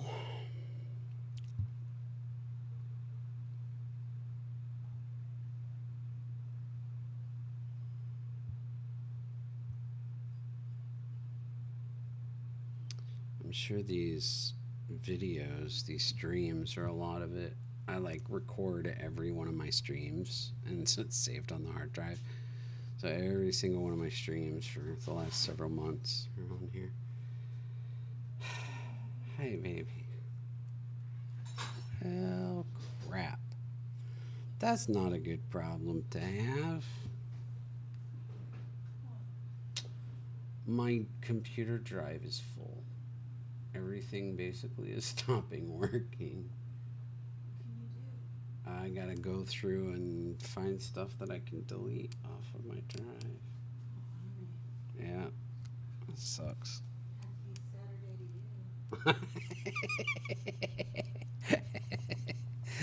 Right?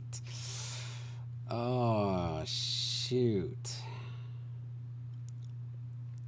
What did I miss? Well, I found I can't get any of these packages to install because Okay. apparently my 2 terabyte drive is full. And so Oh, shoot. my Twitch stream stopped recording, and the Unity is telling me it can't install any new packages because I don't have enough room on my hard drive. Good Lord, 2 terabytes. Yeah. So I gotta free up some space. So I mean, there's stuff I'm sure I can get rid of. One thing I've been wanting to do is go through and upgrade all my old projects in Unity so that I can delete old versions of Unity. But probably the thing that takes up the most space has got to be all my streams. I record every stream and it just sits there on my drive. So Yeah. Yeah, probably. that's a ton, you know. That's a lot of video.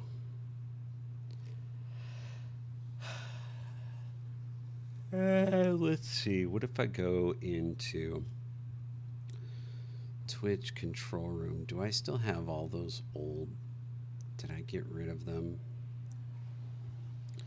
I think I got rid of all that stuff. I used to have all those videos of moving around on the bridge kind of thing. Ah, yes. But I think I already deleted That was a all lot. That was those. like 500,000. Okay, that might be a little bit of an exaggeration. Oh wait, condition blue. 100% exaggeration, but it was a lot. Yeah. All right. Well, I did just find a bunch of it, but it's mostly like images, so I doubt it's that much space.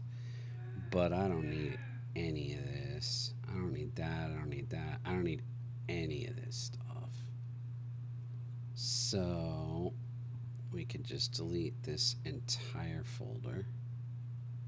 I doubt it's How that big was it? much, though. I can't How much imagine data? it's that big. I don't know. How do you That's see oh, wait. Sorry. Never mind. properties? Give it PG-13 here. I mean, it's taking a while to even calculate how big it is. It's only 167 gig. But I mean, that's Only? Only 167 gigs? Yeah. Seriously, dude? That's it. Delete That's that. it. Yeah, that's it. 160. Shoot, man.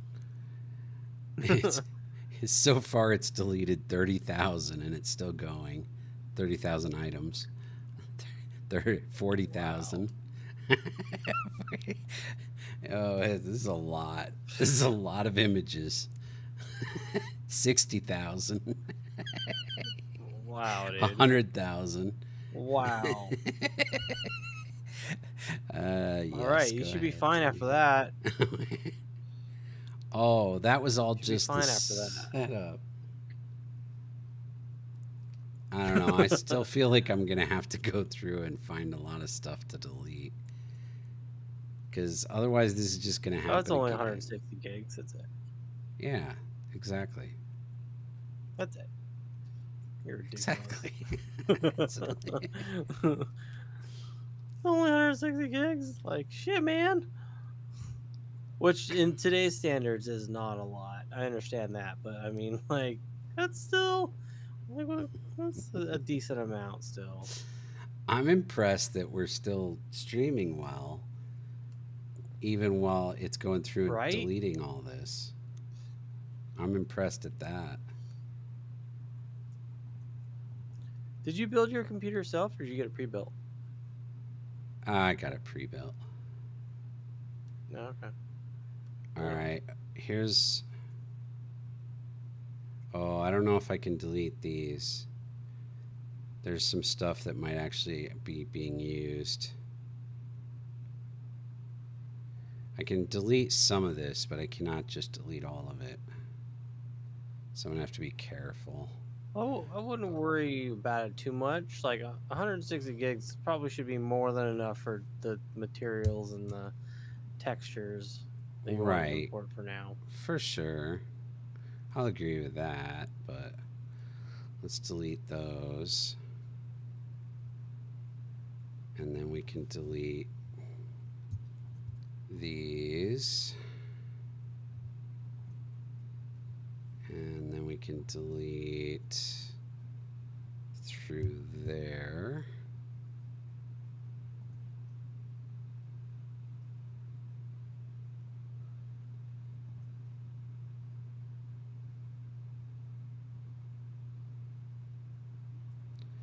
All the way through there.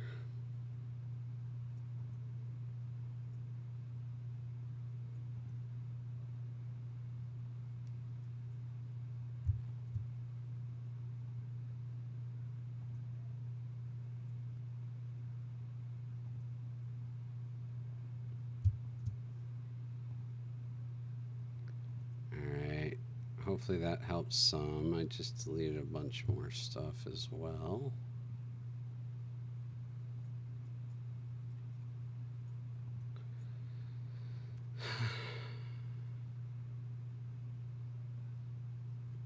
All right. Well, I'll have to go through all my streams and probably start deleting some old Twitch streams and stuff. I have literally every stream unedited saved on this drive. Really? Dang, man. You've been streaming 5 days a week for months. Yeah. Yep. Way to go, by the way. Your consistency is amazing. Thank you. Thank you. All right, let's try this. Shoot, am I gonna have to like empty a trash or something, or is it gonna have deleted it? Let me see. Check the drive space again. System, storage. Oh yeah, it says I have 170 gig free. Okay. All right, It's only let's 160 try gigs. re-importing. That's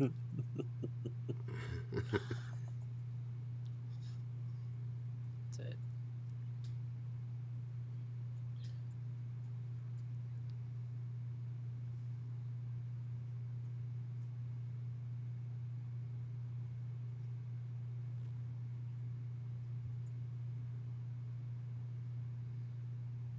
Why is it trying to import to? Okay.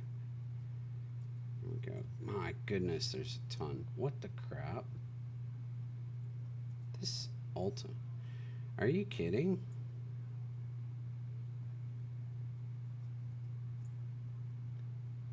So, just so you know, there's like literally materials. This one that I'm about to add to our our project has stuff like castle brick, castle wall,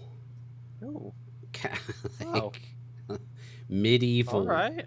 medieval blocks, medieval wall. Like, I mean, Shit. Okay. Hey, if we can use it, I'll let you know. Like, that's awesome. It's got a ton of stuff in here, so we'll have to see. Here's the problem I see with this is that it looks like, okay, that's URP. All right, where's the textures? RP package. SRP. HDRP package. See, how do I get just the HDRP? I don't want to install all this, but I don't.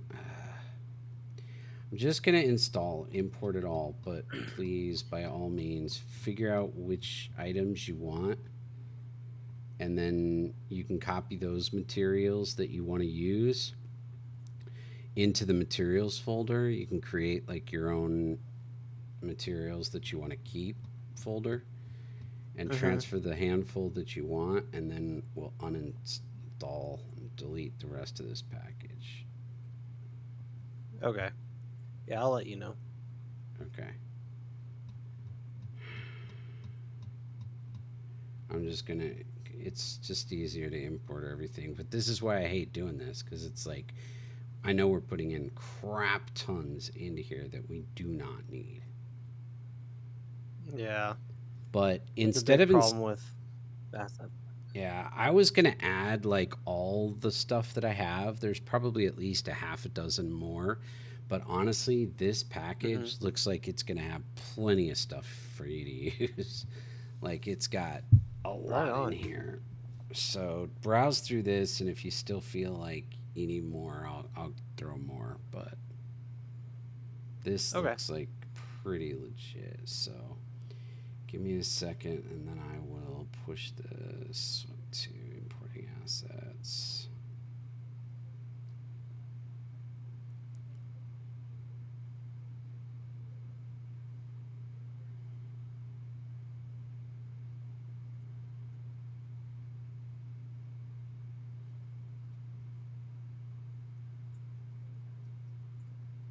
My goodness, it's taking a minute. I can see why I needed space on my drive.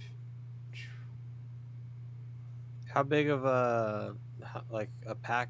How big of a package is that? It's like 3 gig. Oh, damn. That's a lot. Right? Well, at least that's more than what I would expect. Shoot. But like I said, it's got like all 3 pipelines, and you don't need that. You know what I mean? Like Yeah.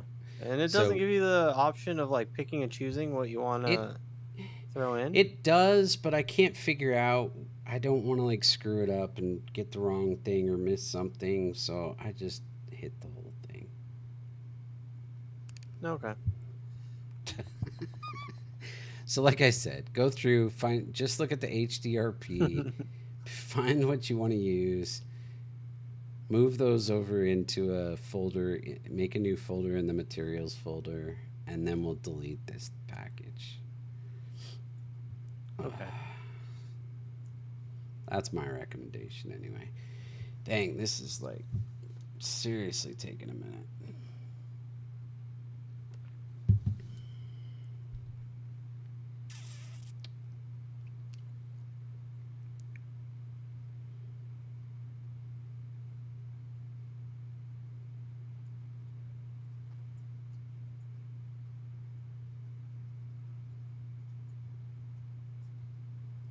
Okay.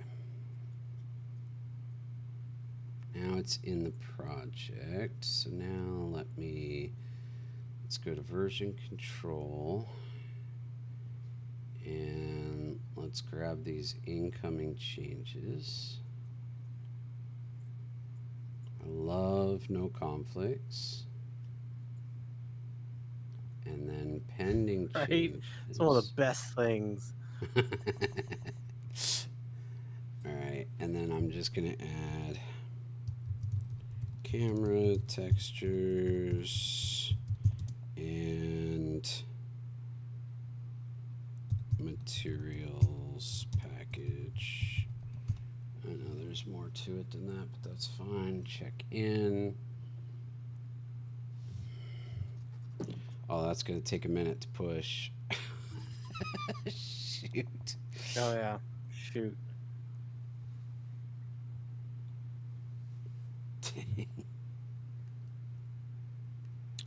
Well, let it do its thing, I guess. What's that? So I just gotta let it do its thing, I guess, right? All right.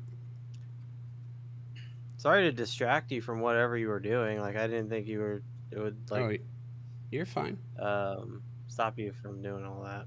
Oh, Whatever you were doing. It's all good. It wouldn't have been that big of a deal if it weren't for the hard drive space, and I guess better to find out this way than something more critical. Yeah, it's true. I mean, I'm not recording the stream anymore. It auto stopped my recording, but Well, you have space now, so you should be able to start it again, right? I mean, I don't know if there's a point. I'm still streaming. It's still going out. It's still going to YouTube, and it'll still be available there. That's true.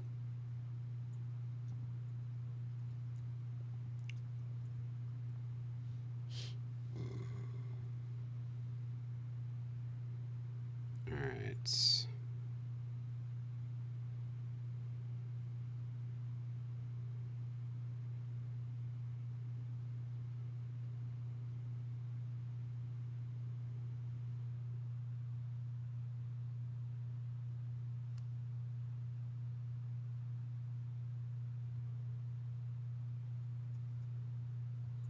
Let's see how this works.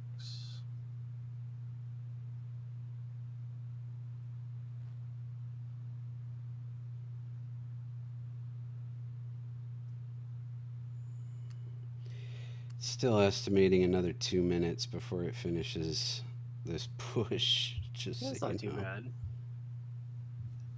2 minutes ain't too bad.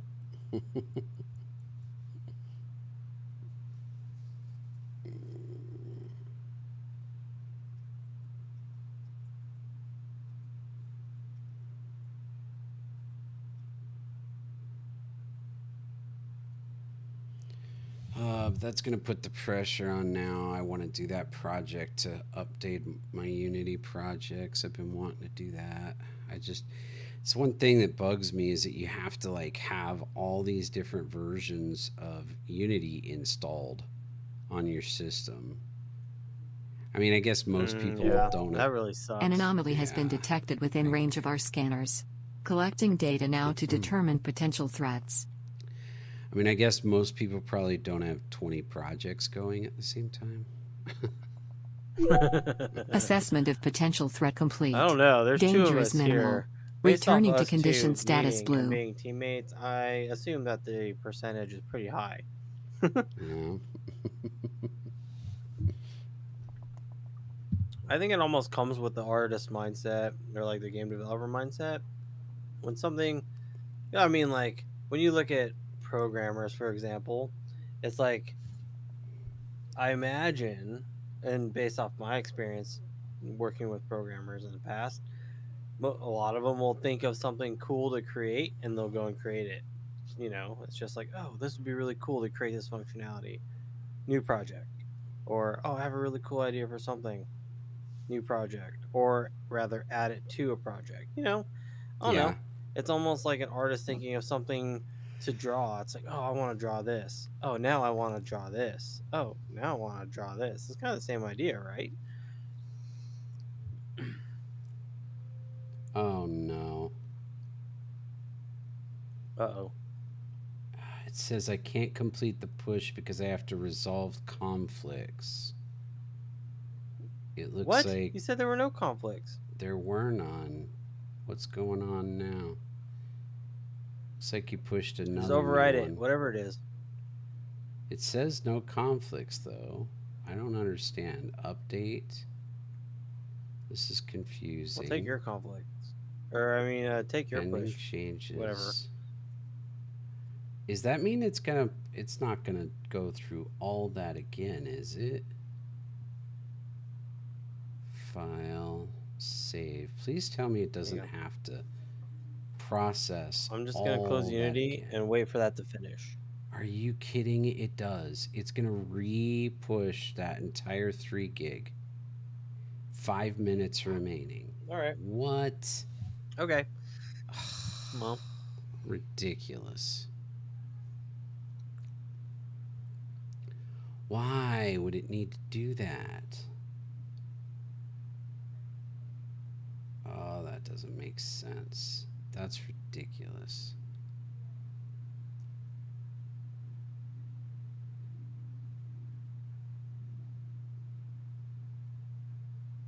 All right. All right. All right. All right. All right. Well.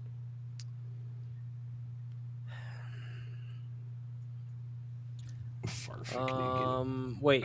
Is the Farfanukin? Haven't heard that in forever. Does that package have foliage like grass, trees, and stuff? You'll have to look. Oh, you don't have it yet. Let me see. I don't know. Or I guess you can tell me the name of the package. I could look it up. Let me see. RumBS.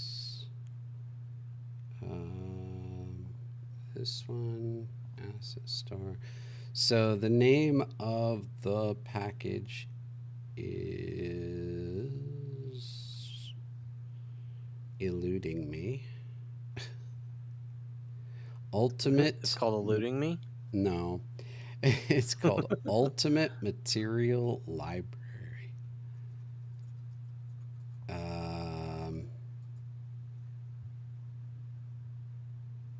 Is it the 340 plus?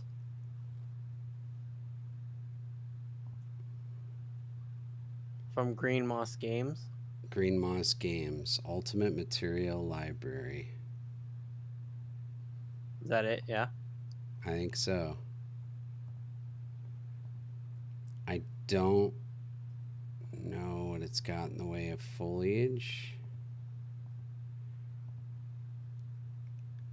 It's got tons and tons of ground material, so I'm sure you'll be able to find grass and dirt and stuff like that, but I don't know about foliage.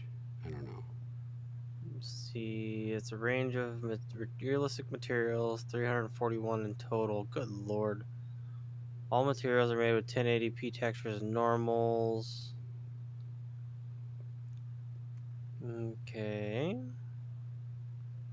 So it looks like they're just materials, no foliage. Okay. No, not a problem. I was wondering because I was like, I can, like, while waiting, I can, like, 3D model some quick grass assets and maybe some basic rocks.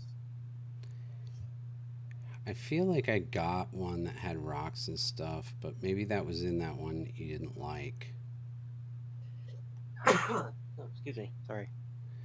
I mean, I've got some other packages that are similar to this one, but I feel like this is going to get you all you need for as far as that goes. This other stuff, I don't really see a whole lot in the way of like foliage. Let me see if this one has anything. I don't think so, though. I think it's just ground materials, moss and grass and stuff. Some of these could be wall material too, so we might be able to utilize this package. I'll play around with it. I'll see what I can do with it. You know, because if I can utilize 340 material, it pushed, so you might be able to start downloading it. All right. It was Let me successful. open up the project again.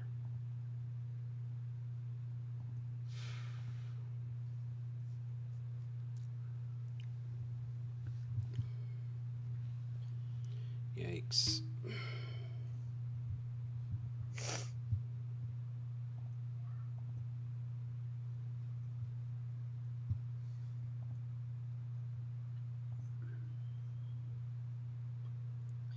So when are we gonna hang out and play some arcade games again, man? That was fun. Except for my hand hurt for almost a week. Yeah, that's crazy that you were playing hard. Yeah, it took me like 5 days to recover from playing. Like my hand was really hurting.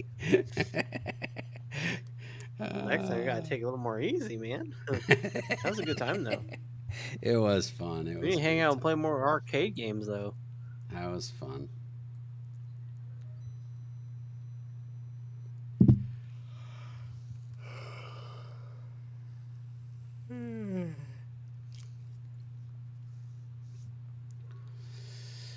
You guys don't do spicy, right? Is that what I remember, or am I misremembering? Like spicy food? Yeah. I love spicy food. Okay. No, not so much. No. But I love spicy food.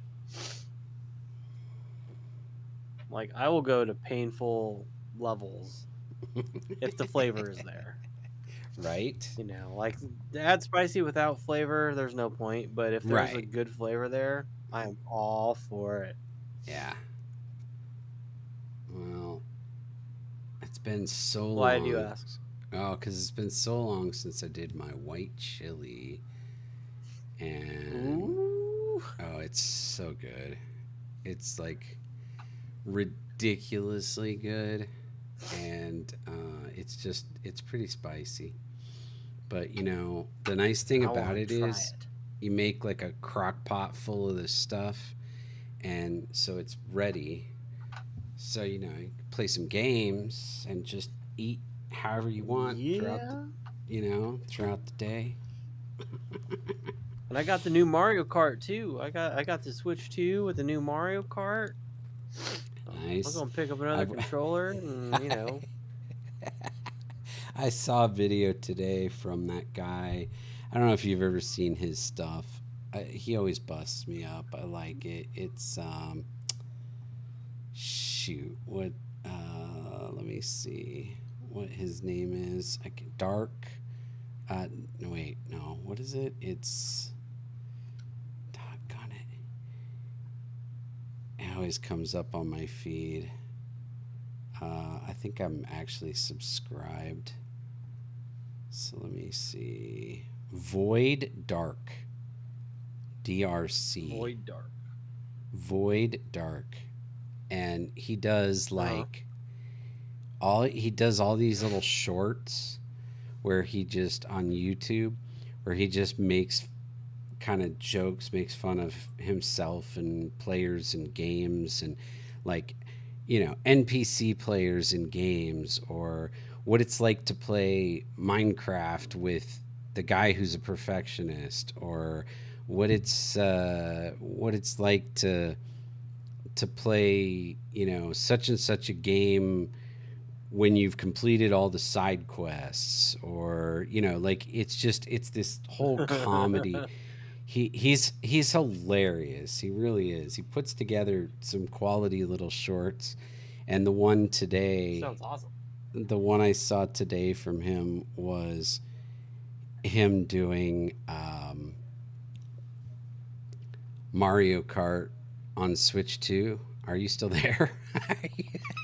Yeah, I'm listening. Oh, I'm okay. listening. Yeah. Sorry. Any- Sorry, I have my headset on, but oh, just that's all good. go ahead. You'll have to see it, but yeah, he's actually like. Let me see if I can grab a link. He's I almost sent it to you earlier, but I was like, maybe he won't find it as funny as I do. I almost sent it to you earlier. There's a lot of people hating on the new Mario Kart, Well, he kind mainly of for the does. price. He kind of does, but you have to understand this is his stick. Like if you watch his stuff, you'll get it right away. He does this. He makes fun of himself and basically every game situation out there. Like Okay. it's funny stuff. It really is. So how do I Yeah, shoot me a save link. this link? Okay, save link. Save link as. Why does it come up this way? I've never seen that. No, that's not what I want. Let's just open it. Dying. I need to Whoa. plug it in before it dies. Woof. All right, share. There we go. Copy. There we go. All right, let me drop it in chat here.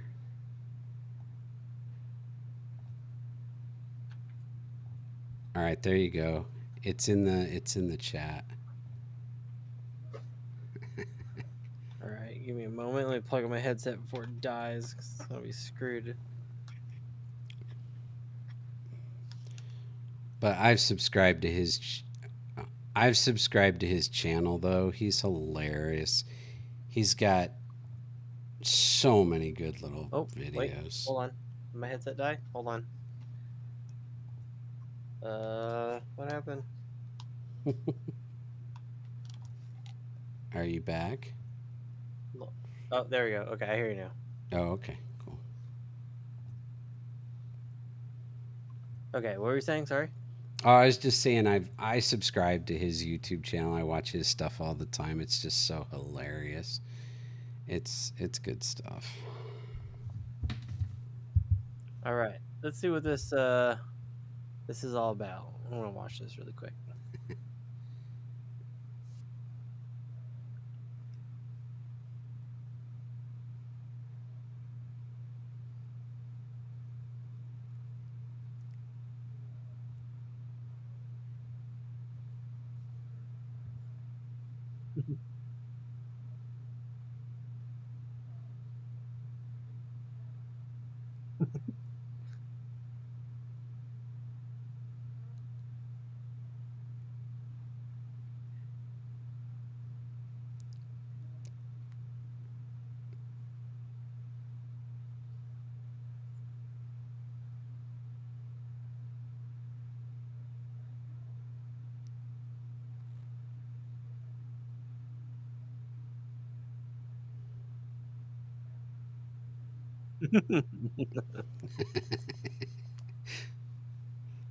Yeah. Good lord, nailed it hard. Right. I mean, he's got so many, like, so many things. It's all stuff like, like when you're so bad at a game that the computer starts to give you hints on what to do, and he'll do this whole thing, like, on that. And he'll do, I mean, just, you know, when you try to skip ahead to the big fight without any experience, and he just does every game scenario you can imagine, and just it's all like done with that same style humor. It's really well done. Nice. I have to take a look at his other stuff. Oh, now we got rated, or not rated, but all right. I don't know why this thing isn't. My bot isn't catching these as suspicious anymore. That's sort of bugging the heck out of me. Or streamer bot. We're gonna have to manually trigger this thing. We've got a bot attacking the channel. Come on. Need to respond to that. Here we go. Panic! No! Enemy bot on attack approach.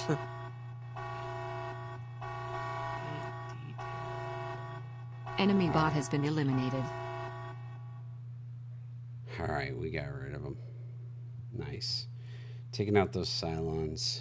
It's always fun.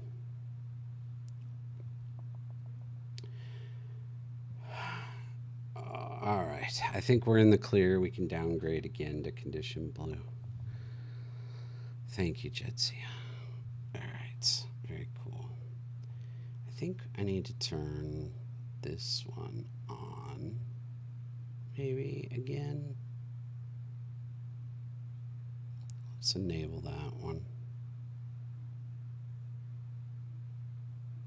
I don't know. We'll find out. All right. I need to fix this. Play run window. We need to go to prefabs.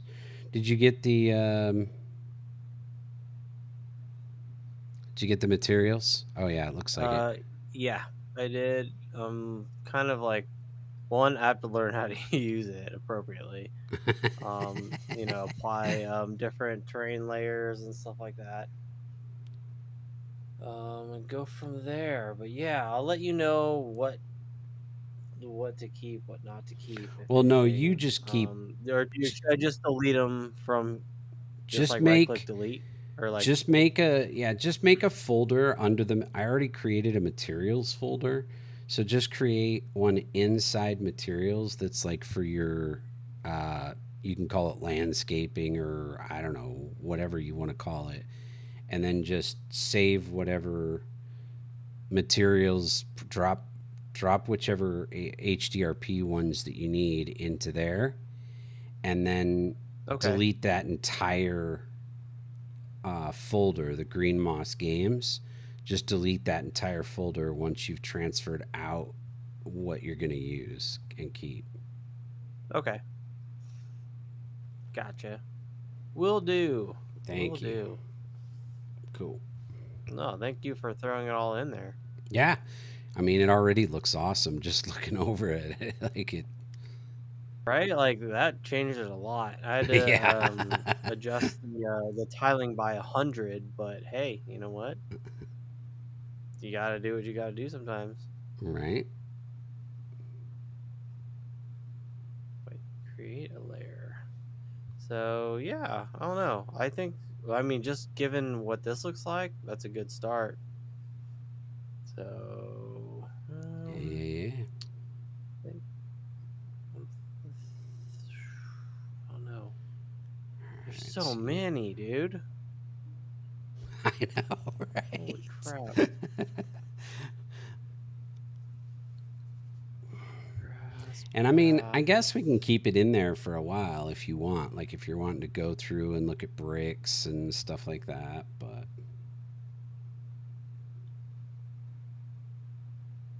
Yeah, I'll probably. I mean, there's a lot. I will probably go through a lot of it and just kind of see what we can use, what we don't need. I mean, 300 and so many. Like that's right. Well, plus it downloaded in all three. It's all three render pipelines, and we don't need anything but HDRP, obviously. So, you know. right. Yeah. But wow, this is so much easier than Unreal's terrain That's painting. hilarious after all that belly aching. So much easier. So much easier.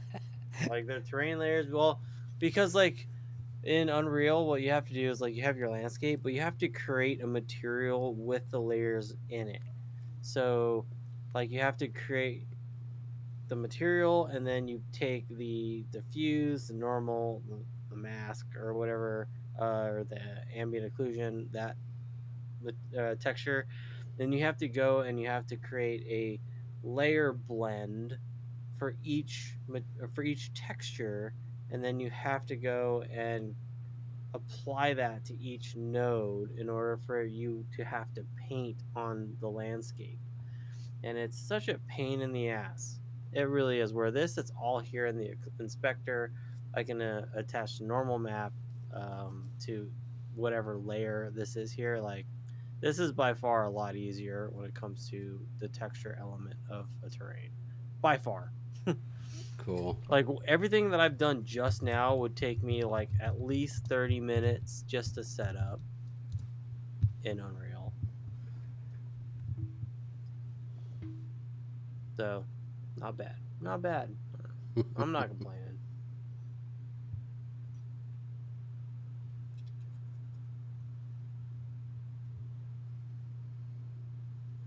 Huh. But thank you for throwing that in there. Appreciate Yeah. that. Glad it's working out. Well, we'll see how the textures look. Cobblestone, grass, path. Oh, you can just swap them like Really that? haven't That's really. cool. Yeah, right? Like, that's really cool. Let's aerial, grass, rock, diffuse. Let's throw the normal on there. Give it some life. The mask map, aerial. All right. Yeah, not too shabby. All right. Oh my god, these marbles are so small. Like now that there's a texture on there, like oh, they're so tiny. Like look how small they are.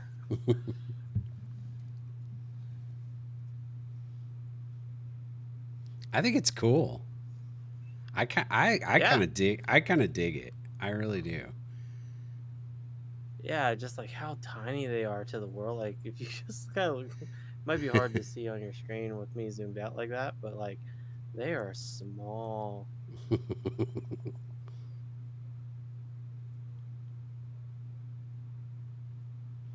It's going to give it this epic open world feel, like, you know, anything is possible. Right? Right? Yeah, that's pretty dope though.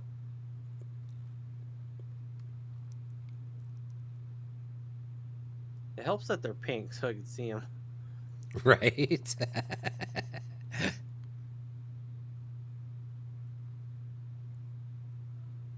All right, all right. That's pretty cool. But yeah, I'll go through these and I'll probably 3D model or even just throw in some basic normal shapes just to see how they work, how the textures work, because there's so many textures on here. So many. I haven't touched the rock ones yet. That was just a grass, sand, and you know, whatever. So yeah, I'll throw them into the materials folder as I kind of play around, and whatever we don't use, I'll get rid of. Nice. This is gonna be fun though. This is gonna be fun. Actually, let me throw in just a basic cube. Throw in a wall. Let's see how this looks.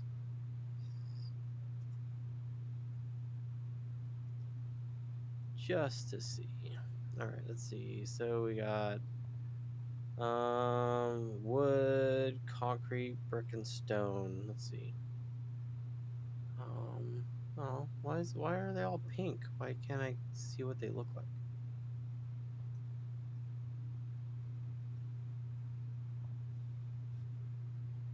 Why is that?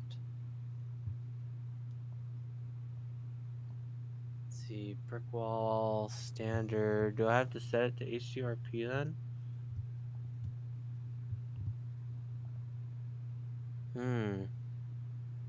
What did I do?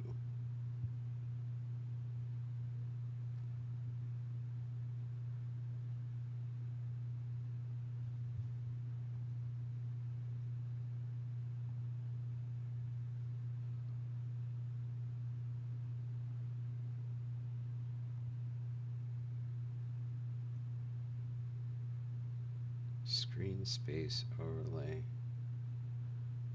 What did I do?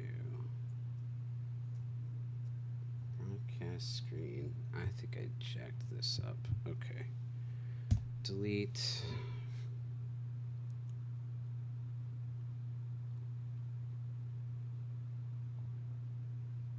I need a new canvas. It's gotta be in here. UI canvas. And it's gonna be screen space camera. And then we put the broadcast camera in there. That should be it. And then we add an image. No, let's add a panel. Yeah. And this is the canvas. We will rename this broadcast overlay.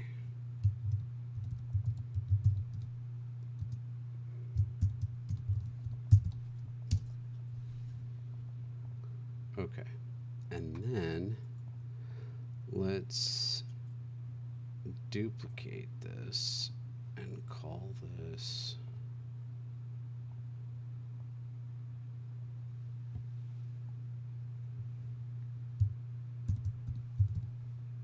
player screen RB. overlay.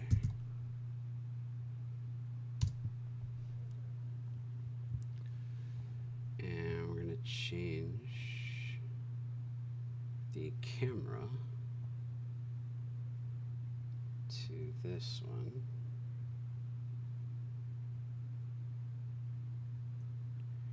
And then we're going to drop this down here in a prefab.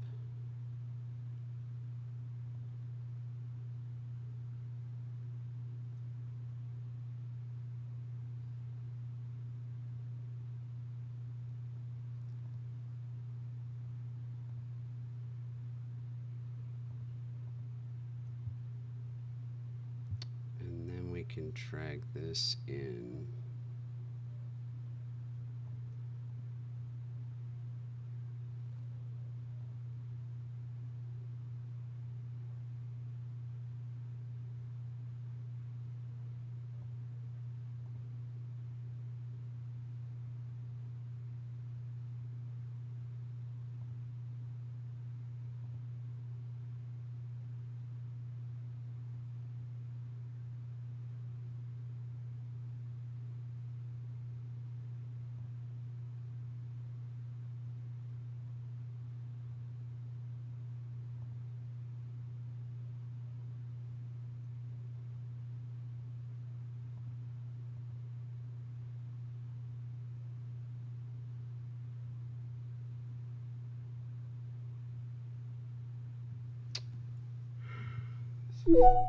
Incoming transmission from archived footage.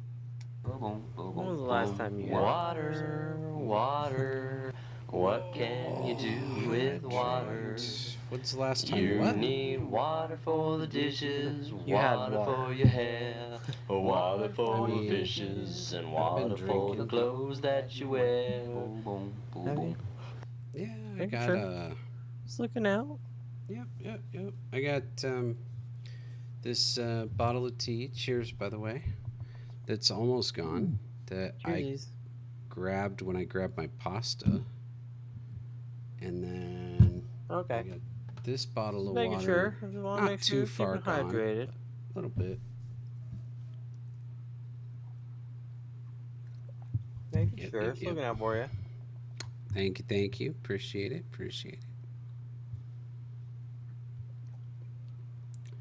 All right. So these Alright, materials don't seem to work very well as rename this.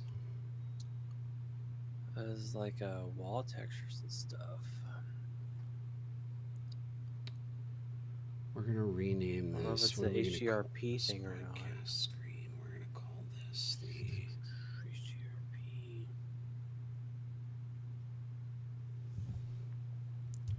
layout canvas.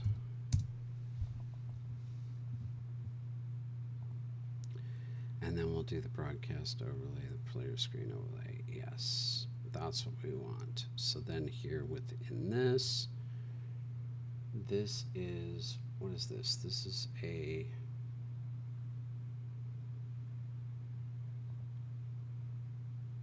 what did I create? A panel? My goodness, how do I not even know?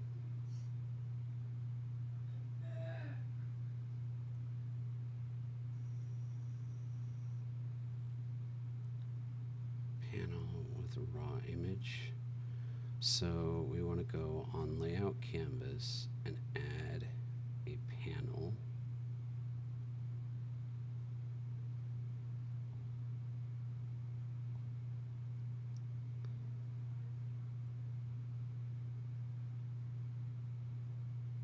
UI panel.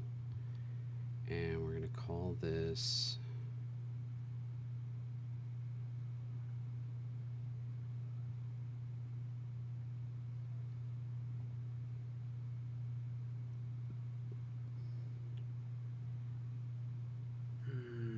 Shoot.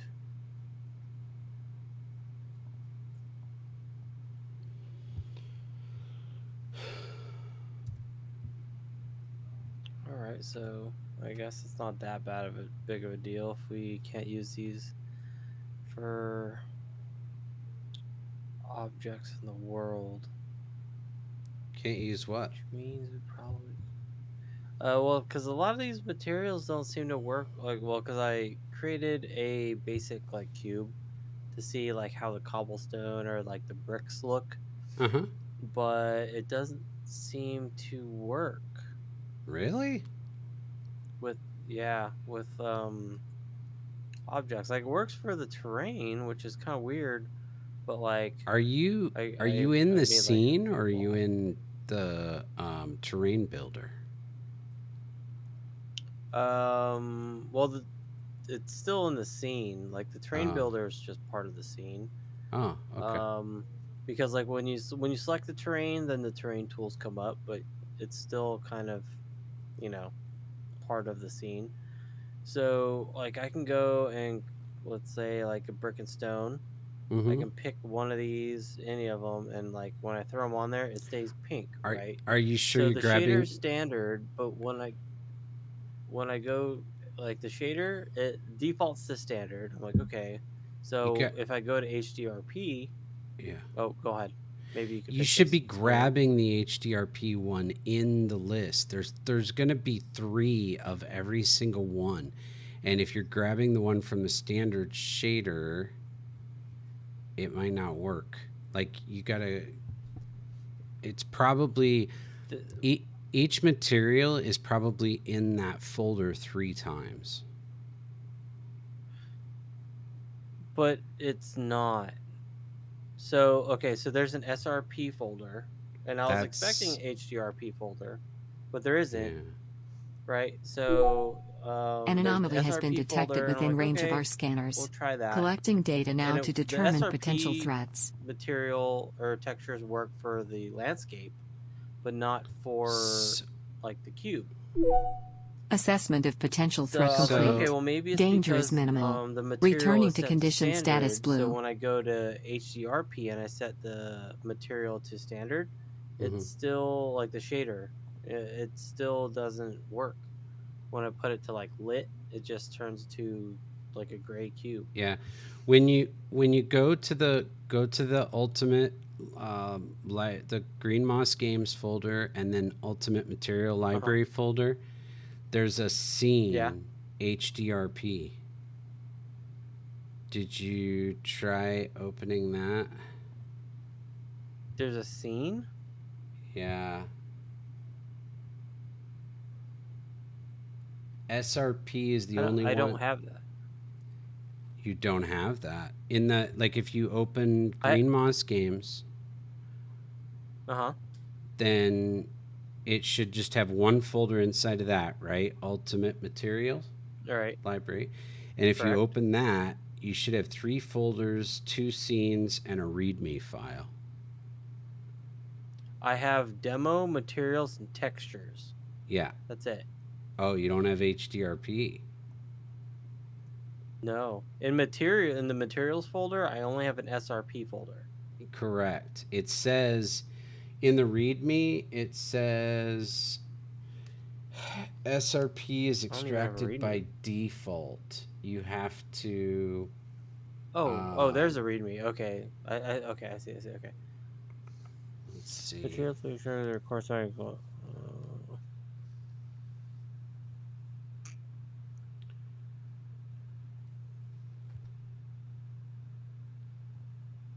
Okay, so in the materials folder, I have SRP. Yeah, I think you have to open the HDRP scene. Where's the HG? Where's that? That's weird that you don't have it.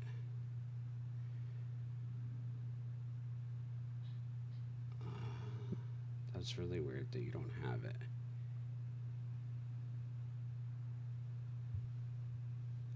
This is. Do you see? Let me see if I can zoom up on mine.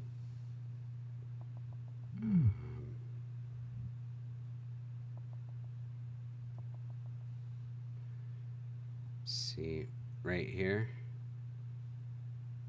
This is, if you can see my screen, this is what I have. The 3 folders and then HDRP and then README. I don't even have the URP. Or the what? What the heck? Well, son of a gun.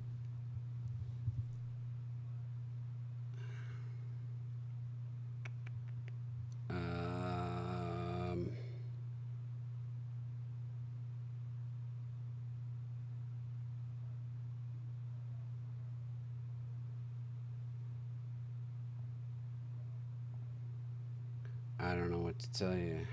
Other than I suppose I could try opening it and installing it on my end and then pushing, I guess.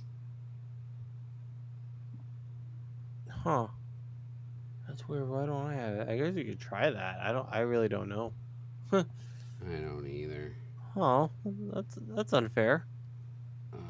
Open. I'm gonna see what happens. Okay. Yeah, it's a whole nother import package. Jeez Louise. Gotta be kidding. Okay. Import. Oh, shoot. Right? Son of a gun. Well, I know what I'm doing next Friday. I'm gonna go through all of these materials and textures and be like, we need this, and this, and this, and this. Alright. Did it install them? Materials. Yeah, now there's an HDRP folder with a plus. Okay. So let me push.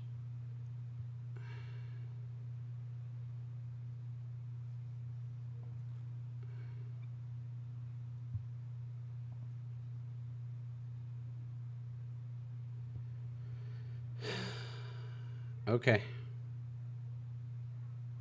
see if you've got an update. And now there should be an HDRP folder for you. It says the framework scene needs updated. I've done work 342 files added.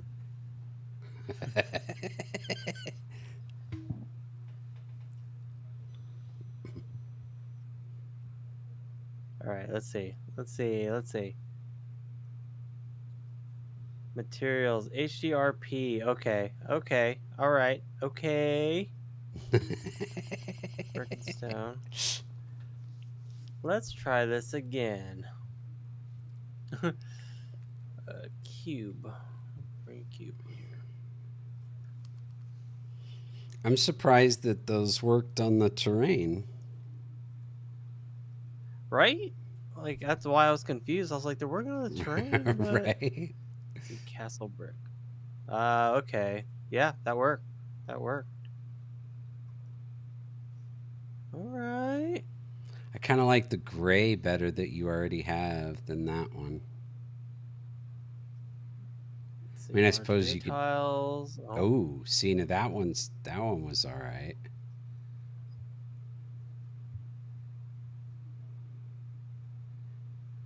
All right, so it's all about kind of adjusting the tiling and. Yeah.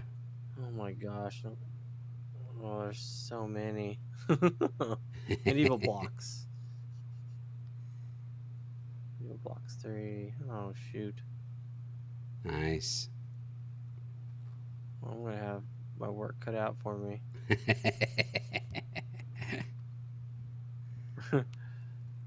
Medieval wall 2. Monastery stone. Okay. All right. So that works. I think we're good now. Oh boy. This is going to be fun. I like this kind of stuff. Like to sit here and then like I'm going to go through like every material possible and I'm going to like play around with. Oh, that means that with the terrain isn't even HDRP. So that means these could be different. Oh boy. They're probably the same textures, just in HDRP. So if you use the same name that you have and just sub them out.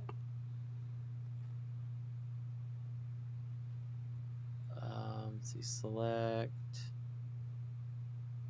Oh, I don't know. Wait. How do I tell if it's HDRP or not? Delete the folder that says SRP. That's not a bad idea. Oh, shoot. But, huh.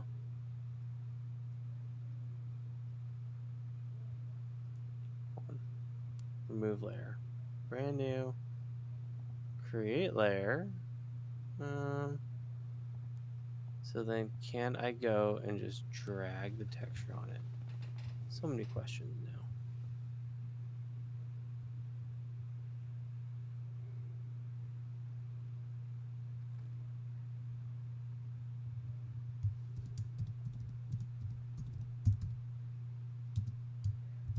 Thank you for throwing that in there.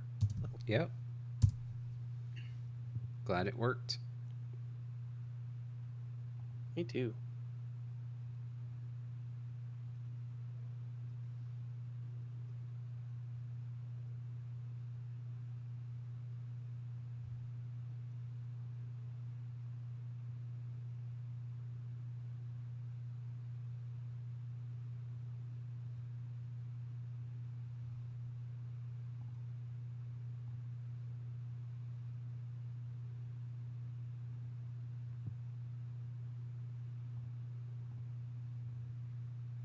Hmm.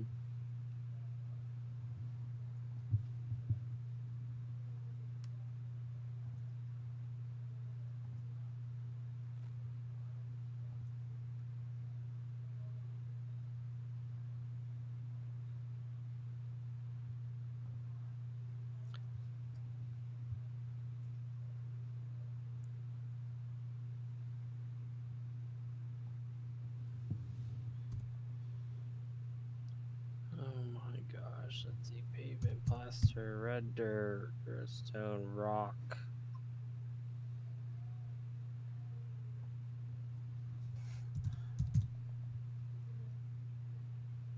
That's, what is this? Rock 1. What's rock 2? Oh, Rock shoot. 3. No.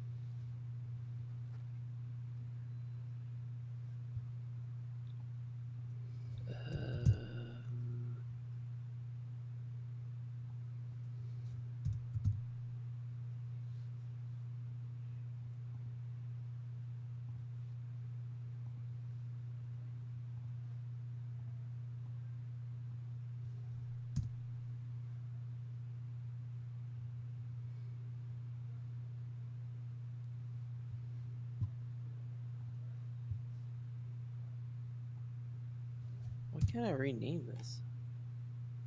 There.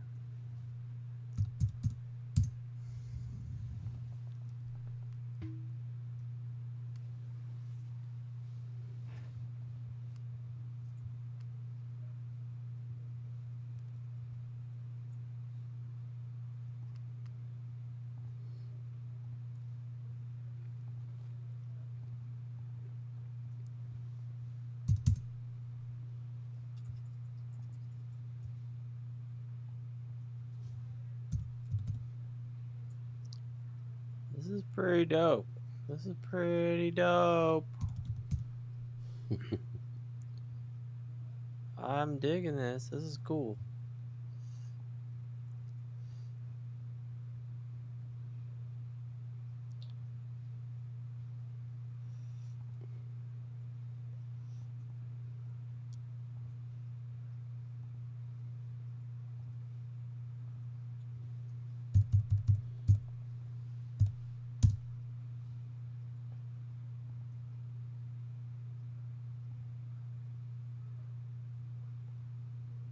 Now we need foliage just to kind of add some life to it.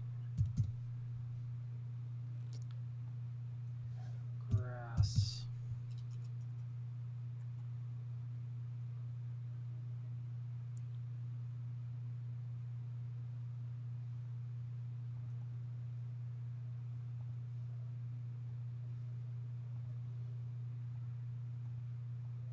Their grass materials are not very good though.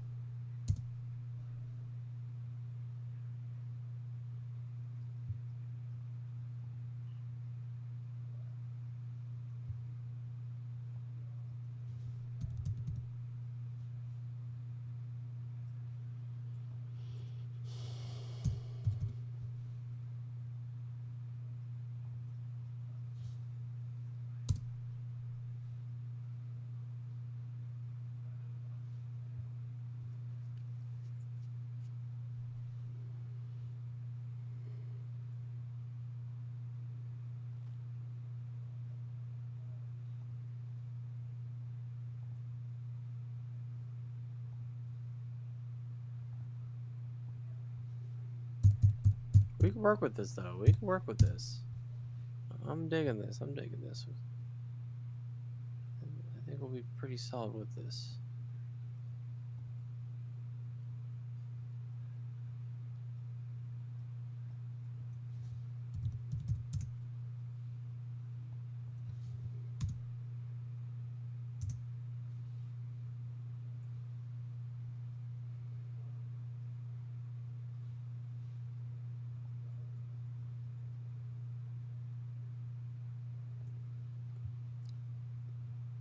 What are you working on now?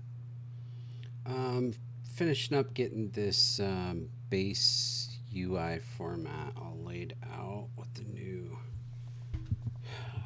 camera textures and everything, so that we've got all the different individual cameras and so forth. How you feeling about all that?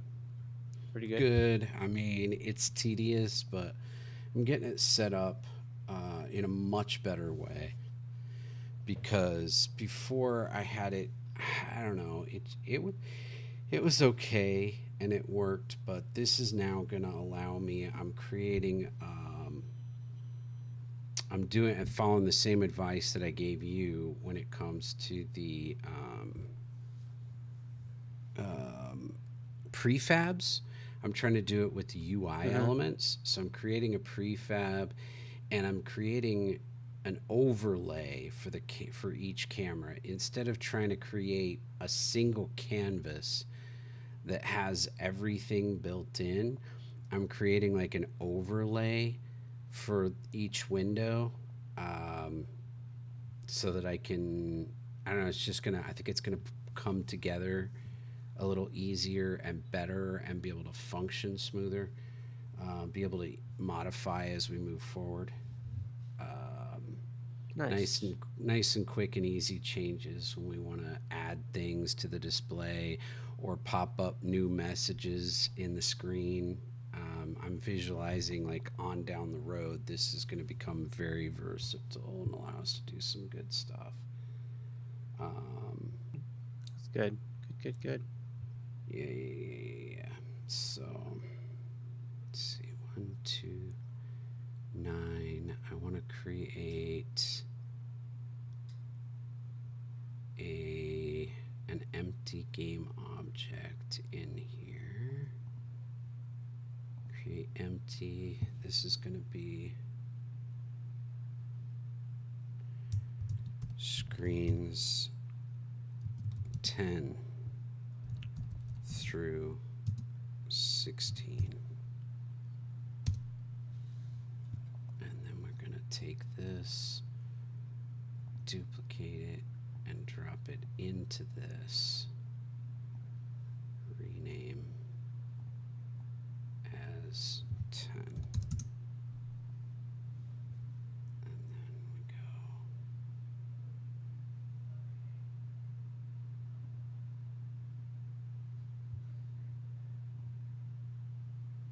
go. Ooh, that's not going to work. Let's wait. Let's put this like this.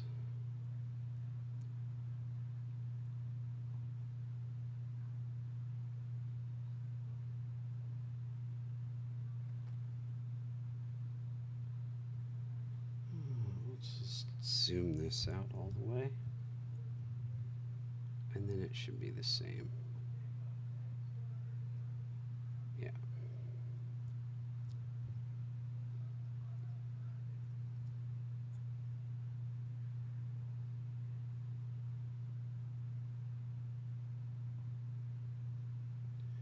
$2.16 and $6.48.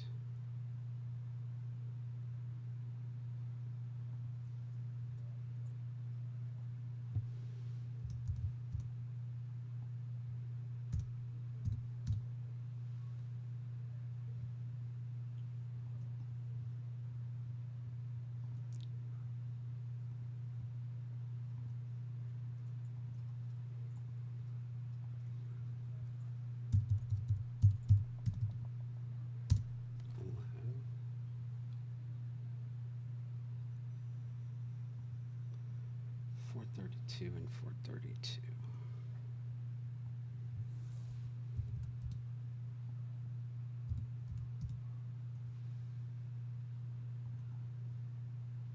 Duplicate, rename.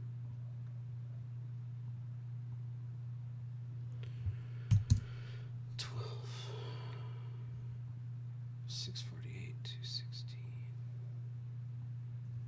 $6.48.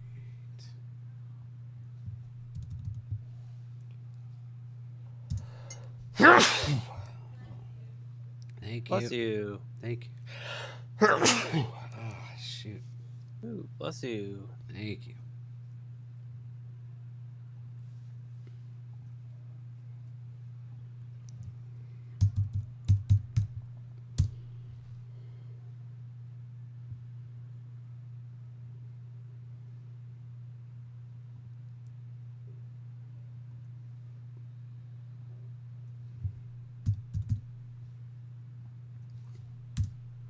Wait, where are these going to? Where are these layers?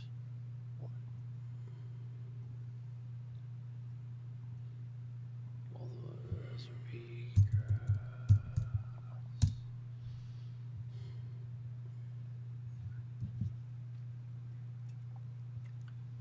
New layer.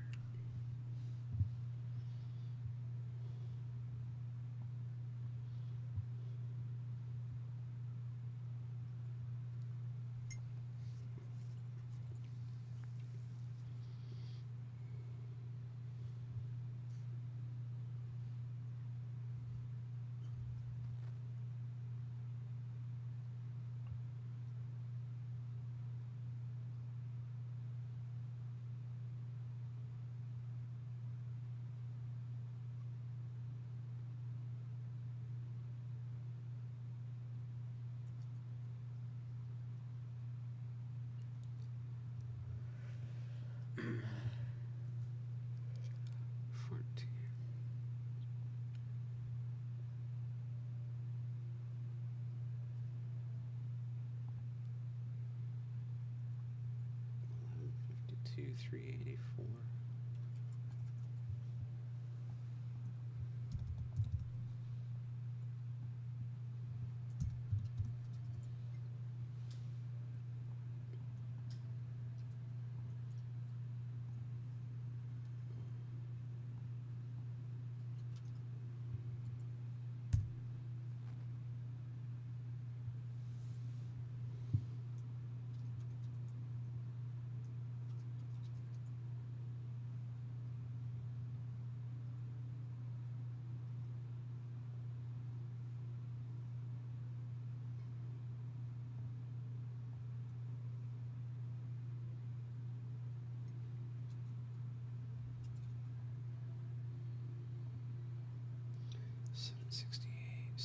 I don't know why, but it's only allowing me 3 terrain layers. That's it.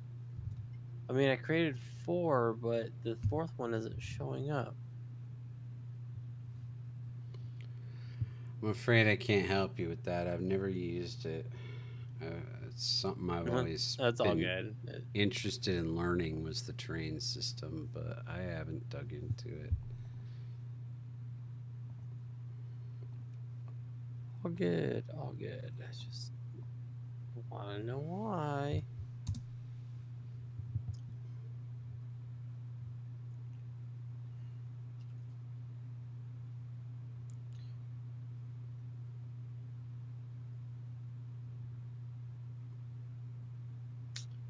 Let's see if Google has an answer for me.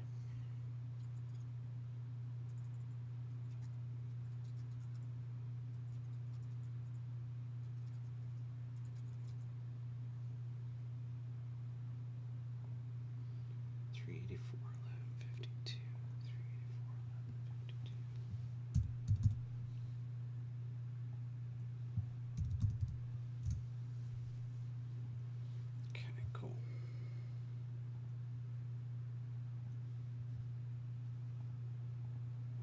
Yeah.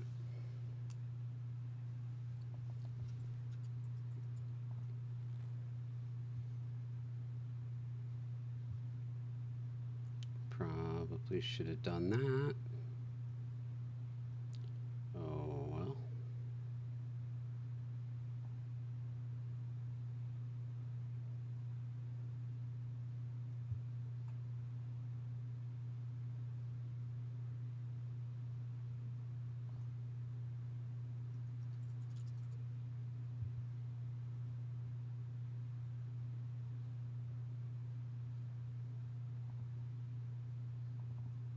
Right, so HDRP terrain has a limit of 8 layers. That's good to know. Why is it only allowing me 3?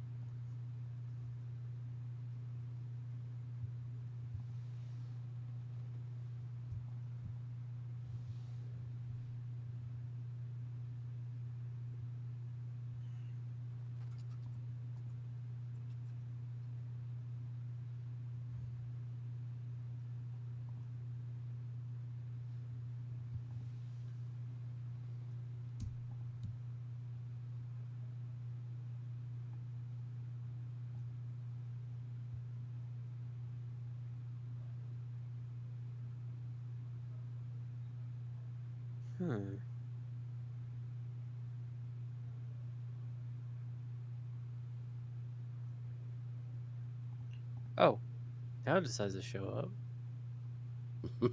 Why? Oh, man. Game development, man. Game development.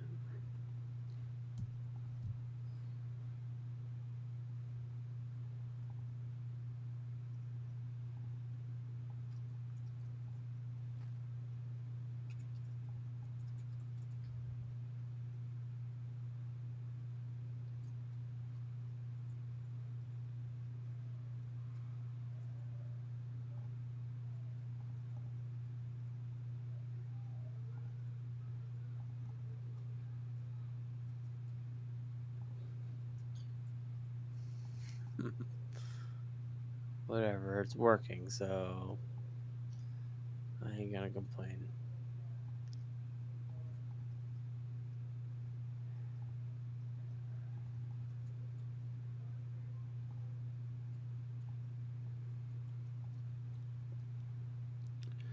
I'm like, dang, I'm getting tired, but it is after midnight. Oh my gosh. Oh, wow, it is. Dude. Wow. Time flies. Yeah.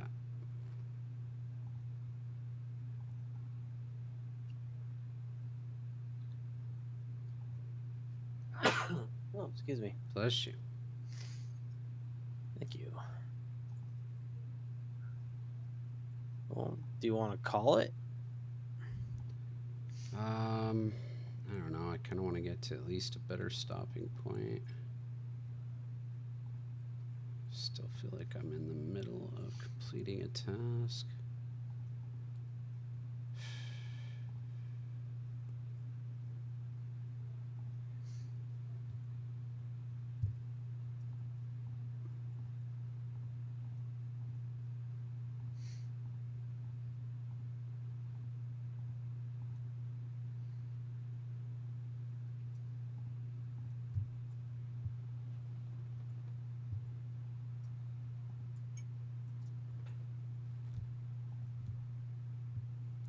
Crap.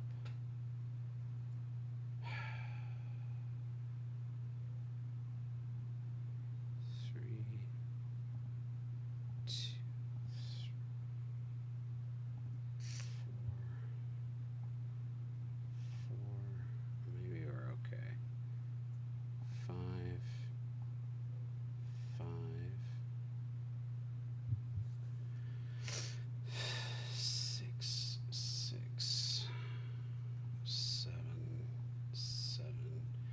Because the other thing I did with this is I'm now set up fully for 16 players, whereas before I was just trying to get it done with the 8. And I figure, oh, I'll go back and add it later. So now I've got it. We can do up to 16. Nice. And actually, it'll be really easy to integrate this for our other wild attempt if we ever get enough players and just have an unlimited run too. That just seems like ridiculous. It'd be awesome, though. It would be hilarious. My plan would be like in the little cameras around the edge, instead of those being individual cameras in that version of the play, they would be like different points on the track, and it would just, Oh, all right. So like it would just keep updating. You could have several different cameras so that you see, I don't know. That's awesome. I take that. Just for the mad chaotic version. Yeah, exactly. I mean, like, you kind of have to. It has to be like that in a sense. Yeah. Right? If you have like just so many people, that'd be awesome. It'd be hilarious. It would be. 9,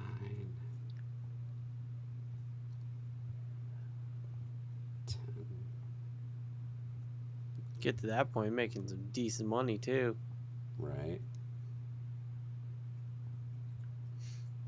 Not that that's what this is all about, but that's a plus. Yep. Agreed.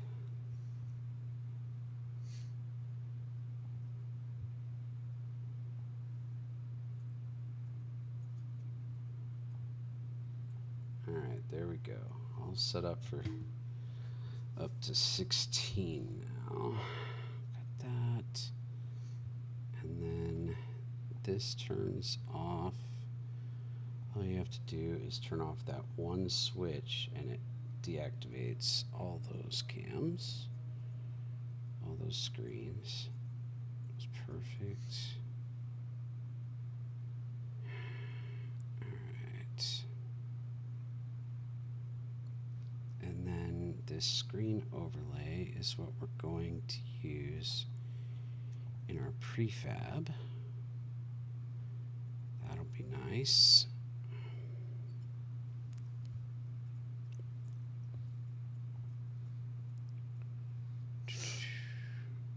OBS.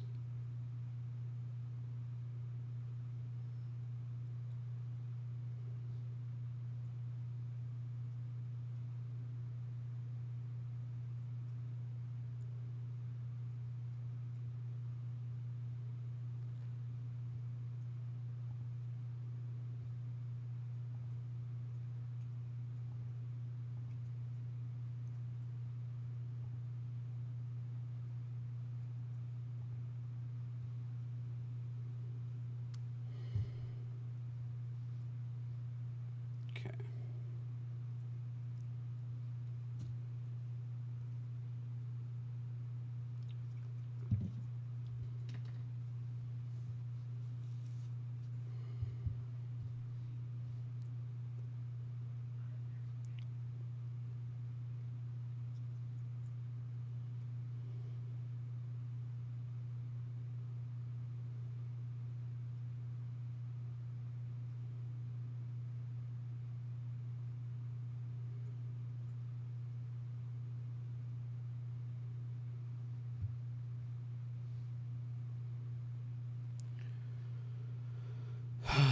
Well, I think I might have to be calling it.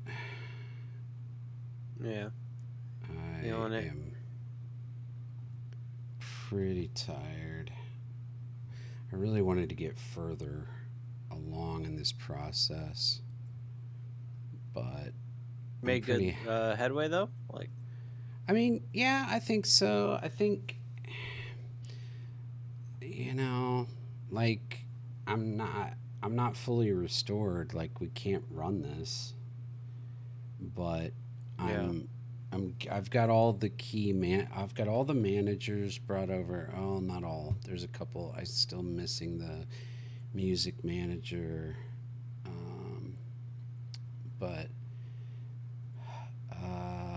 basically the main stuff that's missing is stuff that I'm redoing, and I've got part of that set up. So, and I've got all 16 spots built out instead of just 8 this time. So I feel good about that. Nice. I mean, you did take some time to help me get some textures in here too, so Yeah. you know. I feel like it's coming along. It's just, you know, as always, takes a little more time than, you know, it will in your head. Of course. That's looking Of really cool course. though there. What you're working These on. textures are helping. Like Yeah. with the marbles rolling down, it's like, all right, that's cool. Like it's almost like they're like they're so tiny in a big world. Where before it seemed like the environment kind of like matched their size, or like the environment, I guess, was matching their size in a way. I don't know, but like here, it's just like they're so tiny, which is really cool. Like in my mind, it changes the dynamic of just like marbles rolling in a world. Looks cool. And what's cool is it's going to give us a chance to another thing that I think is going to be the advantage to having this is we can put few things in there, just like random pickups and stuff, and then Mm-hmm. it's just an opportunity to sort of get used to looking at the cameras and getting a vibe and collecting a few things to drop in, and like it's a great lead in setup, I think. Like it gets you kind of into the flow of the game instead of right off the bat going, what's going on, what do I do, what Yeah, yeah, yeah, absolutely. Like I Of think course, with the after way you've the played it 100 environment times, is, that part might feel a bit much, but well, well, yeah, we'll see. but we want people to be addicted to it and just, Yeah, like people like that kind of thing. So we just want to grab that crowd. yeah. Well, and I think the You know. aesthetics, I think building out a nice environment, and especially once we get some real good lighting in there and stuff, I think it's going to, it's going to capture attention and it's going to hold you, it's going to draw you in.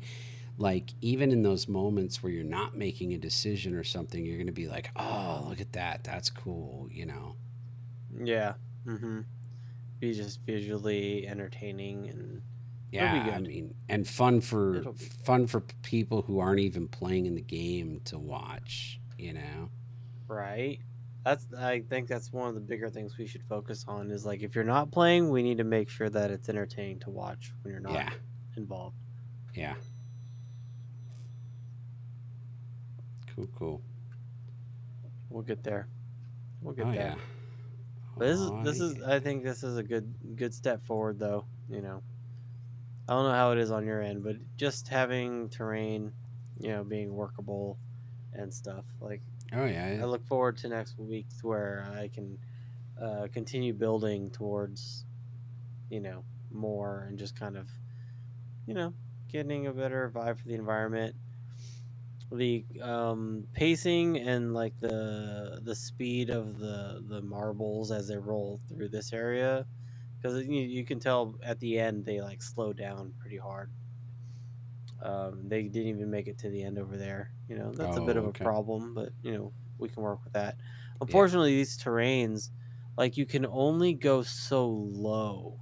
Like when you're raising or lowering terrain, they only go so far.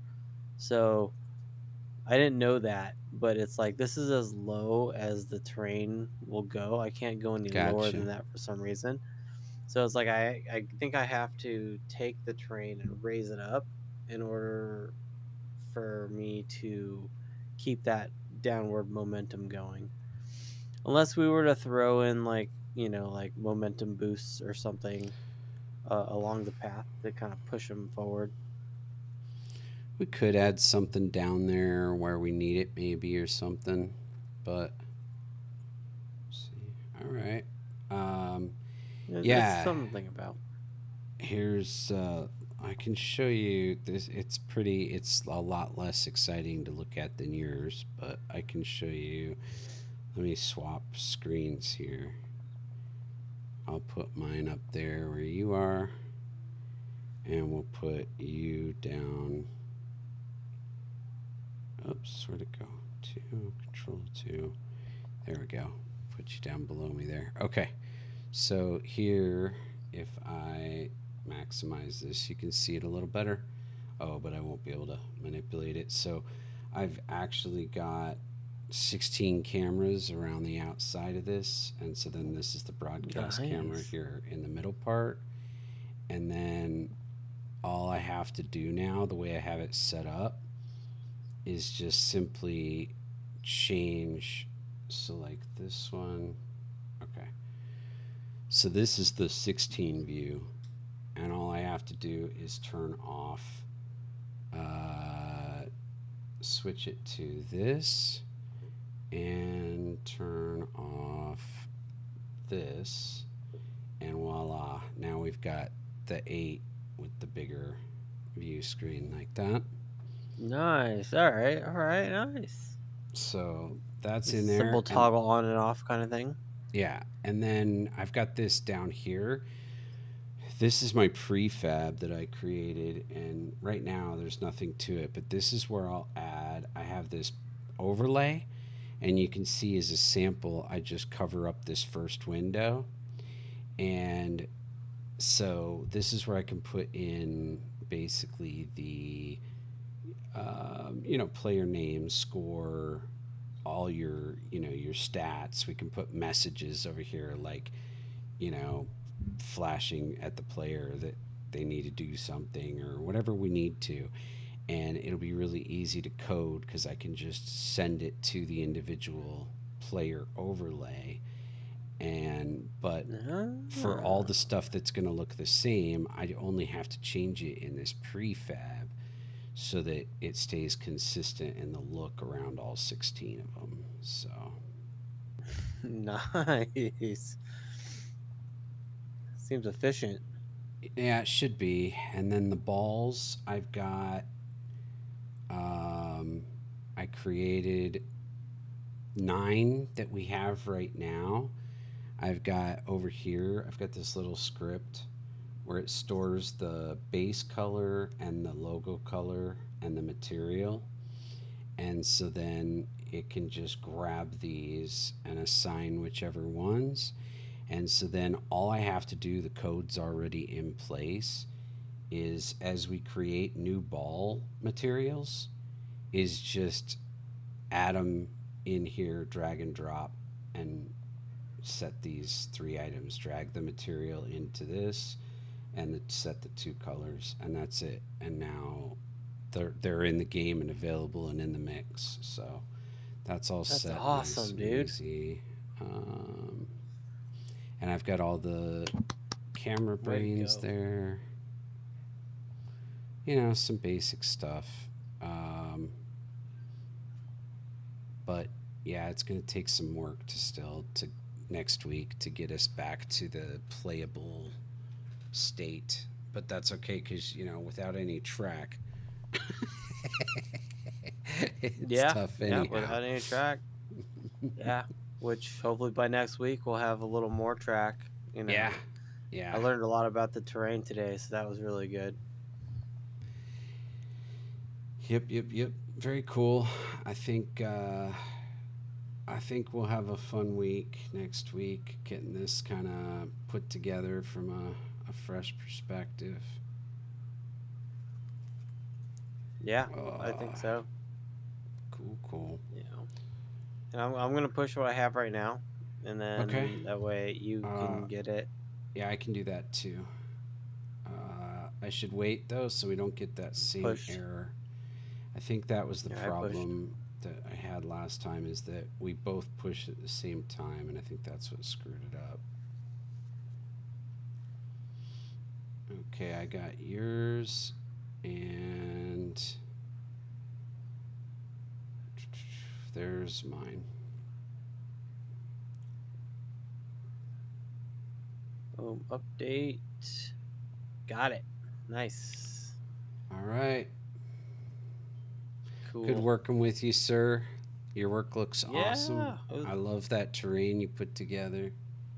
Super cool. Good super start. legit. Yeah, thank you for throwing those in, and everything you got thrown in is looking pretty good and solid so far too. Thanks. High five, buddy. High five. That's awesome. There we go.